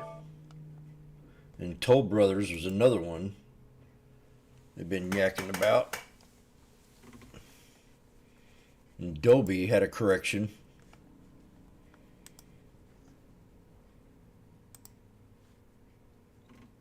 I mean, these corrections are big. 640 all the way to 528. Just 1 second. We're at all-time highs. I don't think we even gave that enough, really, of a say today on the show. We're basically at 5,100 in the S&P futures. The S&P cash at 50.80 is up a clean 99. Can't get that last point. We'll call it 100. We'll see if it gets there. We're working on getting George Tillis on the line here, Jenny. But what do we say? I mean, we had 2 days of weakness, and now we're at all-time highs. It's as if all of the last week just didn't even happen. I know, and it's remarkable. We did say when we hit all-time highs previously that it was like, okay, so this is monumental. It felt like such a blip, but it's like we could be at the highest levels we see for quite some time. I feel like given the shift in this market momentum that we've seen after NVIDIA's earnings, frankly, it doesn't feel like we'll never reach these levels again, but I do think it is something to consider here.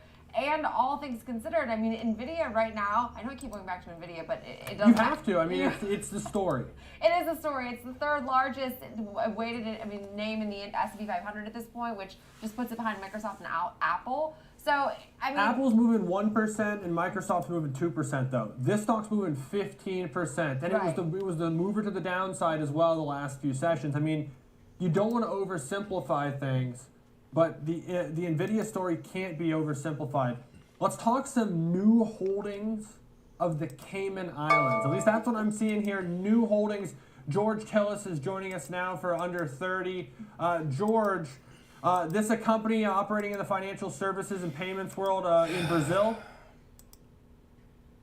It is. In fact, we talk about SoFi quite a bit on the program.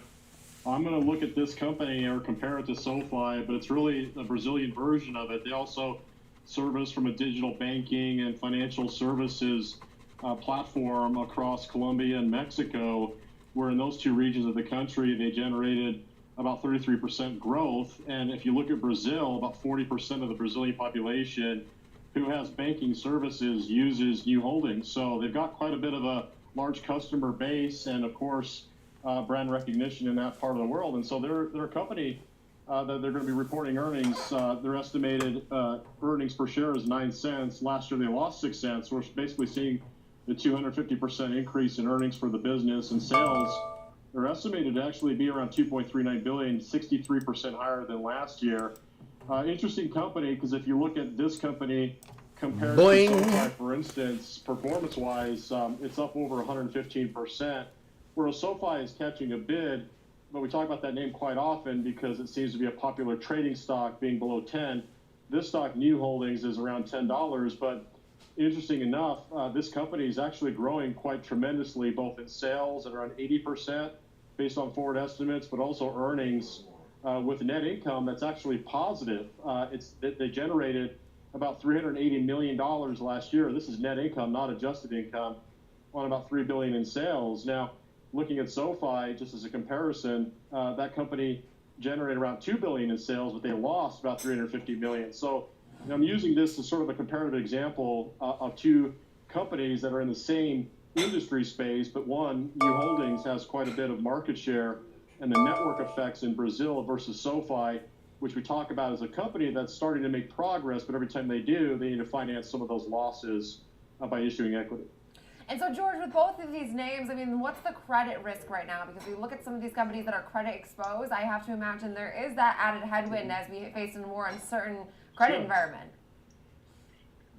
I think you're spot on. I think if you look at all financial institutions right now, especially those that are in digital banking or even buy now, pay later, there's the element of credit risk and consumer risk right now. So that's something you have to consider. But, at the end of the day, it's going to come down to profitability of the business, and this is, again, from an investment standpoint. And the business itself can give us some projections on their own idiosyncratic credit risk and portfolio risk. And so that's something to keep in mind. But it is a good point to bring up, especially when it comes down to digital banking. I think one of the things about New Holdings that I found as well is about 55% of their accounts are business accounts. And like I said, about 40% of the population who uses digital banking services in Brazil use New Holdings, where you have to think about SoFi and all the competitive threats against that company, which includes, even buy now, pay later, like companies like Affirm. Stock's doing really well, George, too. If you look back, I mean, peaked out, it looks like about, so many years ago back in 2021, but that was like the peak of the market. It's fully participated. It's working its way back towards highs as well. So we'll see where things go from here. Thanks to George Tillis, as always. Look into the Brazil payment space. Always bring in something, a little bit of a curveball here for a Thursday. That's going to do it for Jenny and myself here on Next Gen Investing. Coming up next is the watch list, Nicole Petalides.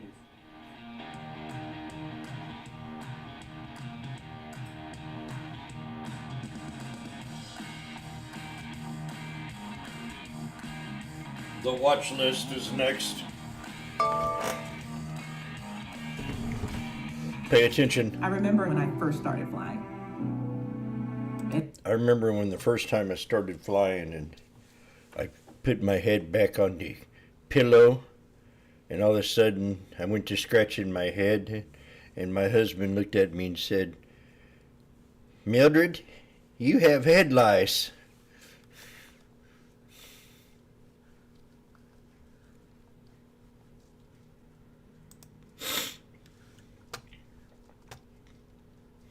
New high on SPY.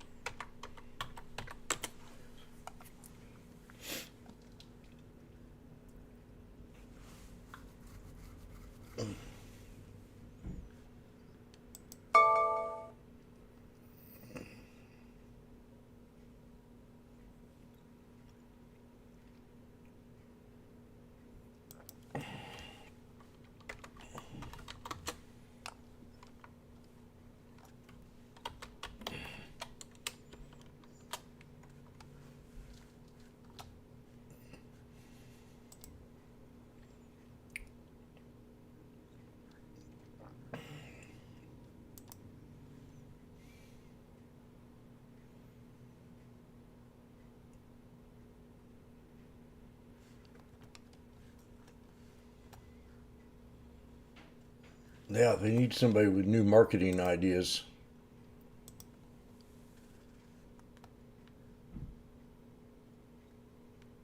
There's a stock called Talk. I remember when I first started trading, I'd create watch lists with like animal names, human names. Well, there's a couple other sectors that I would look up. Animals and humans.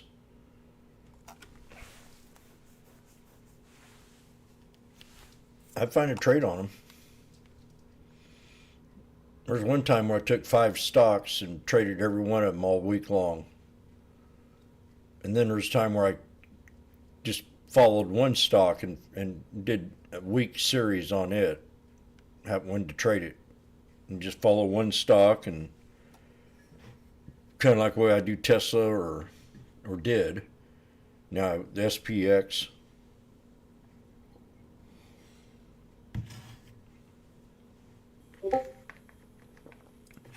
Say it's not good to fall in love, but it's always good to have a favorite. A favorite.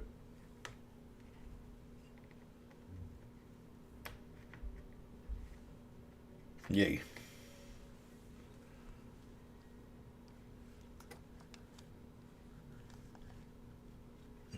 You know, Nile was my favorite for a while when it was at $2. Look at Nile now. I mean, this sucker's tempting. If China ever turned around, Nile will bounce, but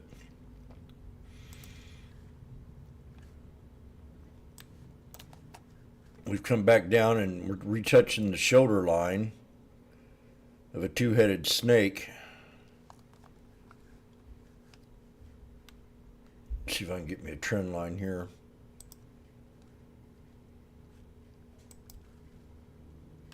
I think it starts right about there. And that, there it's perfect. That's perfect. So if it came down and touched this support, or even bounced up here, that'd be a higher low. But I mean, this thing think you can get 50% out of it when it comes time. Right now we had a snake breakout, and then it pulled back and lost support and created a head. Then we had an inverse head and shoulders. We broke out, and now she's retesting that shoulder again. And I think that should be the last retest to run it up to the 63. And this is on the daily time frame.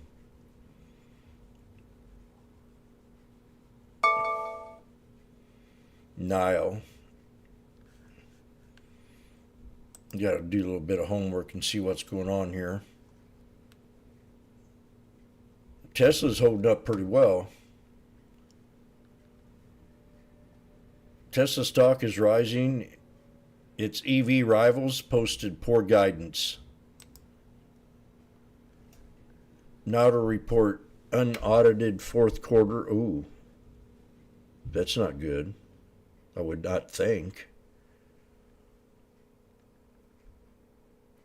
March 5th.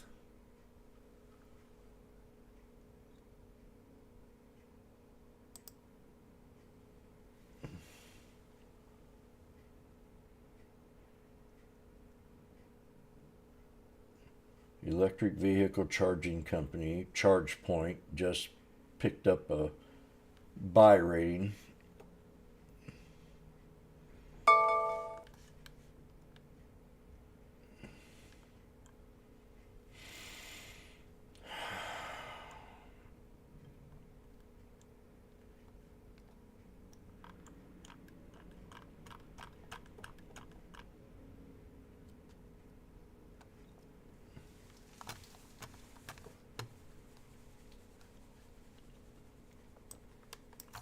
I got a favorite watch list. Let me see.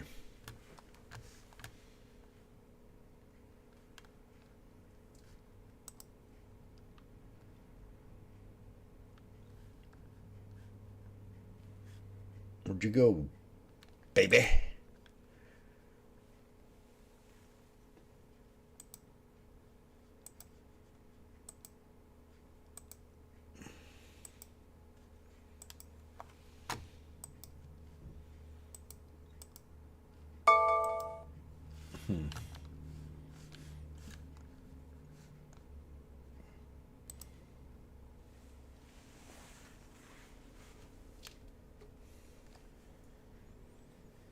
There's one.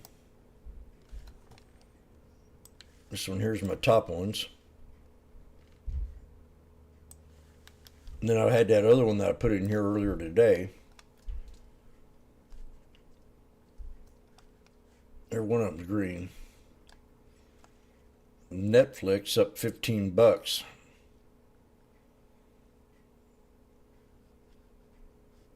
AMD has a lot of volume today.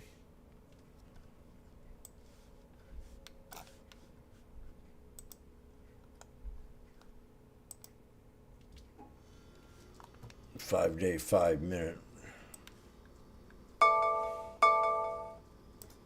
We've got Amazon. I talked about that one yesterday. Talked about this flag. How it come down here and hit an inverse head and shoulders, and it was a bull flag.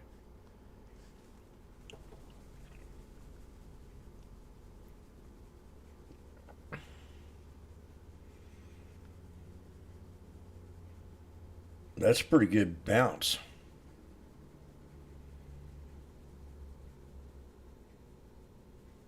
For Amazon.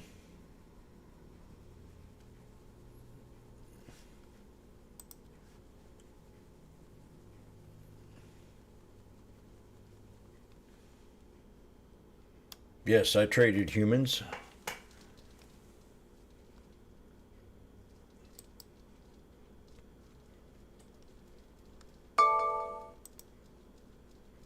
That's why America's America.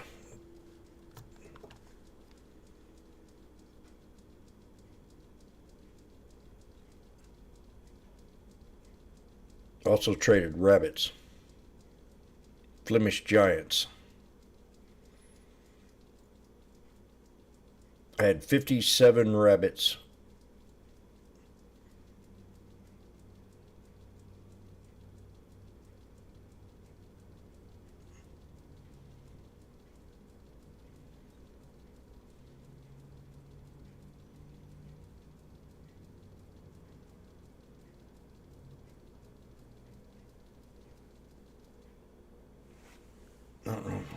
That was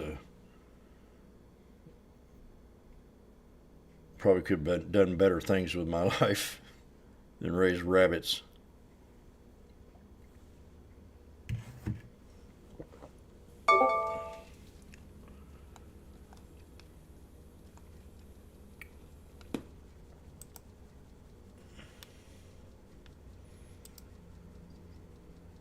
Nice little trading day today. The QQQ. I mean, I talked about this one yesterday. Dadgum, I wish I'd have took that. Oh. And Google. I keep refusing to get in on the opportunity.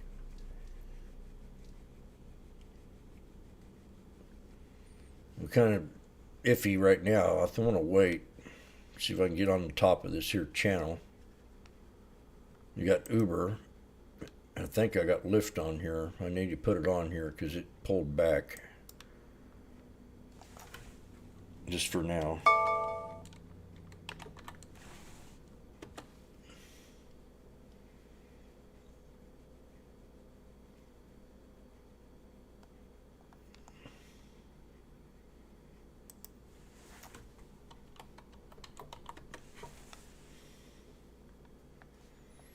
Added PLTR.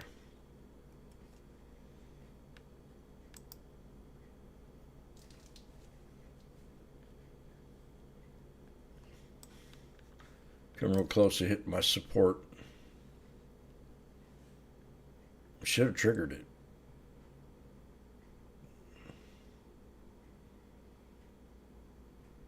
And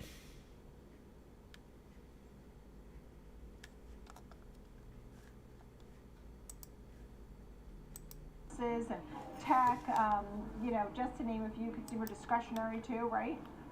Sure. Well, I think you're, looking at companies, investors are saying, well, I do own some NVIDIA. Are there other areas that are likely to benefit as well? Broadcom is a stock that we have a buy recommendation on that is also doing quite well today, in a sense, riding the coattails of NVIDIA.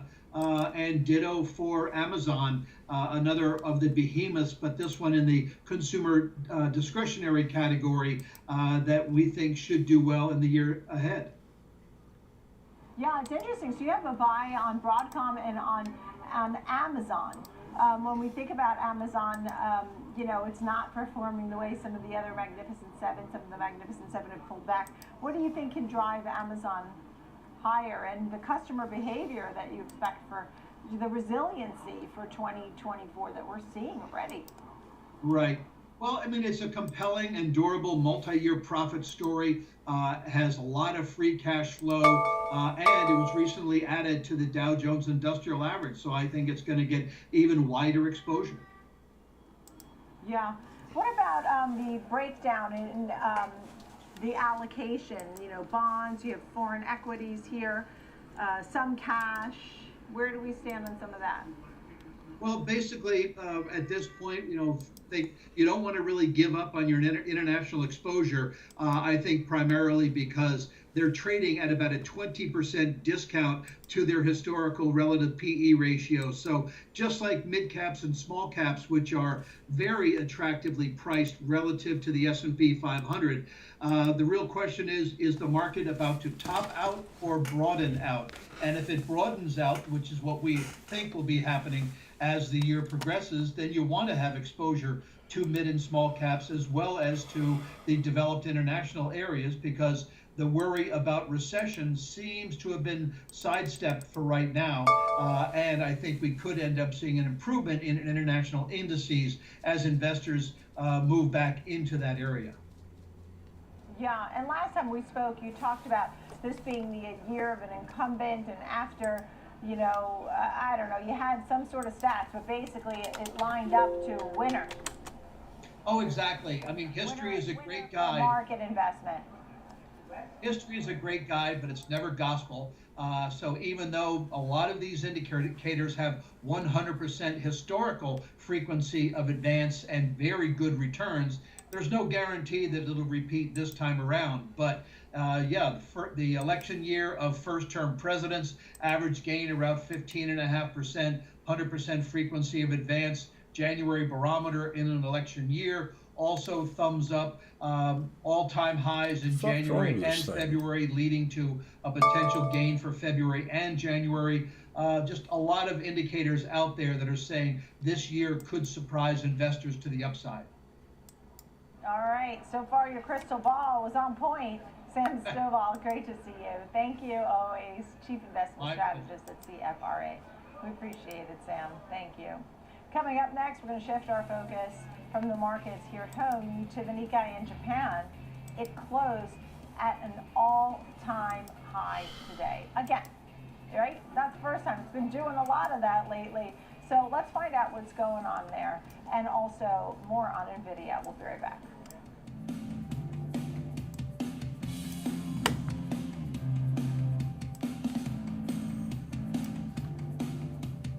Trading at Schwab is now powered by Ameritrade, unlocking the power of think.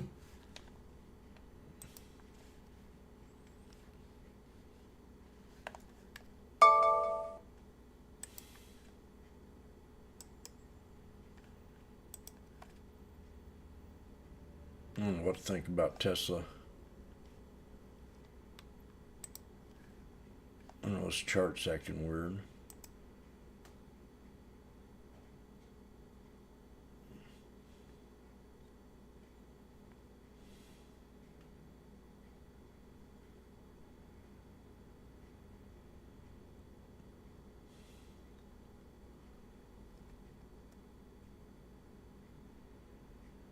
Definitely been in a channel a little bit too long,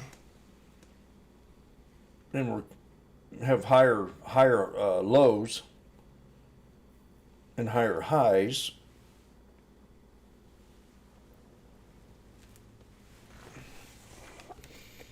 And we kind of got a little head and shoulders right here. We have an inverse right down here. And we build a bump in here. We build upon that. What is that? 50. How'd you get in there?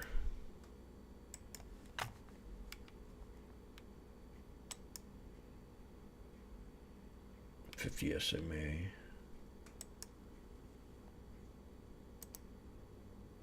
$63. Perfect. I think I put that in yesterday.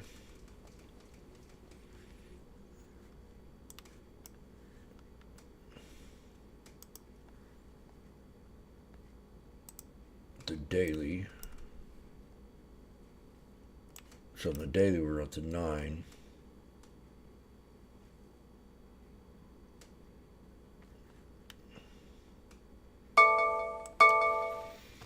Okay.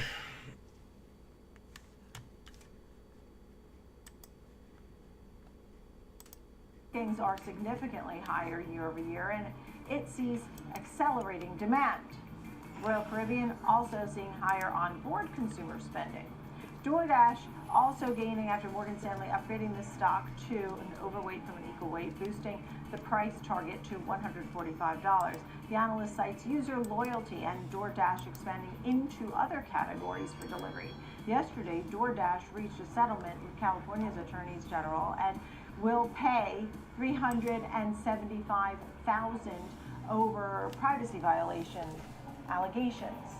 Keurig Dr. Pepper sinking after its fourth quarter earnings report. EPS beat expectations, revenue did not, as its U.S. coffee business struggled. Sales fell almost 10% year over year, offsetting higher U.S. refreshment beverages. While companies saw lower volumes, it managed to raise its prices. Etsy is down in today's session, seeing a raft of analysts cutting their price targets. Oh my gosh. Were mixed, and forecast lower gross merchandise sales. Etsy cited lower discretionary spending, higher sales promotions, and lower confidence in the economy. Those are several of the reasons for its less than stellar performance. In the meantime, here's a look at Bitcoin. 51,630, it's up 1.3%. Bitcoin. Well, here it is. Japan's Nikkei 225 outperforming the S&P 500. Snow we talked about yesterday. For the first time, and in over 34 years. We're going back to the 1989 days. Let's bring in Jeffrey Kleintop, Chief Global Investment Price target was raised on Strategist. snow. So that was it. It's it hit that record, passed that record that it set in 1989. This is a big deal because we'd been hovering for weeks for the Nikkei at 34-year highs. We kept saying new high, new high, new high, but it finally broke through. So what's going on at home and abroad, and even with NVIDIA and the S&P 500, we're still looking abroad. Why is that? Talking about this on your show for a year now. I mean, 34 years ago. I had hair then, Nicole. It's a long time to go without seeing a new all-time high. Finally, things are coming together for Japan. But look, valuations are a completely different picture than they were way back the last time we were at this levels, when the PE for Japanese stocks was absolutely through the roof. Now, the price-to-earnings ratio is actually below average, even though the stocks have done so well, outperforming the S&P 500 today, this year, and actually since the bear market the bull market began, when the bear market ended back in October of 2022. PEs for the Nikkei 225 index are about 12 times earnings. That's below the 14 that is the 10-year average there. So the stocks aren't expensive. There's a lot of things going right. I'd point to a turnaround in the manufacturing downturn. Japan was in a recession late last year. They're showing signs of pulling out of that now. We've also got a number of changes in Japan's investment structure that are favoring getting more money into the stock market. Not only has the Tokyo Stock Exchange targeted companies and saying, hey, get those cash balances down, do some share buybacks if you need to, get those price to book ratios back up, but also there's a new account being rolled out for investors in Japan. The Nippon Individual Savings Account, intended to encourage households to invest more in the stock market. Oh, got some new highs. That's the reason why we're seeing this incredible gain. 17% up this year in Japan's stock market. I think there may be more to go. Right, and and also when we think about the investment in Japan, it's a lot of foreign investment now, and you had sort of, gave us the look into that. We saw it coming. You mentioned that. And that has helped to push the Nikkei to these new highs, right? Right. Absolutely. I think we've not only seen Japanese investors kind of pull money back home and start to invest in their domestic markets, but of course we're all aware of Warren Buffett and his focus on Japanese equities, and more institutions have been moving money into Japanese corporations and shares. In fact, in the last 3 months, we've seen net flows, in particular, back into Japan. In October, the Bank of Japan signaled they may be hiking rates this year. I think that's coming very soon. And one of the benefits of that is that the yen may finally begin to turn around and appreciate. That's drawing more money back to Japan. So that's a plus. Corporate profits are doing pretty well for an economy that was in recession last year. Corporate profits are now 3 times what they were the last time stocks were at these levels. So we have to remember that even though Japan's economy is, fairly limited in its growth profile, big Japanese companies like Sony and Toyota get 70 to 80% of their sales outside of Japan. So Japan is benefiting from global demand in this recovery in manufactured goods. Yeah, understood. And we've seen a lot of the ETFs with huge inflows as well. It's certainly been an area of growth. You've mentioned it here on the show many times. I mean, our attention just sort of really turned to Japan and India, and less so to China. I mean, that's really what has happened over the last, let's say, 12 months or so. That being said, you're also looking at the preliminary February PMI readings: U.S., Germany, France, Japan, UK. What are the takeaways there that stand out to you, Jeff? Yeah, I was crossing my fingers to get that global manufacturing PMI, the survey of purchasing managers at businesses. They're, of course, the ones who see new orders come in. So they're on the cutting edge of demand for companies, often give a leading indicator as to where earnings are headed. That hit 50.0 in January, that threshold between expansion and recession for manufacturing. It's been below 50 for 16 months as we've gone through this, what I've been calling a cardboard box recession. Now, we got the data today, preliminary data for some of the biggest countries, and well, some improved, some weakened slightly, but the overall reading may come in just around that 50.0 threshold again and confirm an end to the longest downturn in manufacturing since the data began 30 years ago. Interestingly, I've often talked about cardboard boxes on this show as one of the indicators I like to watch for manufacturing activity, since what we make and move around the world tends to go in these boxes. And that is reviving at the same time. We've started to see an uptick here in cardboard box demand, one of my leading indicators. So I'm encouraged by what I'm seeing there, but it may take a few more months to see this actually translate into higher earnings revisions for those companies in the manufacturing space. Yeah, look, I see it. I see the chart you provided and the blue line coming back from the bottom. The cardboard boxes are alive.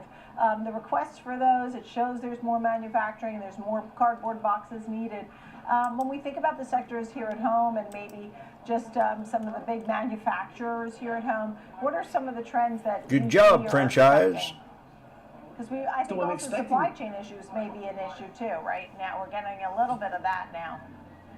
Yeah, that's a really good point. So in the near term, that could be a little bit of a setback to some of the data on manufacturing, given that supplies may be taking a little bit longer to get around Africa, get around South America, now that they can't go through the Suez and Panama canals. But it's a temporary delay. I think back by the time we get to the end of March, I think that'll be largely resolved. In fact, already shipping rates have started to come down, which is a good sign that we're maybe past the peak of the container shortage out there. So maybe that's beginning to turn around. But what I think it means is that we could see a reversal of the trend in earnings we saw last year, where services businesses did really well and they had earnings growth, whereas manufacturing saw, well, earnings declines. That could reverse this year, or maybe if the service sector doesn't actually see outright declines, we at least see better momentum on the manufacturing side. And that leads to energy, materials, and overall industrials maybe seeing more upward earnings revisions. And that's We're about to hit the last resistance. Here, as your prior guest Sam Stovall pointed out, is in need of maybe new leadership. SPX, we're about to hit the last resistance.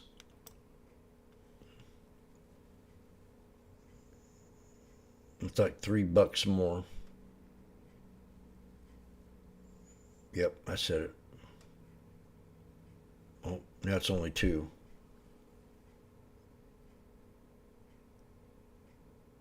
Plus the resistance raises when that happens. So that's not fair. I tried to tell you. We probably hit it already.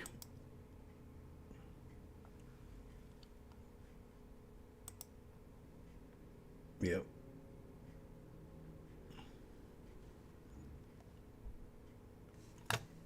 SPX calls.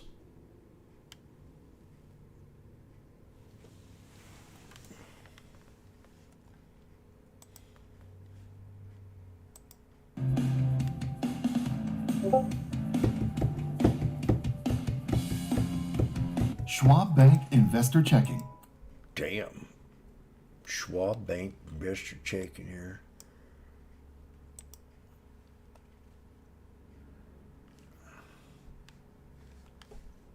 You know what to do.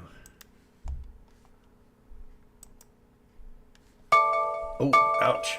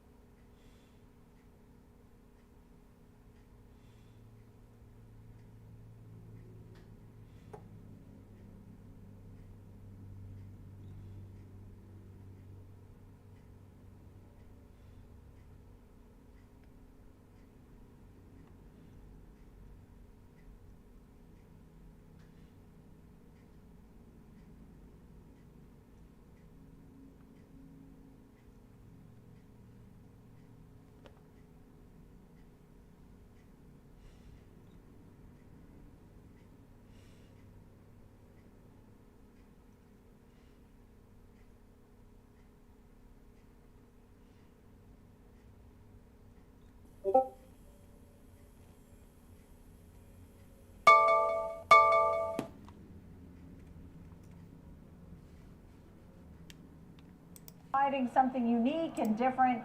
Tell us about how your company is working and helping a lot of the other businesses too. Well, good to be here today, Nicole. Thanks for hosting us. So CBIZ provides insurance, accounting, and other advisory services, as you mentioned, to not only small businesses, but middle market businesses. Our niche in the business is that we find that segment to be largely underserved. The Big Four, of course, and others do a really good job with Fortune 500, Fortune 1000 type clients, but that segment of the market, small middle market businesses, usually has monoline service providers, traditional accounting firms, and traditional insurance brokerage agencies. We fill that void by providing a broader array of services and deeper subject matter expertise, really focused on that niche in the market. Understood. And so at this point, with the company at a new high, hit 74.85, and so came out.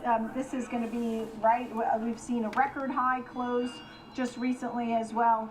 Tell me about what has been driving this. You had a double beat and the outlook. Yeah, I think it's just really sustained strong performance. We have we've really been on a very strong ride here for the past several years. 21, 22, and again this year 23, beating our revenue targets, beating our earnings targets, and the stock has just reacted to it. We're very intentional about getting out and telling our story.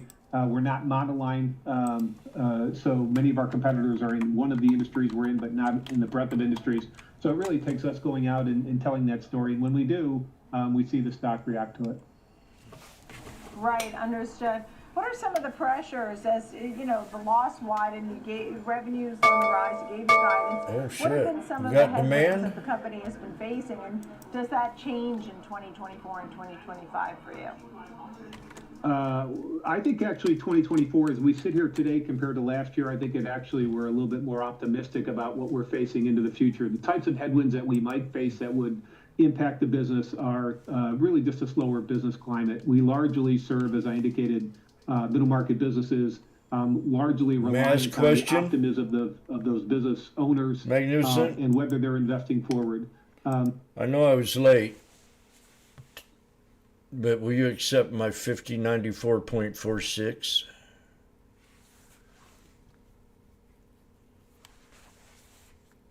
Because I did draw it out earlier.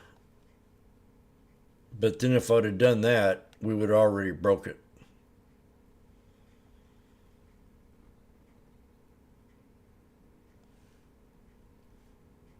But it's up to you. We did hit my third resistance, so finally. So all in all, I'd like to have at least an A. But not an A plus, not like what you got. And deserve.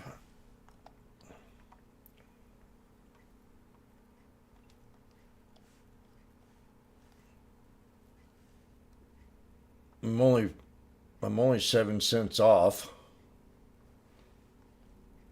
Oh, I get an A plus.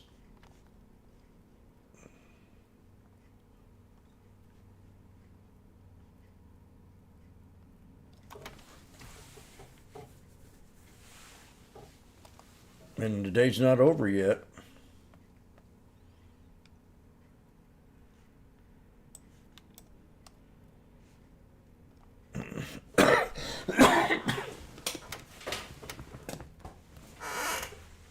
You're dying, Jim. Just want to make sure everybody's happy. If you don't hear me one day, you'll know that I'll be up there trading with... I'm doing something.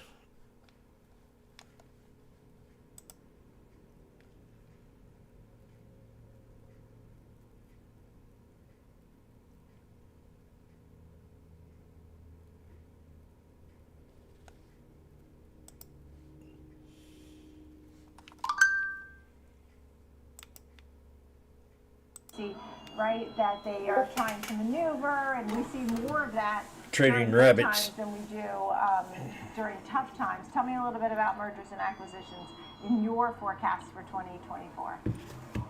Well, as it relates to CBIZ internally, we're always acquiring as well. We think scale matters. We bring smaller organizations into ours and then provide them with the benefits of all the investments that we're making to help them accelerate growth. Well, the watch list is green today.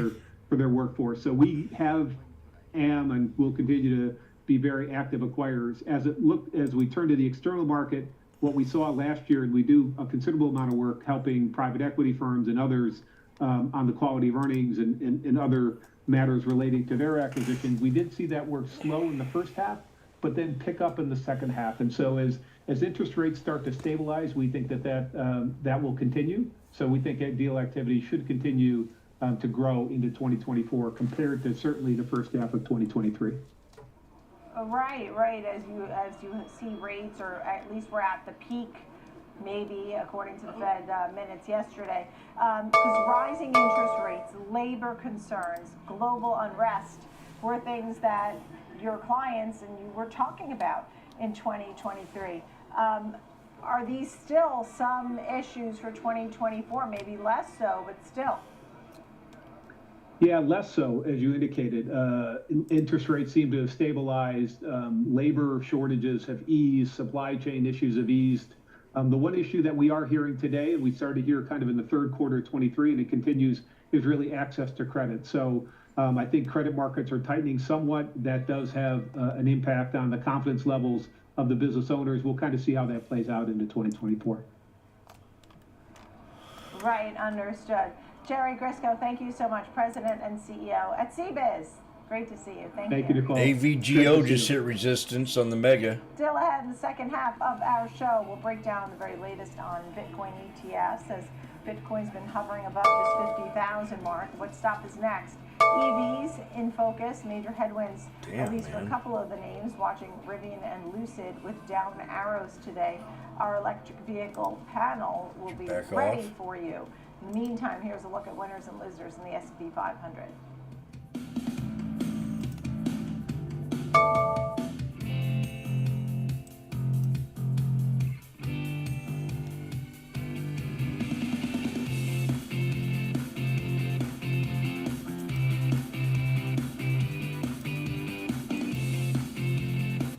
Ameritrade is not.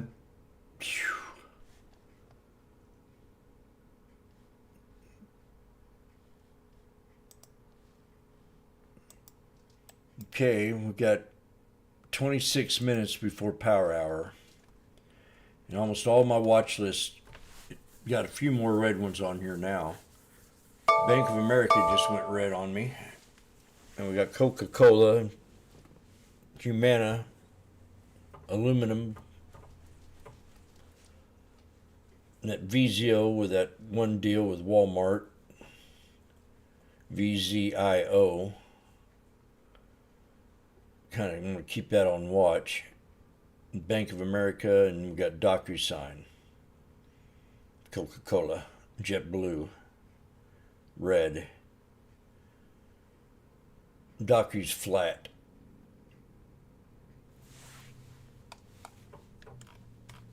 And then our winners today with volume, or with, let's go with percentage wise.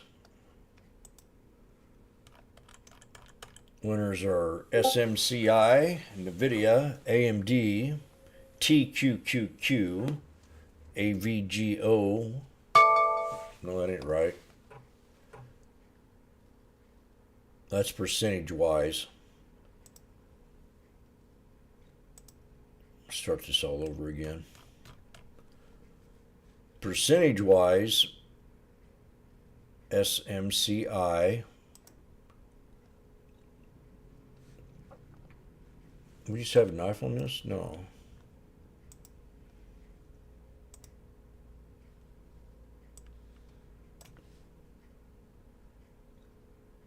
This was a beautiful video. Gotta go back and watch this one. I should have traded it. That's all I had to do is just follow this one this week. That NVIDIA, I knew NVIDIA earnings were going to be good.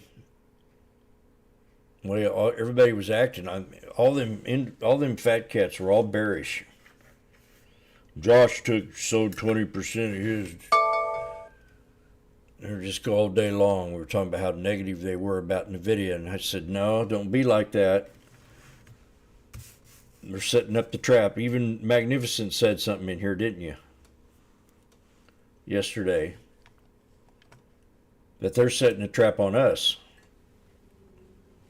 Telling us how negative they are in it, and they were buying it up.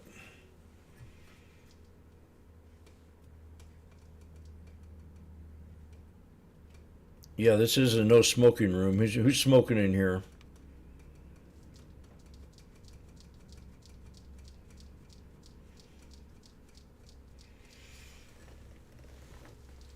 We don't allow that.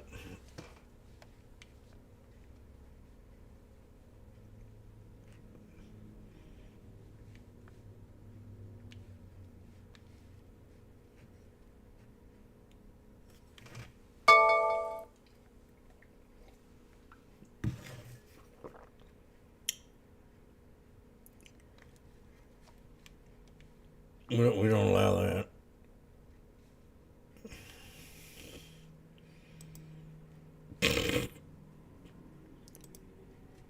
I tried to tell you.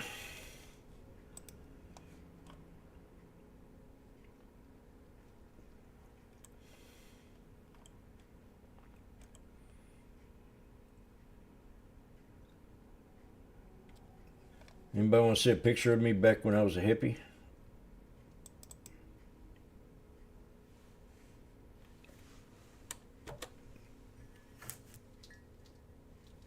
Whoa.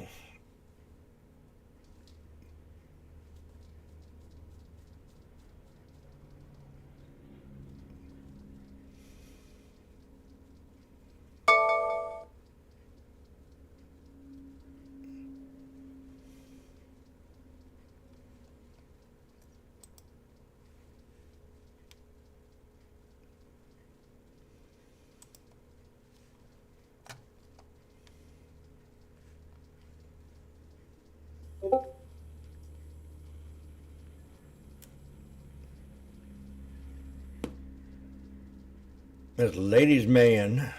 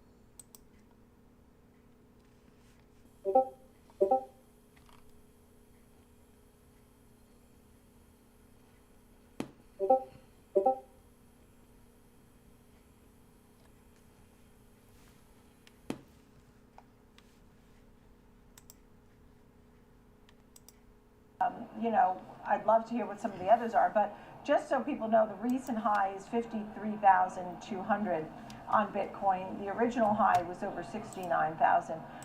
What are some of the other ETF inflows that are very popular of late?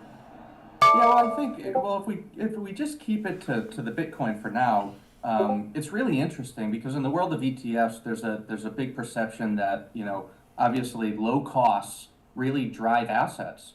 And, you know, I think with these recent launches of Bitcoin, you know, it essentially tells that same story. The ETF that was launched, or the fund that was converted that has the highest expense ratio of this pack, has actually lost about $7 billion in flows. You know, on the flip side, there's a number of ETF issuers that got into the Bitcoin space.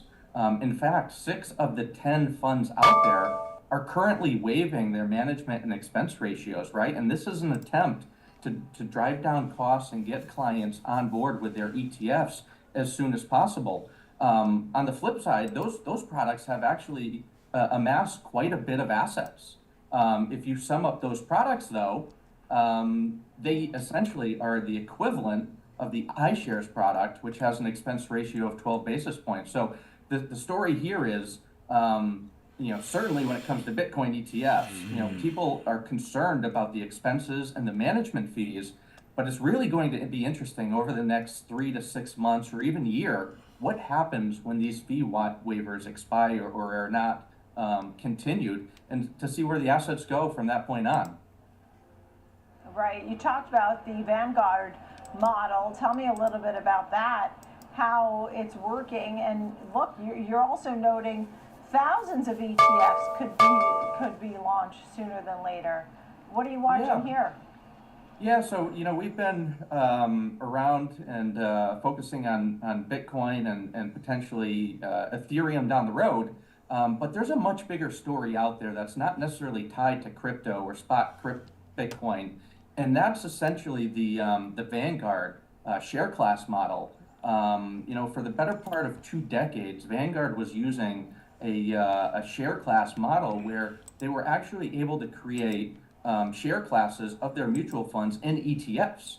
That patent expired in 2023, and this is something that we're watching very, very closely. The SEC has not done a lot of, you know, have given much guidance, but some of the largest asset managers in the world are lined up and looking to potentially use that type of model to roll out share classes of their mutual funds and ETFs. And as you can imagine, this could be a massive game changer. You know, if you look at the market for mutual funds, you could potentially, you know, specifically look at the $7 trillion retirement market that's really been, you know, dominated by, you know, mutual funds. That's an area of the market that if this is sort of granted out to other issuers and other asset managers, this could be a massive tailwind for the ETF industry and another level up in terms of the growth that we experience in the ETF market. So when we go from 4 to 5 to 600 ETFs launched a year, if this access is granted to other issuers, I mean, we could see ETF launches north of 1,000 coming up, which is really exciting. Yeah. Look, a lot of people now, the excitement has been surrounding Ethereum too, right? We've had some big news over the last 12 months on Ethereum. Any other thoughts you'd like to add? No, I think, you know, front and center for us here at AAM ETFs, you know, we continue to look at the market and to try to provide the best possible solutions we can. And one thing that we're really focused on right now with the advisors and investors that we're focused on is mitigation of interest rate risk and duration risk. You know, I know it's always fun to talk about Bitcoin and share classes and what have you, but at the end of the day, you know, we really need to sit back and talk to the financial advisors that we're speaking to and try to give them the best possible solutions out there. So, you know, in this day and age, you know, we're talking about interest rates. What's the Fed going to be doing? How can we best mitigate those risks? And, you know, how can we potentially align these portfolios to perform as they should going forward in these very, very challenging times? Yeah, thank you so much, Lance McRae, Managing Director, Head of ETF Product at Advisors Asset Management. Thank you. Still ahead, we'll bring in our panel to discuss EVs as the space continues to face multiple headwinds, and we'll break down some of the EV companies and what they need to do to get into the battle here for the customers, and some of these earnings that have gotten hit hard, like Rivian and Lucid. We'll be right back.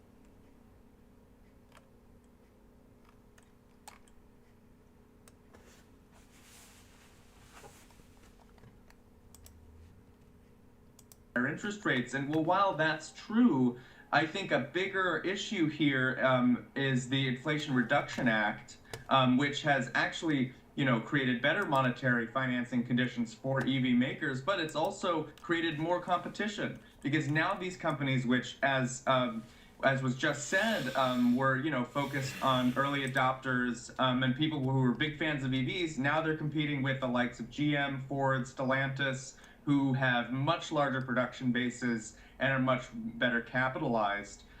So that's a concern here. When you think about Stellantis and the rest of the big three, or just the competitive nature abroad, Henry, what EV makers are best positioned right now? I think it's hard to say. I think that in the United States, it's very much up for grabs right now. We like to look at, of course, we look at international markets too. In China, we see BYD. I think they're now one of the largest car manufacturers in the world. Now, they don't only focus on EV, but they've been doing increasing numbers in electric vehicles in China. And then going back to the U.S., I think Tesla, still has the brand. Obviously, they have the more economical, better priced models, and that's a place where Rivian, they haven't gotten to production of those lower priced models. And of course, Lucid is focused only on the luxury sector. So I think really to see wide adoption of EVs, you need to see these more economical kind of mass market models. Yeah. And then Look, I'm going to jump in here because I'm running out of time, and I want to get Corey's thought on which he thinks is best positioned in the EV world. At the same time, there was some thought that maybe demand for EVs was slowing. It was a fad. Then there was a call for more hybrids. I guess we're back to EVs. What do you think here, Corey? Which ones are best positions to be the winners of the future? I bought a hybrid this year. Go figure. I didn't see that coming in my future. But I think that we focus so much on the stocks which are going down that we forget that the consumption is going up. Has the growth rate slowed? Absolutely. I think from Rivian, for example, they're talking about getting to gross profitability by the end of the year. Imagine selling something for more than it cost you to make it. Wouldn't that be a nice thing? They're not there yet, but it's early days still. I think you're going to see a lot of announcements out of Rivian. They're talking about in March, talking about their next round of vehicles. Rivian's outselling Tesla in high-end electric vehicles. What? Kind of a quiet fact there. So as they start to retool their manufacturing, get towards gross profitability, and introduce their announcements, at least, of lower cost products for the end of the year, I think this world's going to change a lot. But absolutely, the big companies catching up on electric. Is it going to be slow? Is it going to be bumps in the road? I'm sorry, I couldn't resist that, Nicole. But yes, there are bumps in the road, but we clearly see a move towards electric vehicles. Maybe slower than we first thought, but it's still happening. Yeah, great to see you both. Corey Johnson, Henry Green, thank you. Great chat on EVs, appreciate it. That's going to do it for us here on the watch list. I'm Nicole Petalides. Thanks for being with me. See you every day at 11 a.m. and 2 p.m. here on Schwab Network. In the meantime, keep it right here. Oliver Rennick, Market on Close. 4 more minutes to Power Hour. Tomorrow, come in here, probably be a good trading day.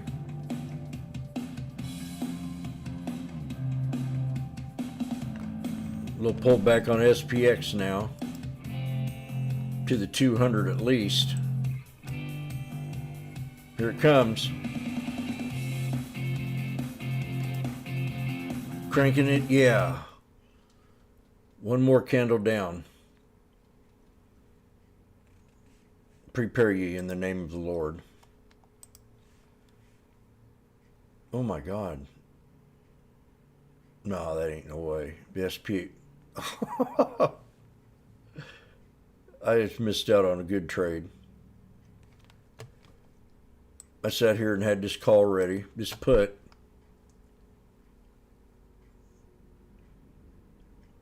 $2.20, and now it's $5.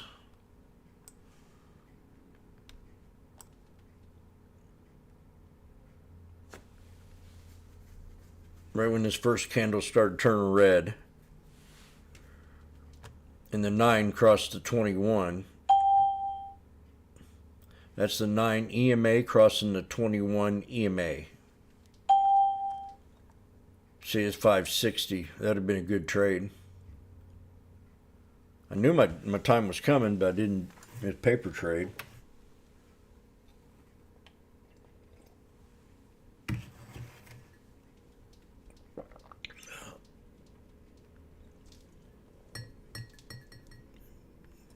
It's just like 7 cents from my resistance too. I mean, that I should have took it right there. That would have been an excellent perfect entry.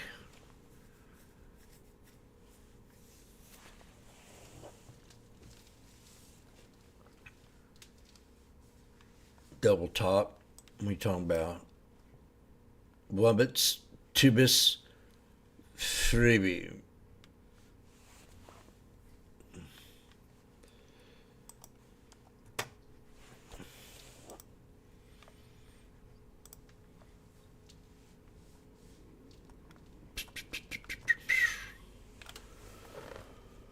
Okay.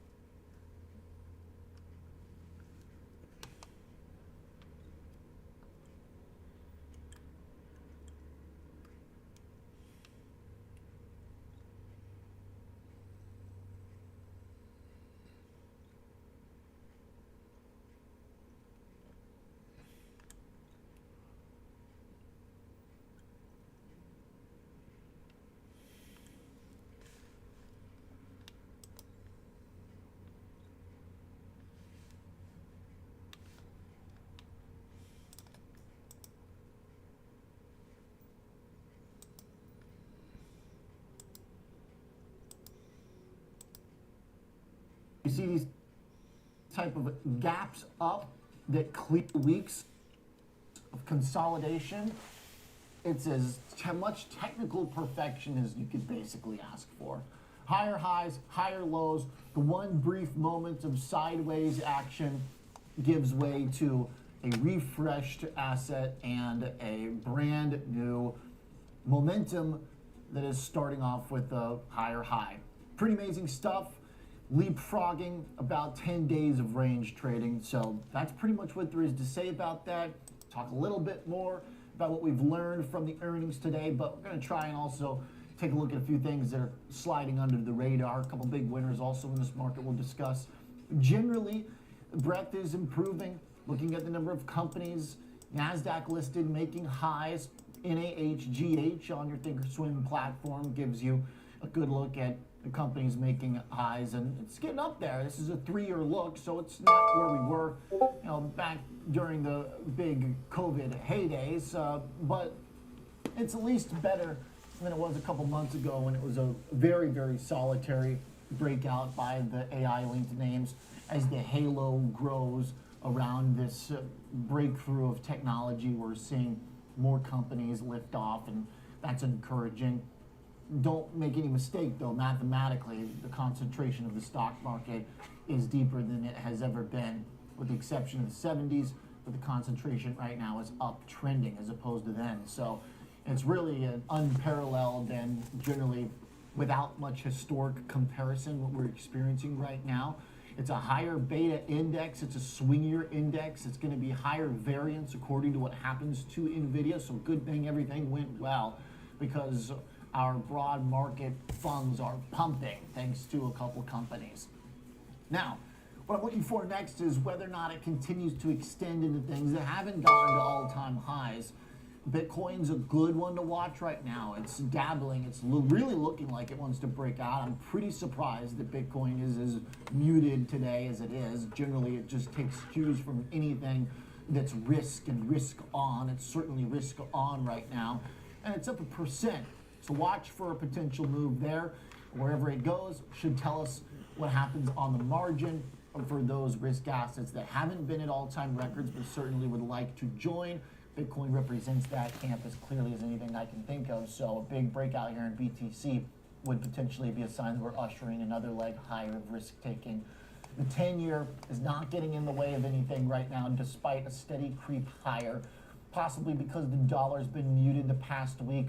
Dollar was the first mover that became obviously uptrending this year. If you recall last month when yields dropped for a moment, dollar stayed firm. So now the yields are up in the last week while the dollar's down. Probably a gap that gets closed with the dollar moving higher. I don't know how bonds aren't selling off more today. I'm going to ask my friend and colleague Kevin Hanks here in a sec, but it's a bit of a head scratcher. All the economic data were good this week. Jobless claims were incredibly impressive again today at just 200,000. And we've got now manufacturing picking up with the PMIs surprising to the upside. Services slipped a little, but they're still rock solid. Even the existing home market, which has been sleepy, is waking up. Everything here in the economy points to higher interest rates, including, by the way, perhaps not yet, but I've been watching it very closely, WTI in crude oil. Look at the chart of crude. It's up again today. We keep buying dips in crude. Really wants to test that $80. It seems like it's a matter of time. Maybe more attention will be given to it as an inflationary risk if it starts getting into the 80s. So any moment now, keep your eyes on it. Kevin Hanks and Jenny Horn with me here in studio. Jenny's a host of Next Gen Investing, and Kevin Hanks, host of Fast Market, of course. All right, Kev, let's talk the bond stuff here first, because we've had all this focus on NVIDIA. We know the only thing that kind of threatens on the margin the bull market is maybe surprises from the Fed or surprises from the inflation data. I'm surprised the bonds are as firm as they are today. What do you think? Today's trade and the trade the last 4, 5, 6, 7, 8 trading days, I don't know, is void of macroeconomic data or influences on the market. It's been an NVIDIA anticipation, and with all due respect to NVIDIA, it delivered, frankly. But meanwhile, we've got some pretty alarming macroeconomic data that this market is ignoring, like a 4.6 on the 2-year yield, a 4.3 on the 10-year yield. You know, I remember a couple weeks ago we were worried about a 4.2 on the 10-year yield. Well, it's way past that now, and apparently we're still not worried. Why? Because the microeconomic stories, the event story around NVIDIA has sucked up all the oxygen in trading. I mean, I looked, how about this? AMD is up 11.5%. If you look at the news feed on AMD stock on the Thinkorswim platform, right, first 6 stories are all NVIDIA. Yeah. And it's up 11.5% on NVIDIA news. Yeah. That's what there's just been like this wake of rally with NVIDIA literally being the rising tide. Yeah. So now, here's the other news. What's next for this market? And guess what? It's not going to ignore the macro forever, right? Now, we've been anticipating NVIDIA's earnings for a while. They're here. They're past now. Now we've got to look to the next bit of inertia for this market, and it's difficult to find one. Thing to me is I'm not terribly surprised that stocks are ignoring the levels that we've got in bonds right now because they're still very familiar. They're below the highs. But to your point, the 2-year is getting really interesting. Yes. The 2-year is really moving. It's more to me, I'm surprised that bonds have been ignoring the data this week. I mean, our economic surprise rate is flicking again. Even though our services slow down for PMIs and manufacturing kicks into gear. It's like all the stuff that was slow in the economy while our services were blasting off and are still strong. Now those parts are beating expectations. I mean, with the market making highs too, you'd have to be nuts if you're Powell to like think about cutting in this environment with inflation above your target. Seems like that would be unforgivable. Well, the vice chair of the Fed basically came out and said, you know, the data is making it bumpy for us to move on rates. And he sees, and he's worried about some of the data, because let's face it, if you're looking at the macroeconomic data, last 3 inflationary looks, 3 of the 4, we get another one next week. Yeah. Maybe They're that's all what strong. we're waiting for. They're I all guess we're just stronger. waiting for PCE. PCE is important, but boy, do you think PCE is going to excite the market when CPI, wages, and PPI have all disappointed? Possibly. Can't rule it out. Yeah. Can't rule it out. I hear you though, that's true. Maybe we're waiting for PC. All right, so instead of talking about stuff that hasn't happened or might happen, let's talk about what is happening, Jenny. Kevin mentioned AMD, Super Micro today as well, going ballistic. I know you guys have talked about that one a lot. The big sell-off there a few sessions ago now is being slowly grinded back. So this is like, I feel like we've gone from rally to the kind of FOMO melt-up style stuff. I feel like this whole thing has been like the FOMO trade, because I feel like right now what's captivating about Super Micro is its volatility. I mean, like it's every day we saw the options market pricing in these moves in like every single stock, even slightly related to NVIDIA. Now, I understand the correlation where Super Micro does provide the liquefied cooling units for AI chips. Sure, fine, but I still have to say, when you have a name that moves this much, you have to be so careful about like where you're setting your strikes, because this name has just made like, we've tripled over the past year, and then we've fallen so substantially. Now we're just like climbing back with where we were. I mean, like, it's just the outside volatility of this name makes me nervous for a company that is just like relatively new to even like our sphere of interest. Hey, as hot as this market is, we're all going to need personal liquid cooling units. Balls at least, something like that. All right, speaking of cooling off, let's talk about a sleeper winner on the day. Royal Caribbean's up 7%. I mean, I guess we're free to go on vacation now. It is past our all-time highs. You know what? I guess we are, but I have to say this is like the sleeper winner of like 2023 too. I agree. This was one of the best performers in the S&P 500 last year, and all we talk about is NVIDIA or Meta or Tesla. Sure. You gotta give some credit where credit is due. Things doubled. It's doubled. I know it. Yeah, and I know it faced easier comps, but hey, they're raising their guidance for this year. Seeing accelerated demand, that's after they already reported really strong fourth quarter profit and guidance figures, well past what the street had been expecting. Bookings we're seeing for wave season are already surging. They're actually comparing it to what we've seen as now the first 5 weeks of this year have resulted in the best wave booking weeks in the company's history. Plus, all 4 quarters and all key products are booked ahead of the same time last year as far as both rate and volume. So they already know how their fiscal 2024 is shaping up, and for that reason, seeing really high overall consumer spending on board and also bookings. So can't think of anything better as far as guidance that pretty much guarantees consistency now through the remainder of this year. Yeah. Royal Caribbean has the great companies within it. Mm-hmm. It's got Celebrity, it's got Silver Seas. Those are the great places to go on a cruise. Dean, you're a cruise expert because I've never been on a cruise. Yes. Don't they have You the go big- on a Silver Seas cruise, it'll change your opinion on cruises. They got the icon of the seas. Yep. Too, right? The biggest thing you've ever, have you seen it in the ports? It is crazy Yeah, big. it's mind-boggling. Have you seen the comparison of it to the Titanic? Titanic, Titanic yeah. is like a room on there. Yeah, they would fit in the corner, in the Yeah. lower corner. I think it's a pretty good example too, though, that this is not just this big tech revolution. The economy continues to do better. People have got money. We're still employed. Very minimal jobless claims today. I mean, this is a factor too for Royal, the airlines, everything else that has improved substantially this year. Yeah, and I think that's a really good read on it. Is not only we're seeing areas that are like completely unrelated to tourism doing well, but tourism continues to be, I mean, a relative point of strength. Even with this name's pullback this year, I mean, we're down 5% since the start of this year, but hey, a name that is up 72% year over year, a consistent, really strong performer that does not get enough credit for the recovery since the COVID pandemic. True. All right. Kevin Hanks, tomorrow, pretty light. I mean, it feels like we are, hey, I'm not even here tomorrow. I'm out of here. So I made it through NVIDIA earnings. I'm going to Florida. Nothing on the calendar tomorrow. When you look on a calendar and there's no major economic data or no news, the market tends to drift in the direction that it's already in. Now, can something change it? Of course it can. Can exhaustion set in? Of course it can. There could be a lot of reasons. We had a pretty historic day today. So how we end the week, how we end on a Friday with no real market moving data could be interesting. Sure. Okay. All right. Appreciate it, guys. Thanks, team. Whoa. Jay Horn, Kevin Hanks. That was interesting. Big rally underway. S&P's just below 5090 right now. Joining us to continue the conversation, Ann Tran is a managing partner at SageMint. Well, Dan, thanks for being here on the Schwab Network this afternoon. Hi, Oliver. Thanks for having me on your show today. Absolutely. All right, so when you talk to clients right now, everybody just wants to talk semiconductors, AI stuff. It's like demanding more attention because our index funds are now basically AI proxies. What do we do with that? Right. You know, it's been an exciting day today in the markets, and this is going to cause a lot of clients and retail investors to want to continue to look at the markets and ask, what should we be investing in? And so, for us, we are still looking at large cap growth. We are overweight in domestic, looking at growth, especially mega tech cap, right? We're looking at the large tech stocks. We see a lot of room for growth, especially after earnings seasons. It's kind of felt like the Oscars with earnings coming through.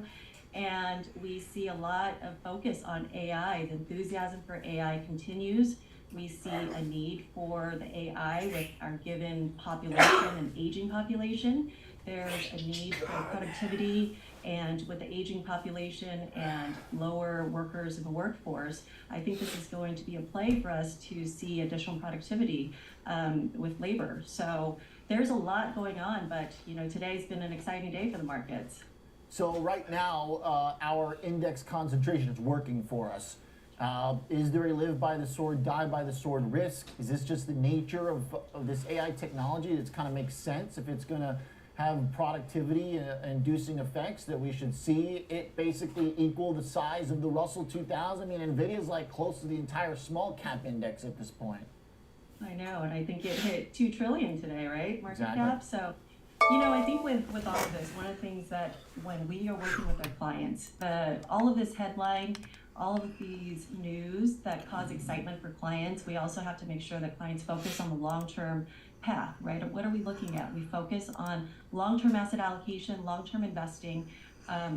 We take positions where we stay overweight a bit, like we say growth today, but we want to make sure that we focus on asset allocation, that clients don't get overweight in any particular category. This is kind of like 2000, the dot-com. We had some major hype over technology stocks, and then look what happened. And we have to remind clients that the excitement is always there, and there's always going to be a lot of excitement in the news, but we have to stay continued on looking asset allocation. We've got some volatility, I think, that's still to come with interest rates and inflation, and the Fed's releasing their minutes yesterday. So I think that will continue to add volatility into the markets. And so we have to make sure that we stay the path. Okay. And does right now that mean hedging in any way? Does it mean thinking about portfolio allocations in stocks, having to rebalance, put that into other stuff if it gets too concentrated, or is this just accepting kind of the role of momentum in a portfolio and being okay with that? Yeah, I think it's always important to make sure you review your allocation. It's one of those things where you will see sectors or sectors or asset classes become overweight, just like technology is today. We're seeing Nasdaq, Dow, S&P. We're seeing all large U.S. domestic equities, hitting all-time highs. And so we want to make sure that we're able to participate in the markets, but we also want to make sure that we're reevaluating portfolios and that we're taking a look at the allocation.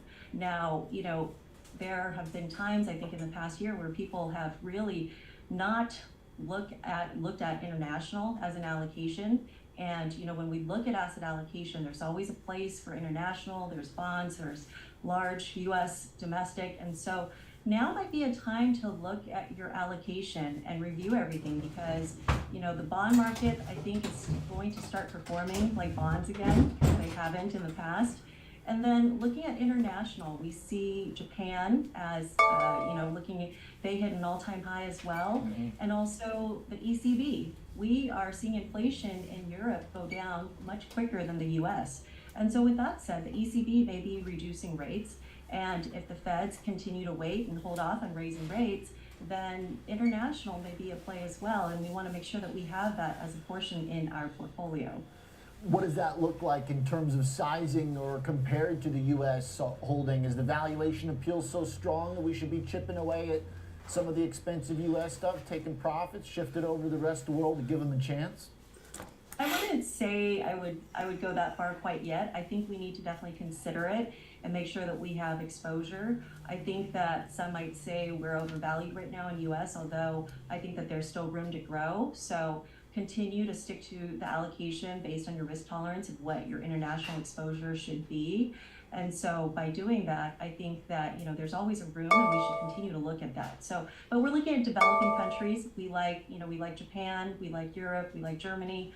And so those should be the sectors and international areas that we should look at. China play a role, or too risky right now? I'm sorry, what was that? China play a role in that international exposure? I think China right now is a little bit too risky. We're not looking at China right now. I think we need to see a lot more news come out about kind of where China is heading. But right now, I probably wouldn't put a big focus on China. We're really looking towards Japan, though. Okay, all right. Japanese stocks certainly doing well. So dabble outside U.S., but just don't reach too far, and don't chip away at U.S. tech as it costs to do so. Thanks for the commentary. Appreciate it, Ann. Thank you very much. Thanks, Oliver. Have a good day. You too, Ann Tran, Sagement Wealth. All right, riding the momentum wave for the long-term investor. Much of it hinging on NVIDIA, but that's working just fine for us. Let's get into some more of the details. What we've learned throughout the session here is the bid has not just held, but extended throughout the day. Be right back.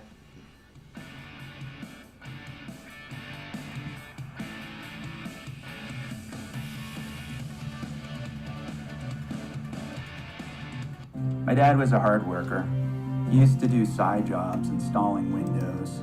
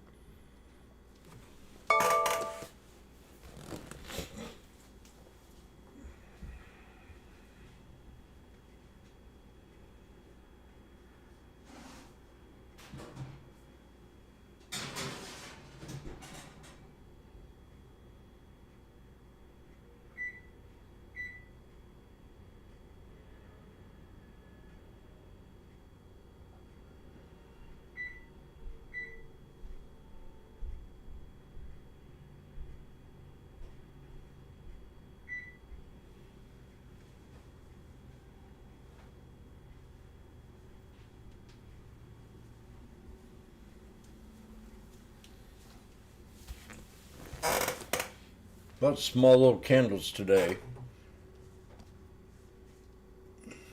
I just walked in the kitchen, was thinking about what's different about today than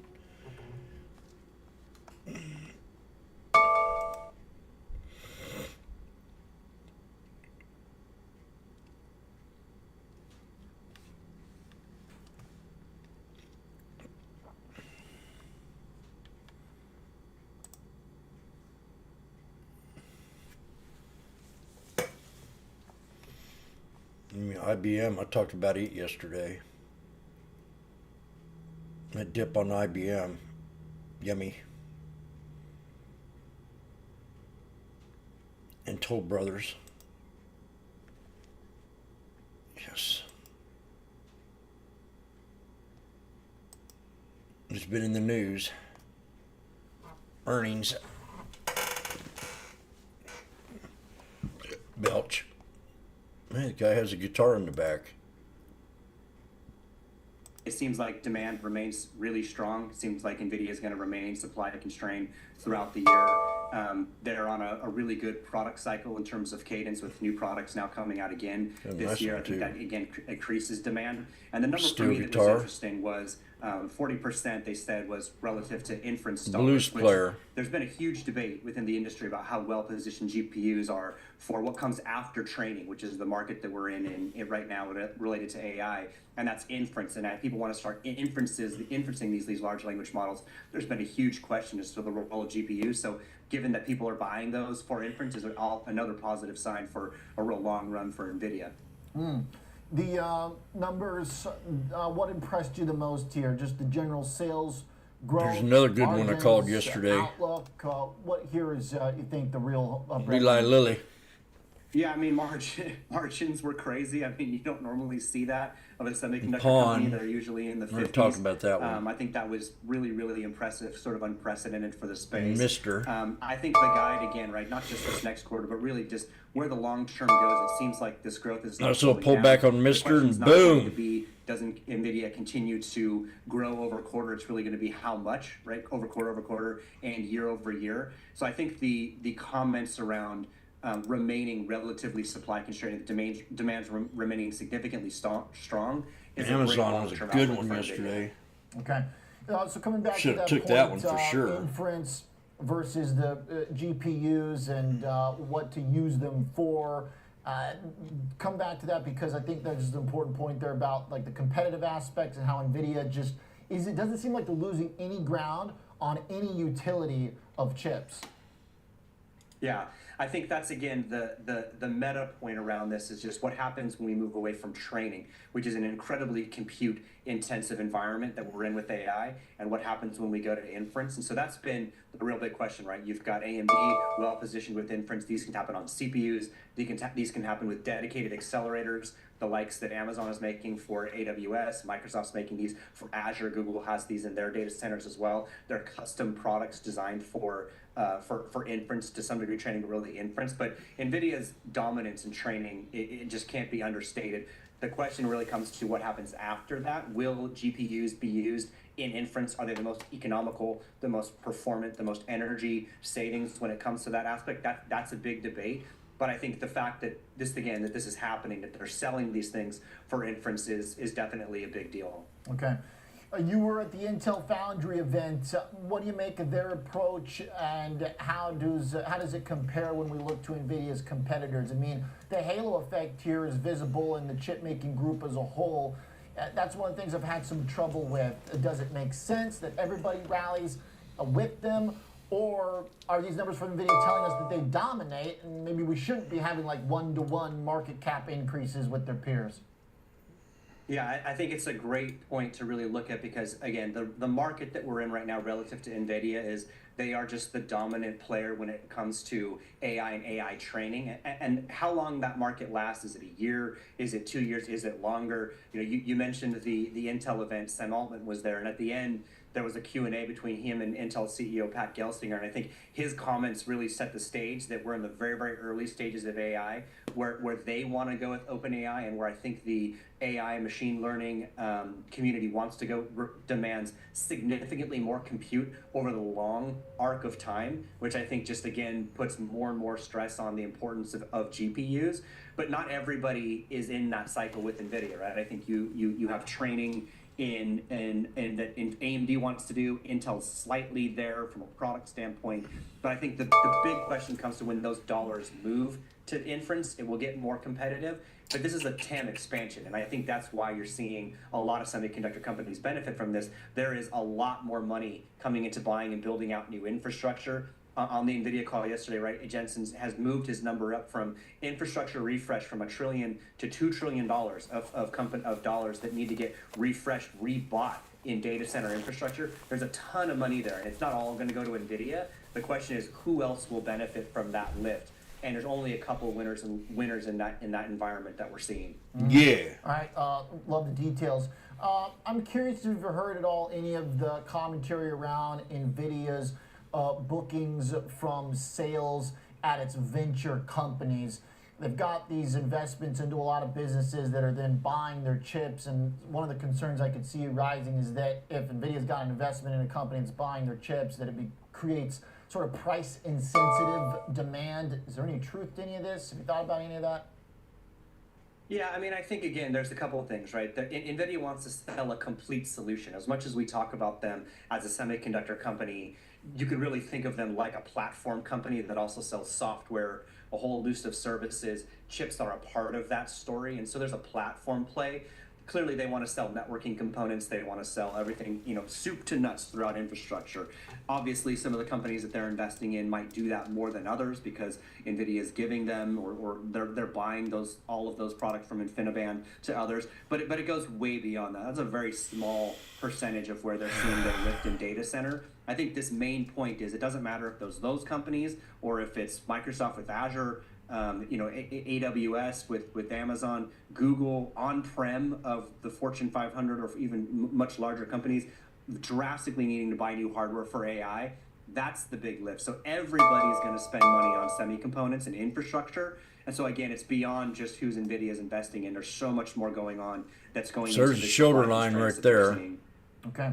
And price action-wise, what do you think's possible here as we break out? I mean, it seems like the charts are telling us not to worry. Is there anything, any level, any price? 50.83, 53. If this doesn't hold.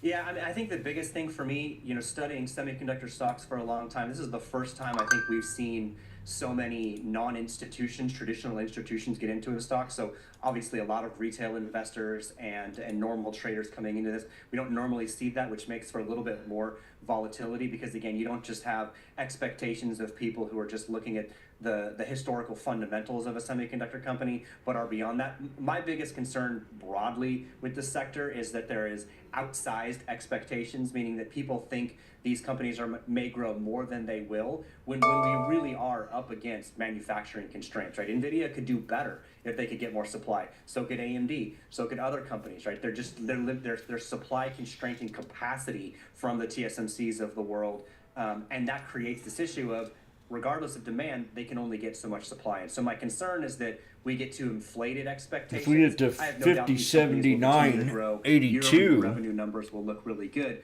But the question is, will they grow enough to satisfy these different If we get down to the 200, that'd be a double bottom, high or low. So gotta see if this, see, we might have the chance. That's first support broke. Second's the neckline, shoulder line. And then the last one's the 200 SMA.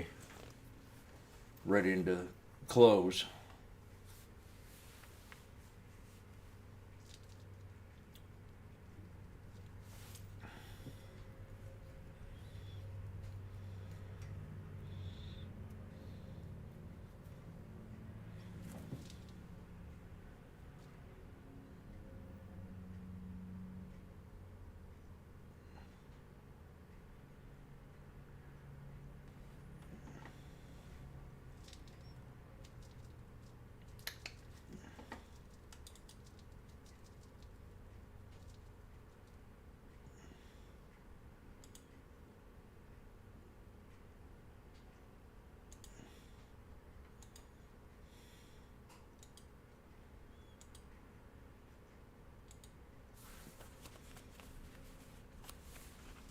Okay, now we're at the shoulder line. I'm getting my call ready.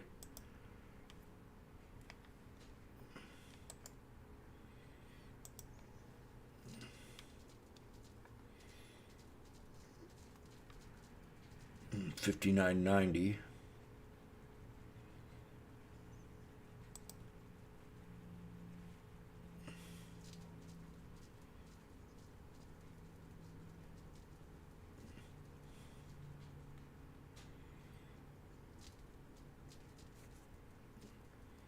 We'll wait.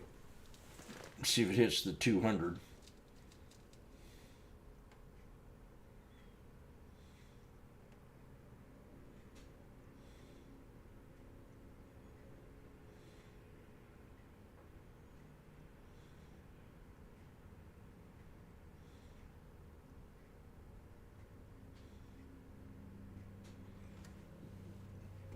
Could have grabbed some at 120 right there. Could have been a good idea.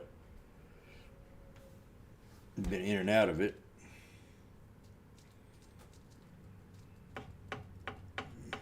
Inverse head and shoulders, right shoulder line, high or low.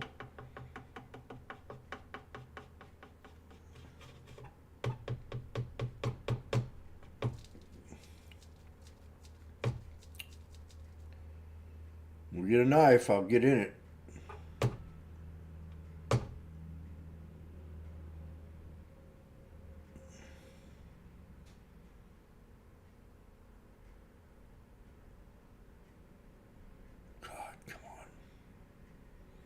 No.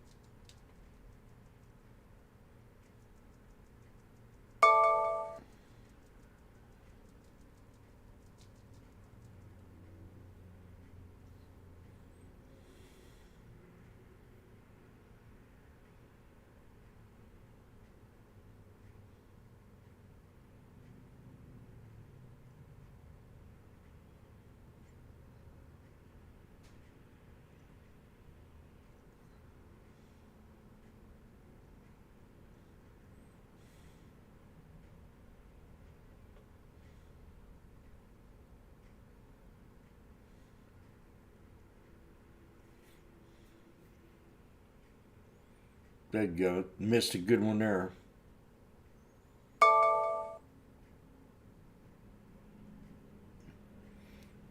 Almost 100%. There it is, 100%.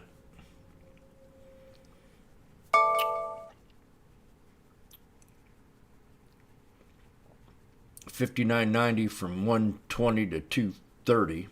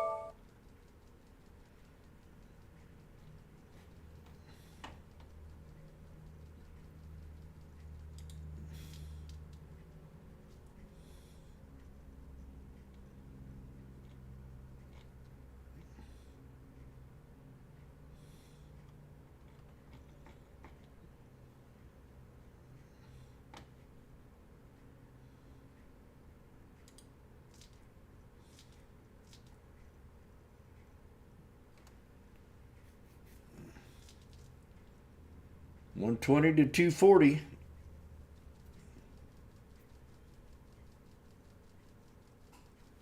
Micron, what's going on with it? on some of the Micron chips there. Oh in gosh, China based on, 275. kind of push and pull with the U.S. against regulatory issues that we're having. Right there would have been a as far great as one. tech goes. But did see some You even foot called fighters it in out, here didn't today, take it. Maybe taking advantage of this big pop in Micron on the back of that NVIDIA report. March 8th weekly options, the 85 strike put. Trader bought 6,000 of those for just under $2.30 debit. So that break even of 82.72 over the next 15 days is about 4% below the current share price in there, with call volume double. You got to remember, this stock was just trading near $80 a couple days ago. So somebody thinks this thing's going to reverse lower. By doing the March 8th, you avoid that earning. This trader's avoiding the earnings, which comes on March 20th. We'll get an update on their guidance moving forward. But yeah, DRAM pricing improving. That's a bonus for Micron. Memory chip purchases are starting to ramp up here. This person's fading them. They're buying puts. Yep, they're buying puts with the fact that, hey, just because NVIDIA drags everything up with it doesn't equate that Micron's going to continue to do well. You got to take that into consideration. So far, it's working well.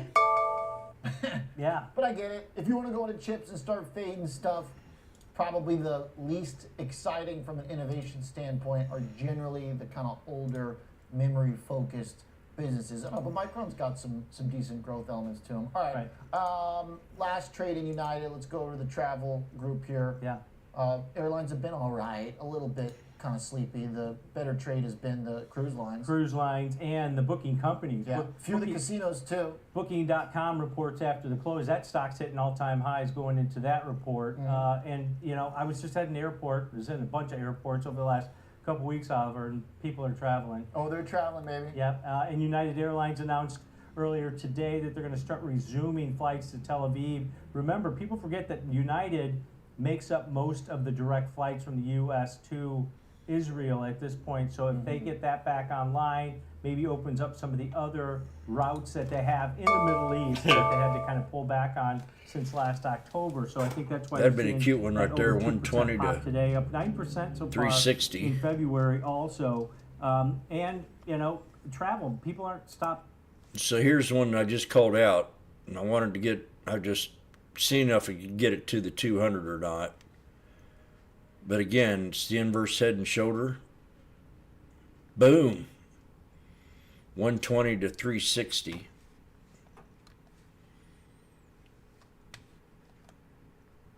Been lagging a little bit. Yeah. Maybe it's because the price of oil continues to grind up towards $80 a barrel. That'll definitely hurt their margins at this point. But if you look at just the travel numbers, discounting the fares, that's kind of ended at this point also. Demand's out there. Now you got summer travel season coming up.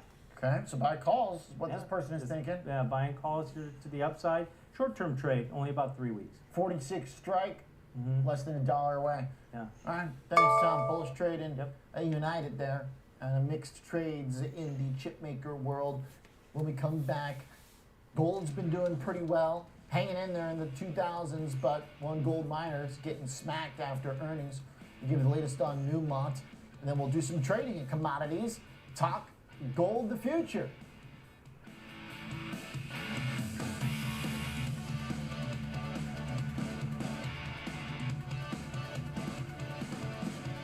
Schwab Bank Investor Checking, the checking account built for investors. Named highest in client satisfaction by J.D. Power for 5 years in a row. With Investor Checking, you get the award-winning features of our checking account, plus cash management solutions, all designed for investors like you, with no monthly service fees or account minimums. Unlimited ATM fee rebates for cash withdrawals worldwide.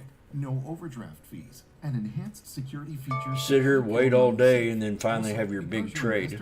Boom! Is linked to your Schwab One brokerage account. You can manage your checking and investing in one. Yep, I guarantee you can make a trade every day if you just wait and let it come to you. Move to your brokerage account is available in. It will eventually. You can stop waiting and start investing in stocks, bonds, money market funds, and more. Get more with Schwab Bank Investor Checking, the checking account built for investors. 470 from 120. Accelerate your market knowledge and shift your perspective into full. It's $3 grand. Real-time example trades, a full hour of trading insights. I'm Tom White. I'm Kevin Hayes. Catch me on Fast More. Market, weekdays at noon on the Schwab Network. Fast Market, ready for you, ready to go at 12 p.m. Eastern on the Schwab Network.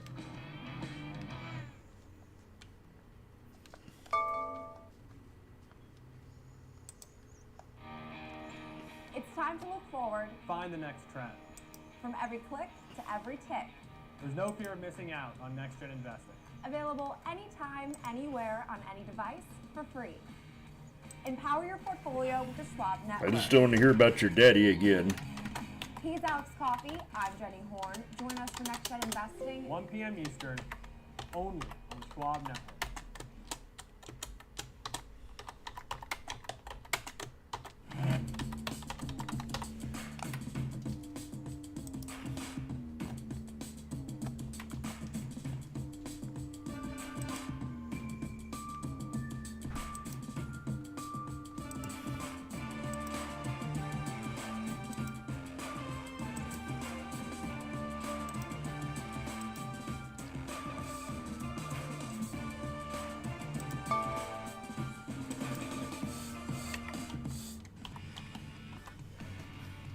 The dollar continues to meander lower here over the past week, opening the door to some commodity strengths, mostly in crude oil, though. Gold's a little weak. We'll talk to gold miner Newmont in a moment. Also, it's getting hit right now. Scott Bowers with us from Prosper Trading Academy. Firstly, before we get into commodities, Scott, nice trade on Rivian. Did you close that sucker out? Oh yeah, for sure. You know, stock went down even further than I thought it was going to go down. It was just a great reward to risk setup.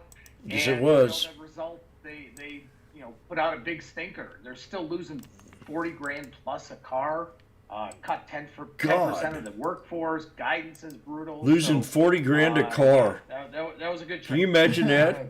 So you got the downside, it got hit. Jesus. Trade was winner. Stock was a sucker. Losing 40 grand a car. Oh yeah, for sure. Okay, what do you make of today's kind of macro trade? If we go beyond NVIDIA for a second, had pretty good data. Bonds don't seem to be freaking out by any means. What are you looking at here when we go outside of the tech trade? Yeah, I'm a little surprised that given the weekly jobless claims, which, you know, listen, it's a weekly, it's not a big monthly number, but, you know, that number was not what the Fed wants to see, you know, with the labor market continuing to be so strong. So between that, between crude, you know, ticking up, I would have thought maybe it would have been a little weaker macro-wise outside of the whole NVIDIA phenomenon. Okay. I agree with you there. I mean, it seemed like our data continued to impress. What's with this dollar? Did it just move too fast earlier this year and it's recouping or what? Yeah, it absolutely could have. But don't count it out yet. You know, you've got all these other currencies that are real weak. You might just see some profit taking here, and I really wouldn't count it out. I think that 104 we're gonna see that again. Okay. Crude oil seems pretty firm no matter what the dollar does. Hasn't gotten a lot of attention. I'm thinking $80 maybe people will start talking about it. Real interesting data today because you got a big tug of war. You know, things have escalated in the Red Sea. So, you know, the underpinning of geopolitical risk, which I still think, you know, is baking in about $5-6 a barrel there. You've got that, but then we got data earlier this morning. U.S. crude inventory is a huge build, so you've got that tug of war. You know, if it weren't for the unrest and the escalation in the Red Sea, I think we'd be closer to 75, honestly. Yeah, to rally through the inventories, I mean, it doesn't seem like crude's been very responsive when those rise. No, exactly. I agree with that. And I think that's still because, you know, everybody knows that there is, you know, or I think there's this premium that's built in there because of any escalation at any moment, what we can see coming out of the Middle East. Okay. Natty gas, another down day, had a couple pops last two sessions, but this thing still seems like it's in pretty rough shape. Yeah, you had a few days of a pop there, and that was, you know, one, it could have been some short covering, and two, you know, lots of headlines about production declines. But, you know, looking at the option trade, you know, on the futures options, got an expiration in 4 days, and there is huge put buying, Oliver. Today, huge opening put buying down at $1.60. and $1.50. So I think there's some people out there that are saying, this rally that we saw not lasting very long. Okay. Untouchable still, or I mean, it's only $1.70 to take a stab. You know, I got a little change in my pocket. Well, we know what we know what you could lose on the downside, right? Right, always 100. Exactly. All right, talk some gold for us for a sec, Scott. Seems like when we're risk on, like we are today, gold doesn't have much to offer. It really does not, and it's just kind of complacent, but yet it is hanging above 2,000, which is really more a psychological level than anything else. But you're right, there seems to be a big disconnect when we get a risk-on day here. Gold is really more or less just an afterthought. Yeah. All right. Gold a little changed. Bitcoin moving. Should we be getting a BTC ramp if all the tech stuff's lifted off?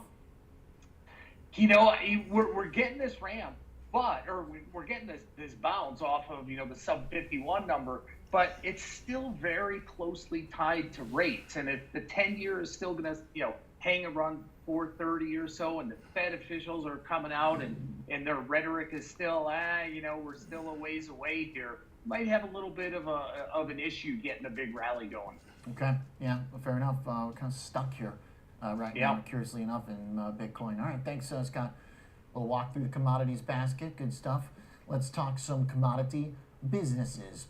Newmont is down after earnings. Rita Young, senior markets correspondent, got the developing story for us. All right, so earnings specific seems, Renita, because the gold price is fine. Yeah, gold price is fine. In fact, the average realized price of gold actually rose for Newmont during that quarter. I'll get to that in a moment, but let's talk about why shares are actually down now to almost a 5-year low. It's because although the company did come in line with some earnings expectations, they cut their quarterly dividend, and they're also announcing some plans to reduce debt, which includes selling off some of their assets. And I don't think investors are too happy about the combination of events that are happening for this stock today.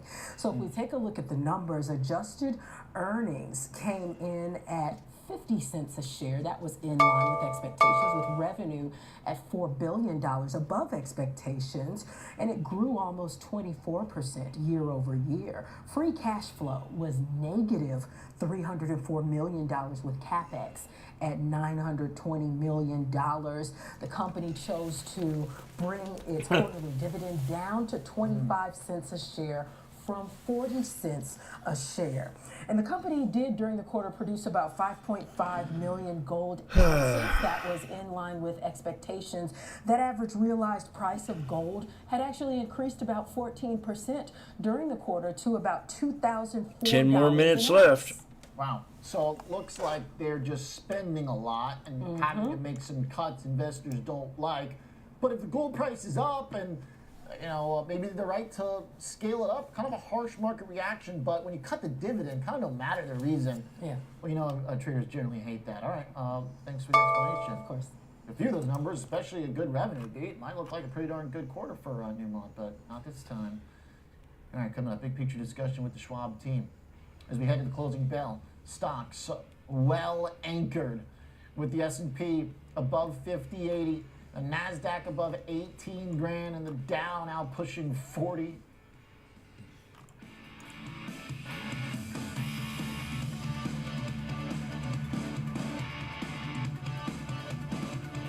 I was born on the south side of Chicago. It's been a long road, but now I'm working for Schwab. I love to help people understand the world through their lens. Just don't talk about your daddy.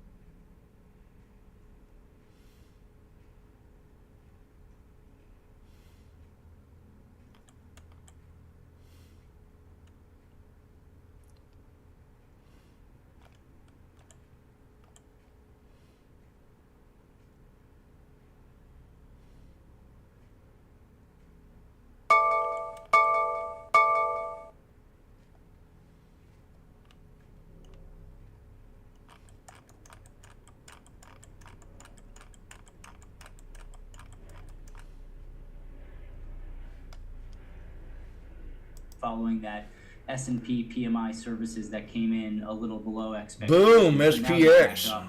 I think a key theme that's been Big old driving the candle market right there. lately, is the idea that the Fed might not cut rates as soon as the markets have been expecting.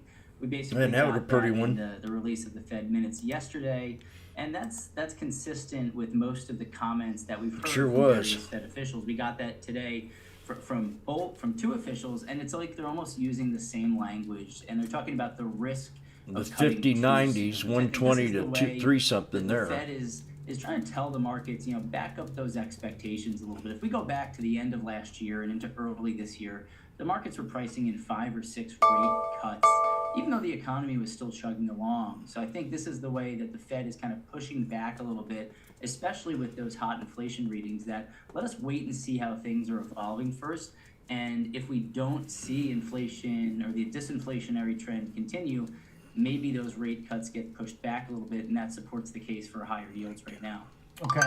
One of the things I heard from bond bulls and doves coming into this year when recession risk seemed higher, or when we had some of those regional bank scares, was that even if the Fed pushes back cuts, there's not going to be enough economic strength to kind of drive the train for too long. Seems like now with stocks blasting off to records, the data and the surprising to the upside still, it would kind of up those economic possibilities of strength. Should we be revising our expectations for what's possible for the yields too? Well, we haven't revised ours just yet, Oliver, but I think that's a really interesting point. If you look at the structure of the yield curve and why the yield curve is inverted right now, it's based on expectations for what the Fed will or won't do over the next number of years. For yields to keep rising, you'd have to have the expectation that the Fed is either going to hold for a much longer period of time or that they'll actually resume hiking. As long as the next move is expected to be a cut, we'd expect to see that yield curve inverted for now. So you'd really need to see an acceleration in growth and inflation that would warrant that aggressive response from the Fed to begin to re-up that hiking cycle. So if we look at what's the upside for Treasury yields, sure, they can go up a little bit from here. We still think the peak is behind us. We don't expect the 10-year Treasury yield to get back to that 5% level. But the longer that the Fed holds, that does allow some room for them to drift a little bit higher in the short run. Okay, all right, great stuff. I like that detail. Lizanne, as we think about what's next on the calendar, tomorrow's empty as far as economic data goes. Inflation, I guess, our next big highlight. What are you looking for to move the needle next for markets? Yeah, so PCE doesn't tend to surprise in a significant way, either above or below expectations, only because the components of PCE you get via CPI and PPI. But I think in this environment, even a slight shift in direction relative to consensus could be a needle mover. We saw much better claims today. So in addition to the upcoming jobs report, we still have to wait a little bit. I think the weekly data on the labor market are important. And then, of course, we get the first revision to fourth quarter GDP. And we'll have to see whether that moves in favor of what has been more hawkish commentary from the Fed lately. All right. Yeah, that'll be a big one now to watch those GDP revisions. Sometimes they get ignored. I don't think they're going to this time around. Thanks, Lizanne. Thanks, Colin. Great comment, guys. Excellent way to finish the day here. Colin Martin, Lizanne Saunders coming up. We've got some earnings booking into it. We'll also talk block. We've also got the CFO of Moderna joining us after a big report. And also, right on cue, the timing could not be better. Breaking news. Reddit files for an IPO. If you need any other signal that a little froth is coming back into this market, welcome the Reddit traders. They're going public. Be right back.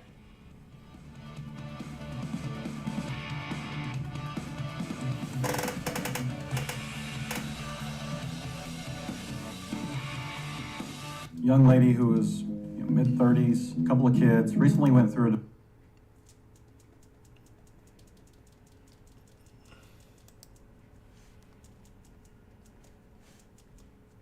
about 20 kids, went through a divorce. And one day I was sitting on the front porch, minding my own business, and she came up and said, "I got 20 kids, they're all yours." Okay, it's over.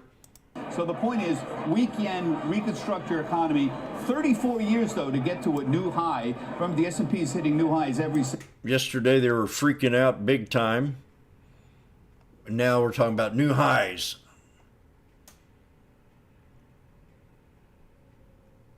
See, like I said, you got to take it all with a grain of salt.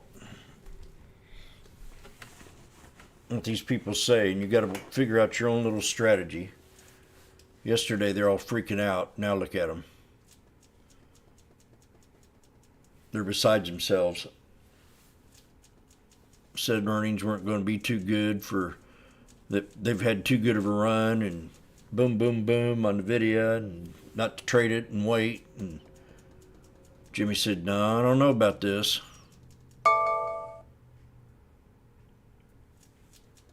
And then we had the big bounce, great earnings. And then they're talking about how it turned everything around. AMD, all them stocks that were down. Meta, Google, anything, oil. I guess more tension going on in the Middle East there. I'll have to read up on that. So, yabba dabba doo. Be a devil's advocate. See you later.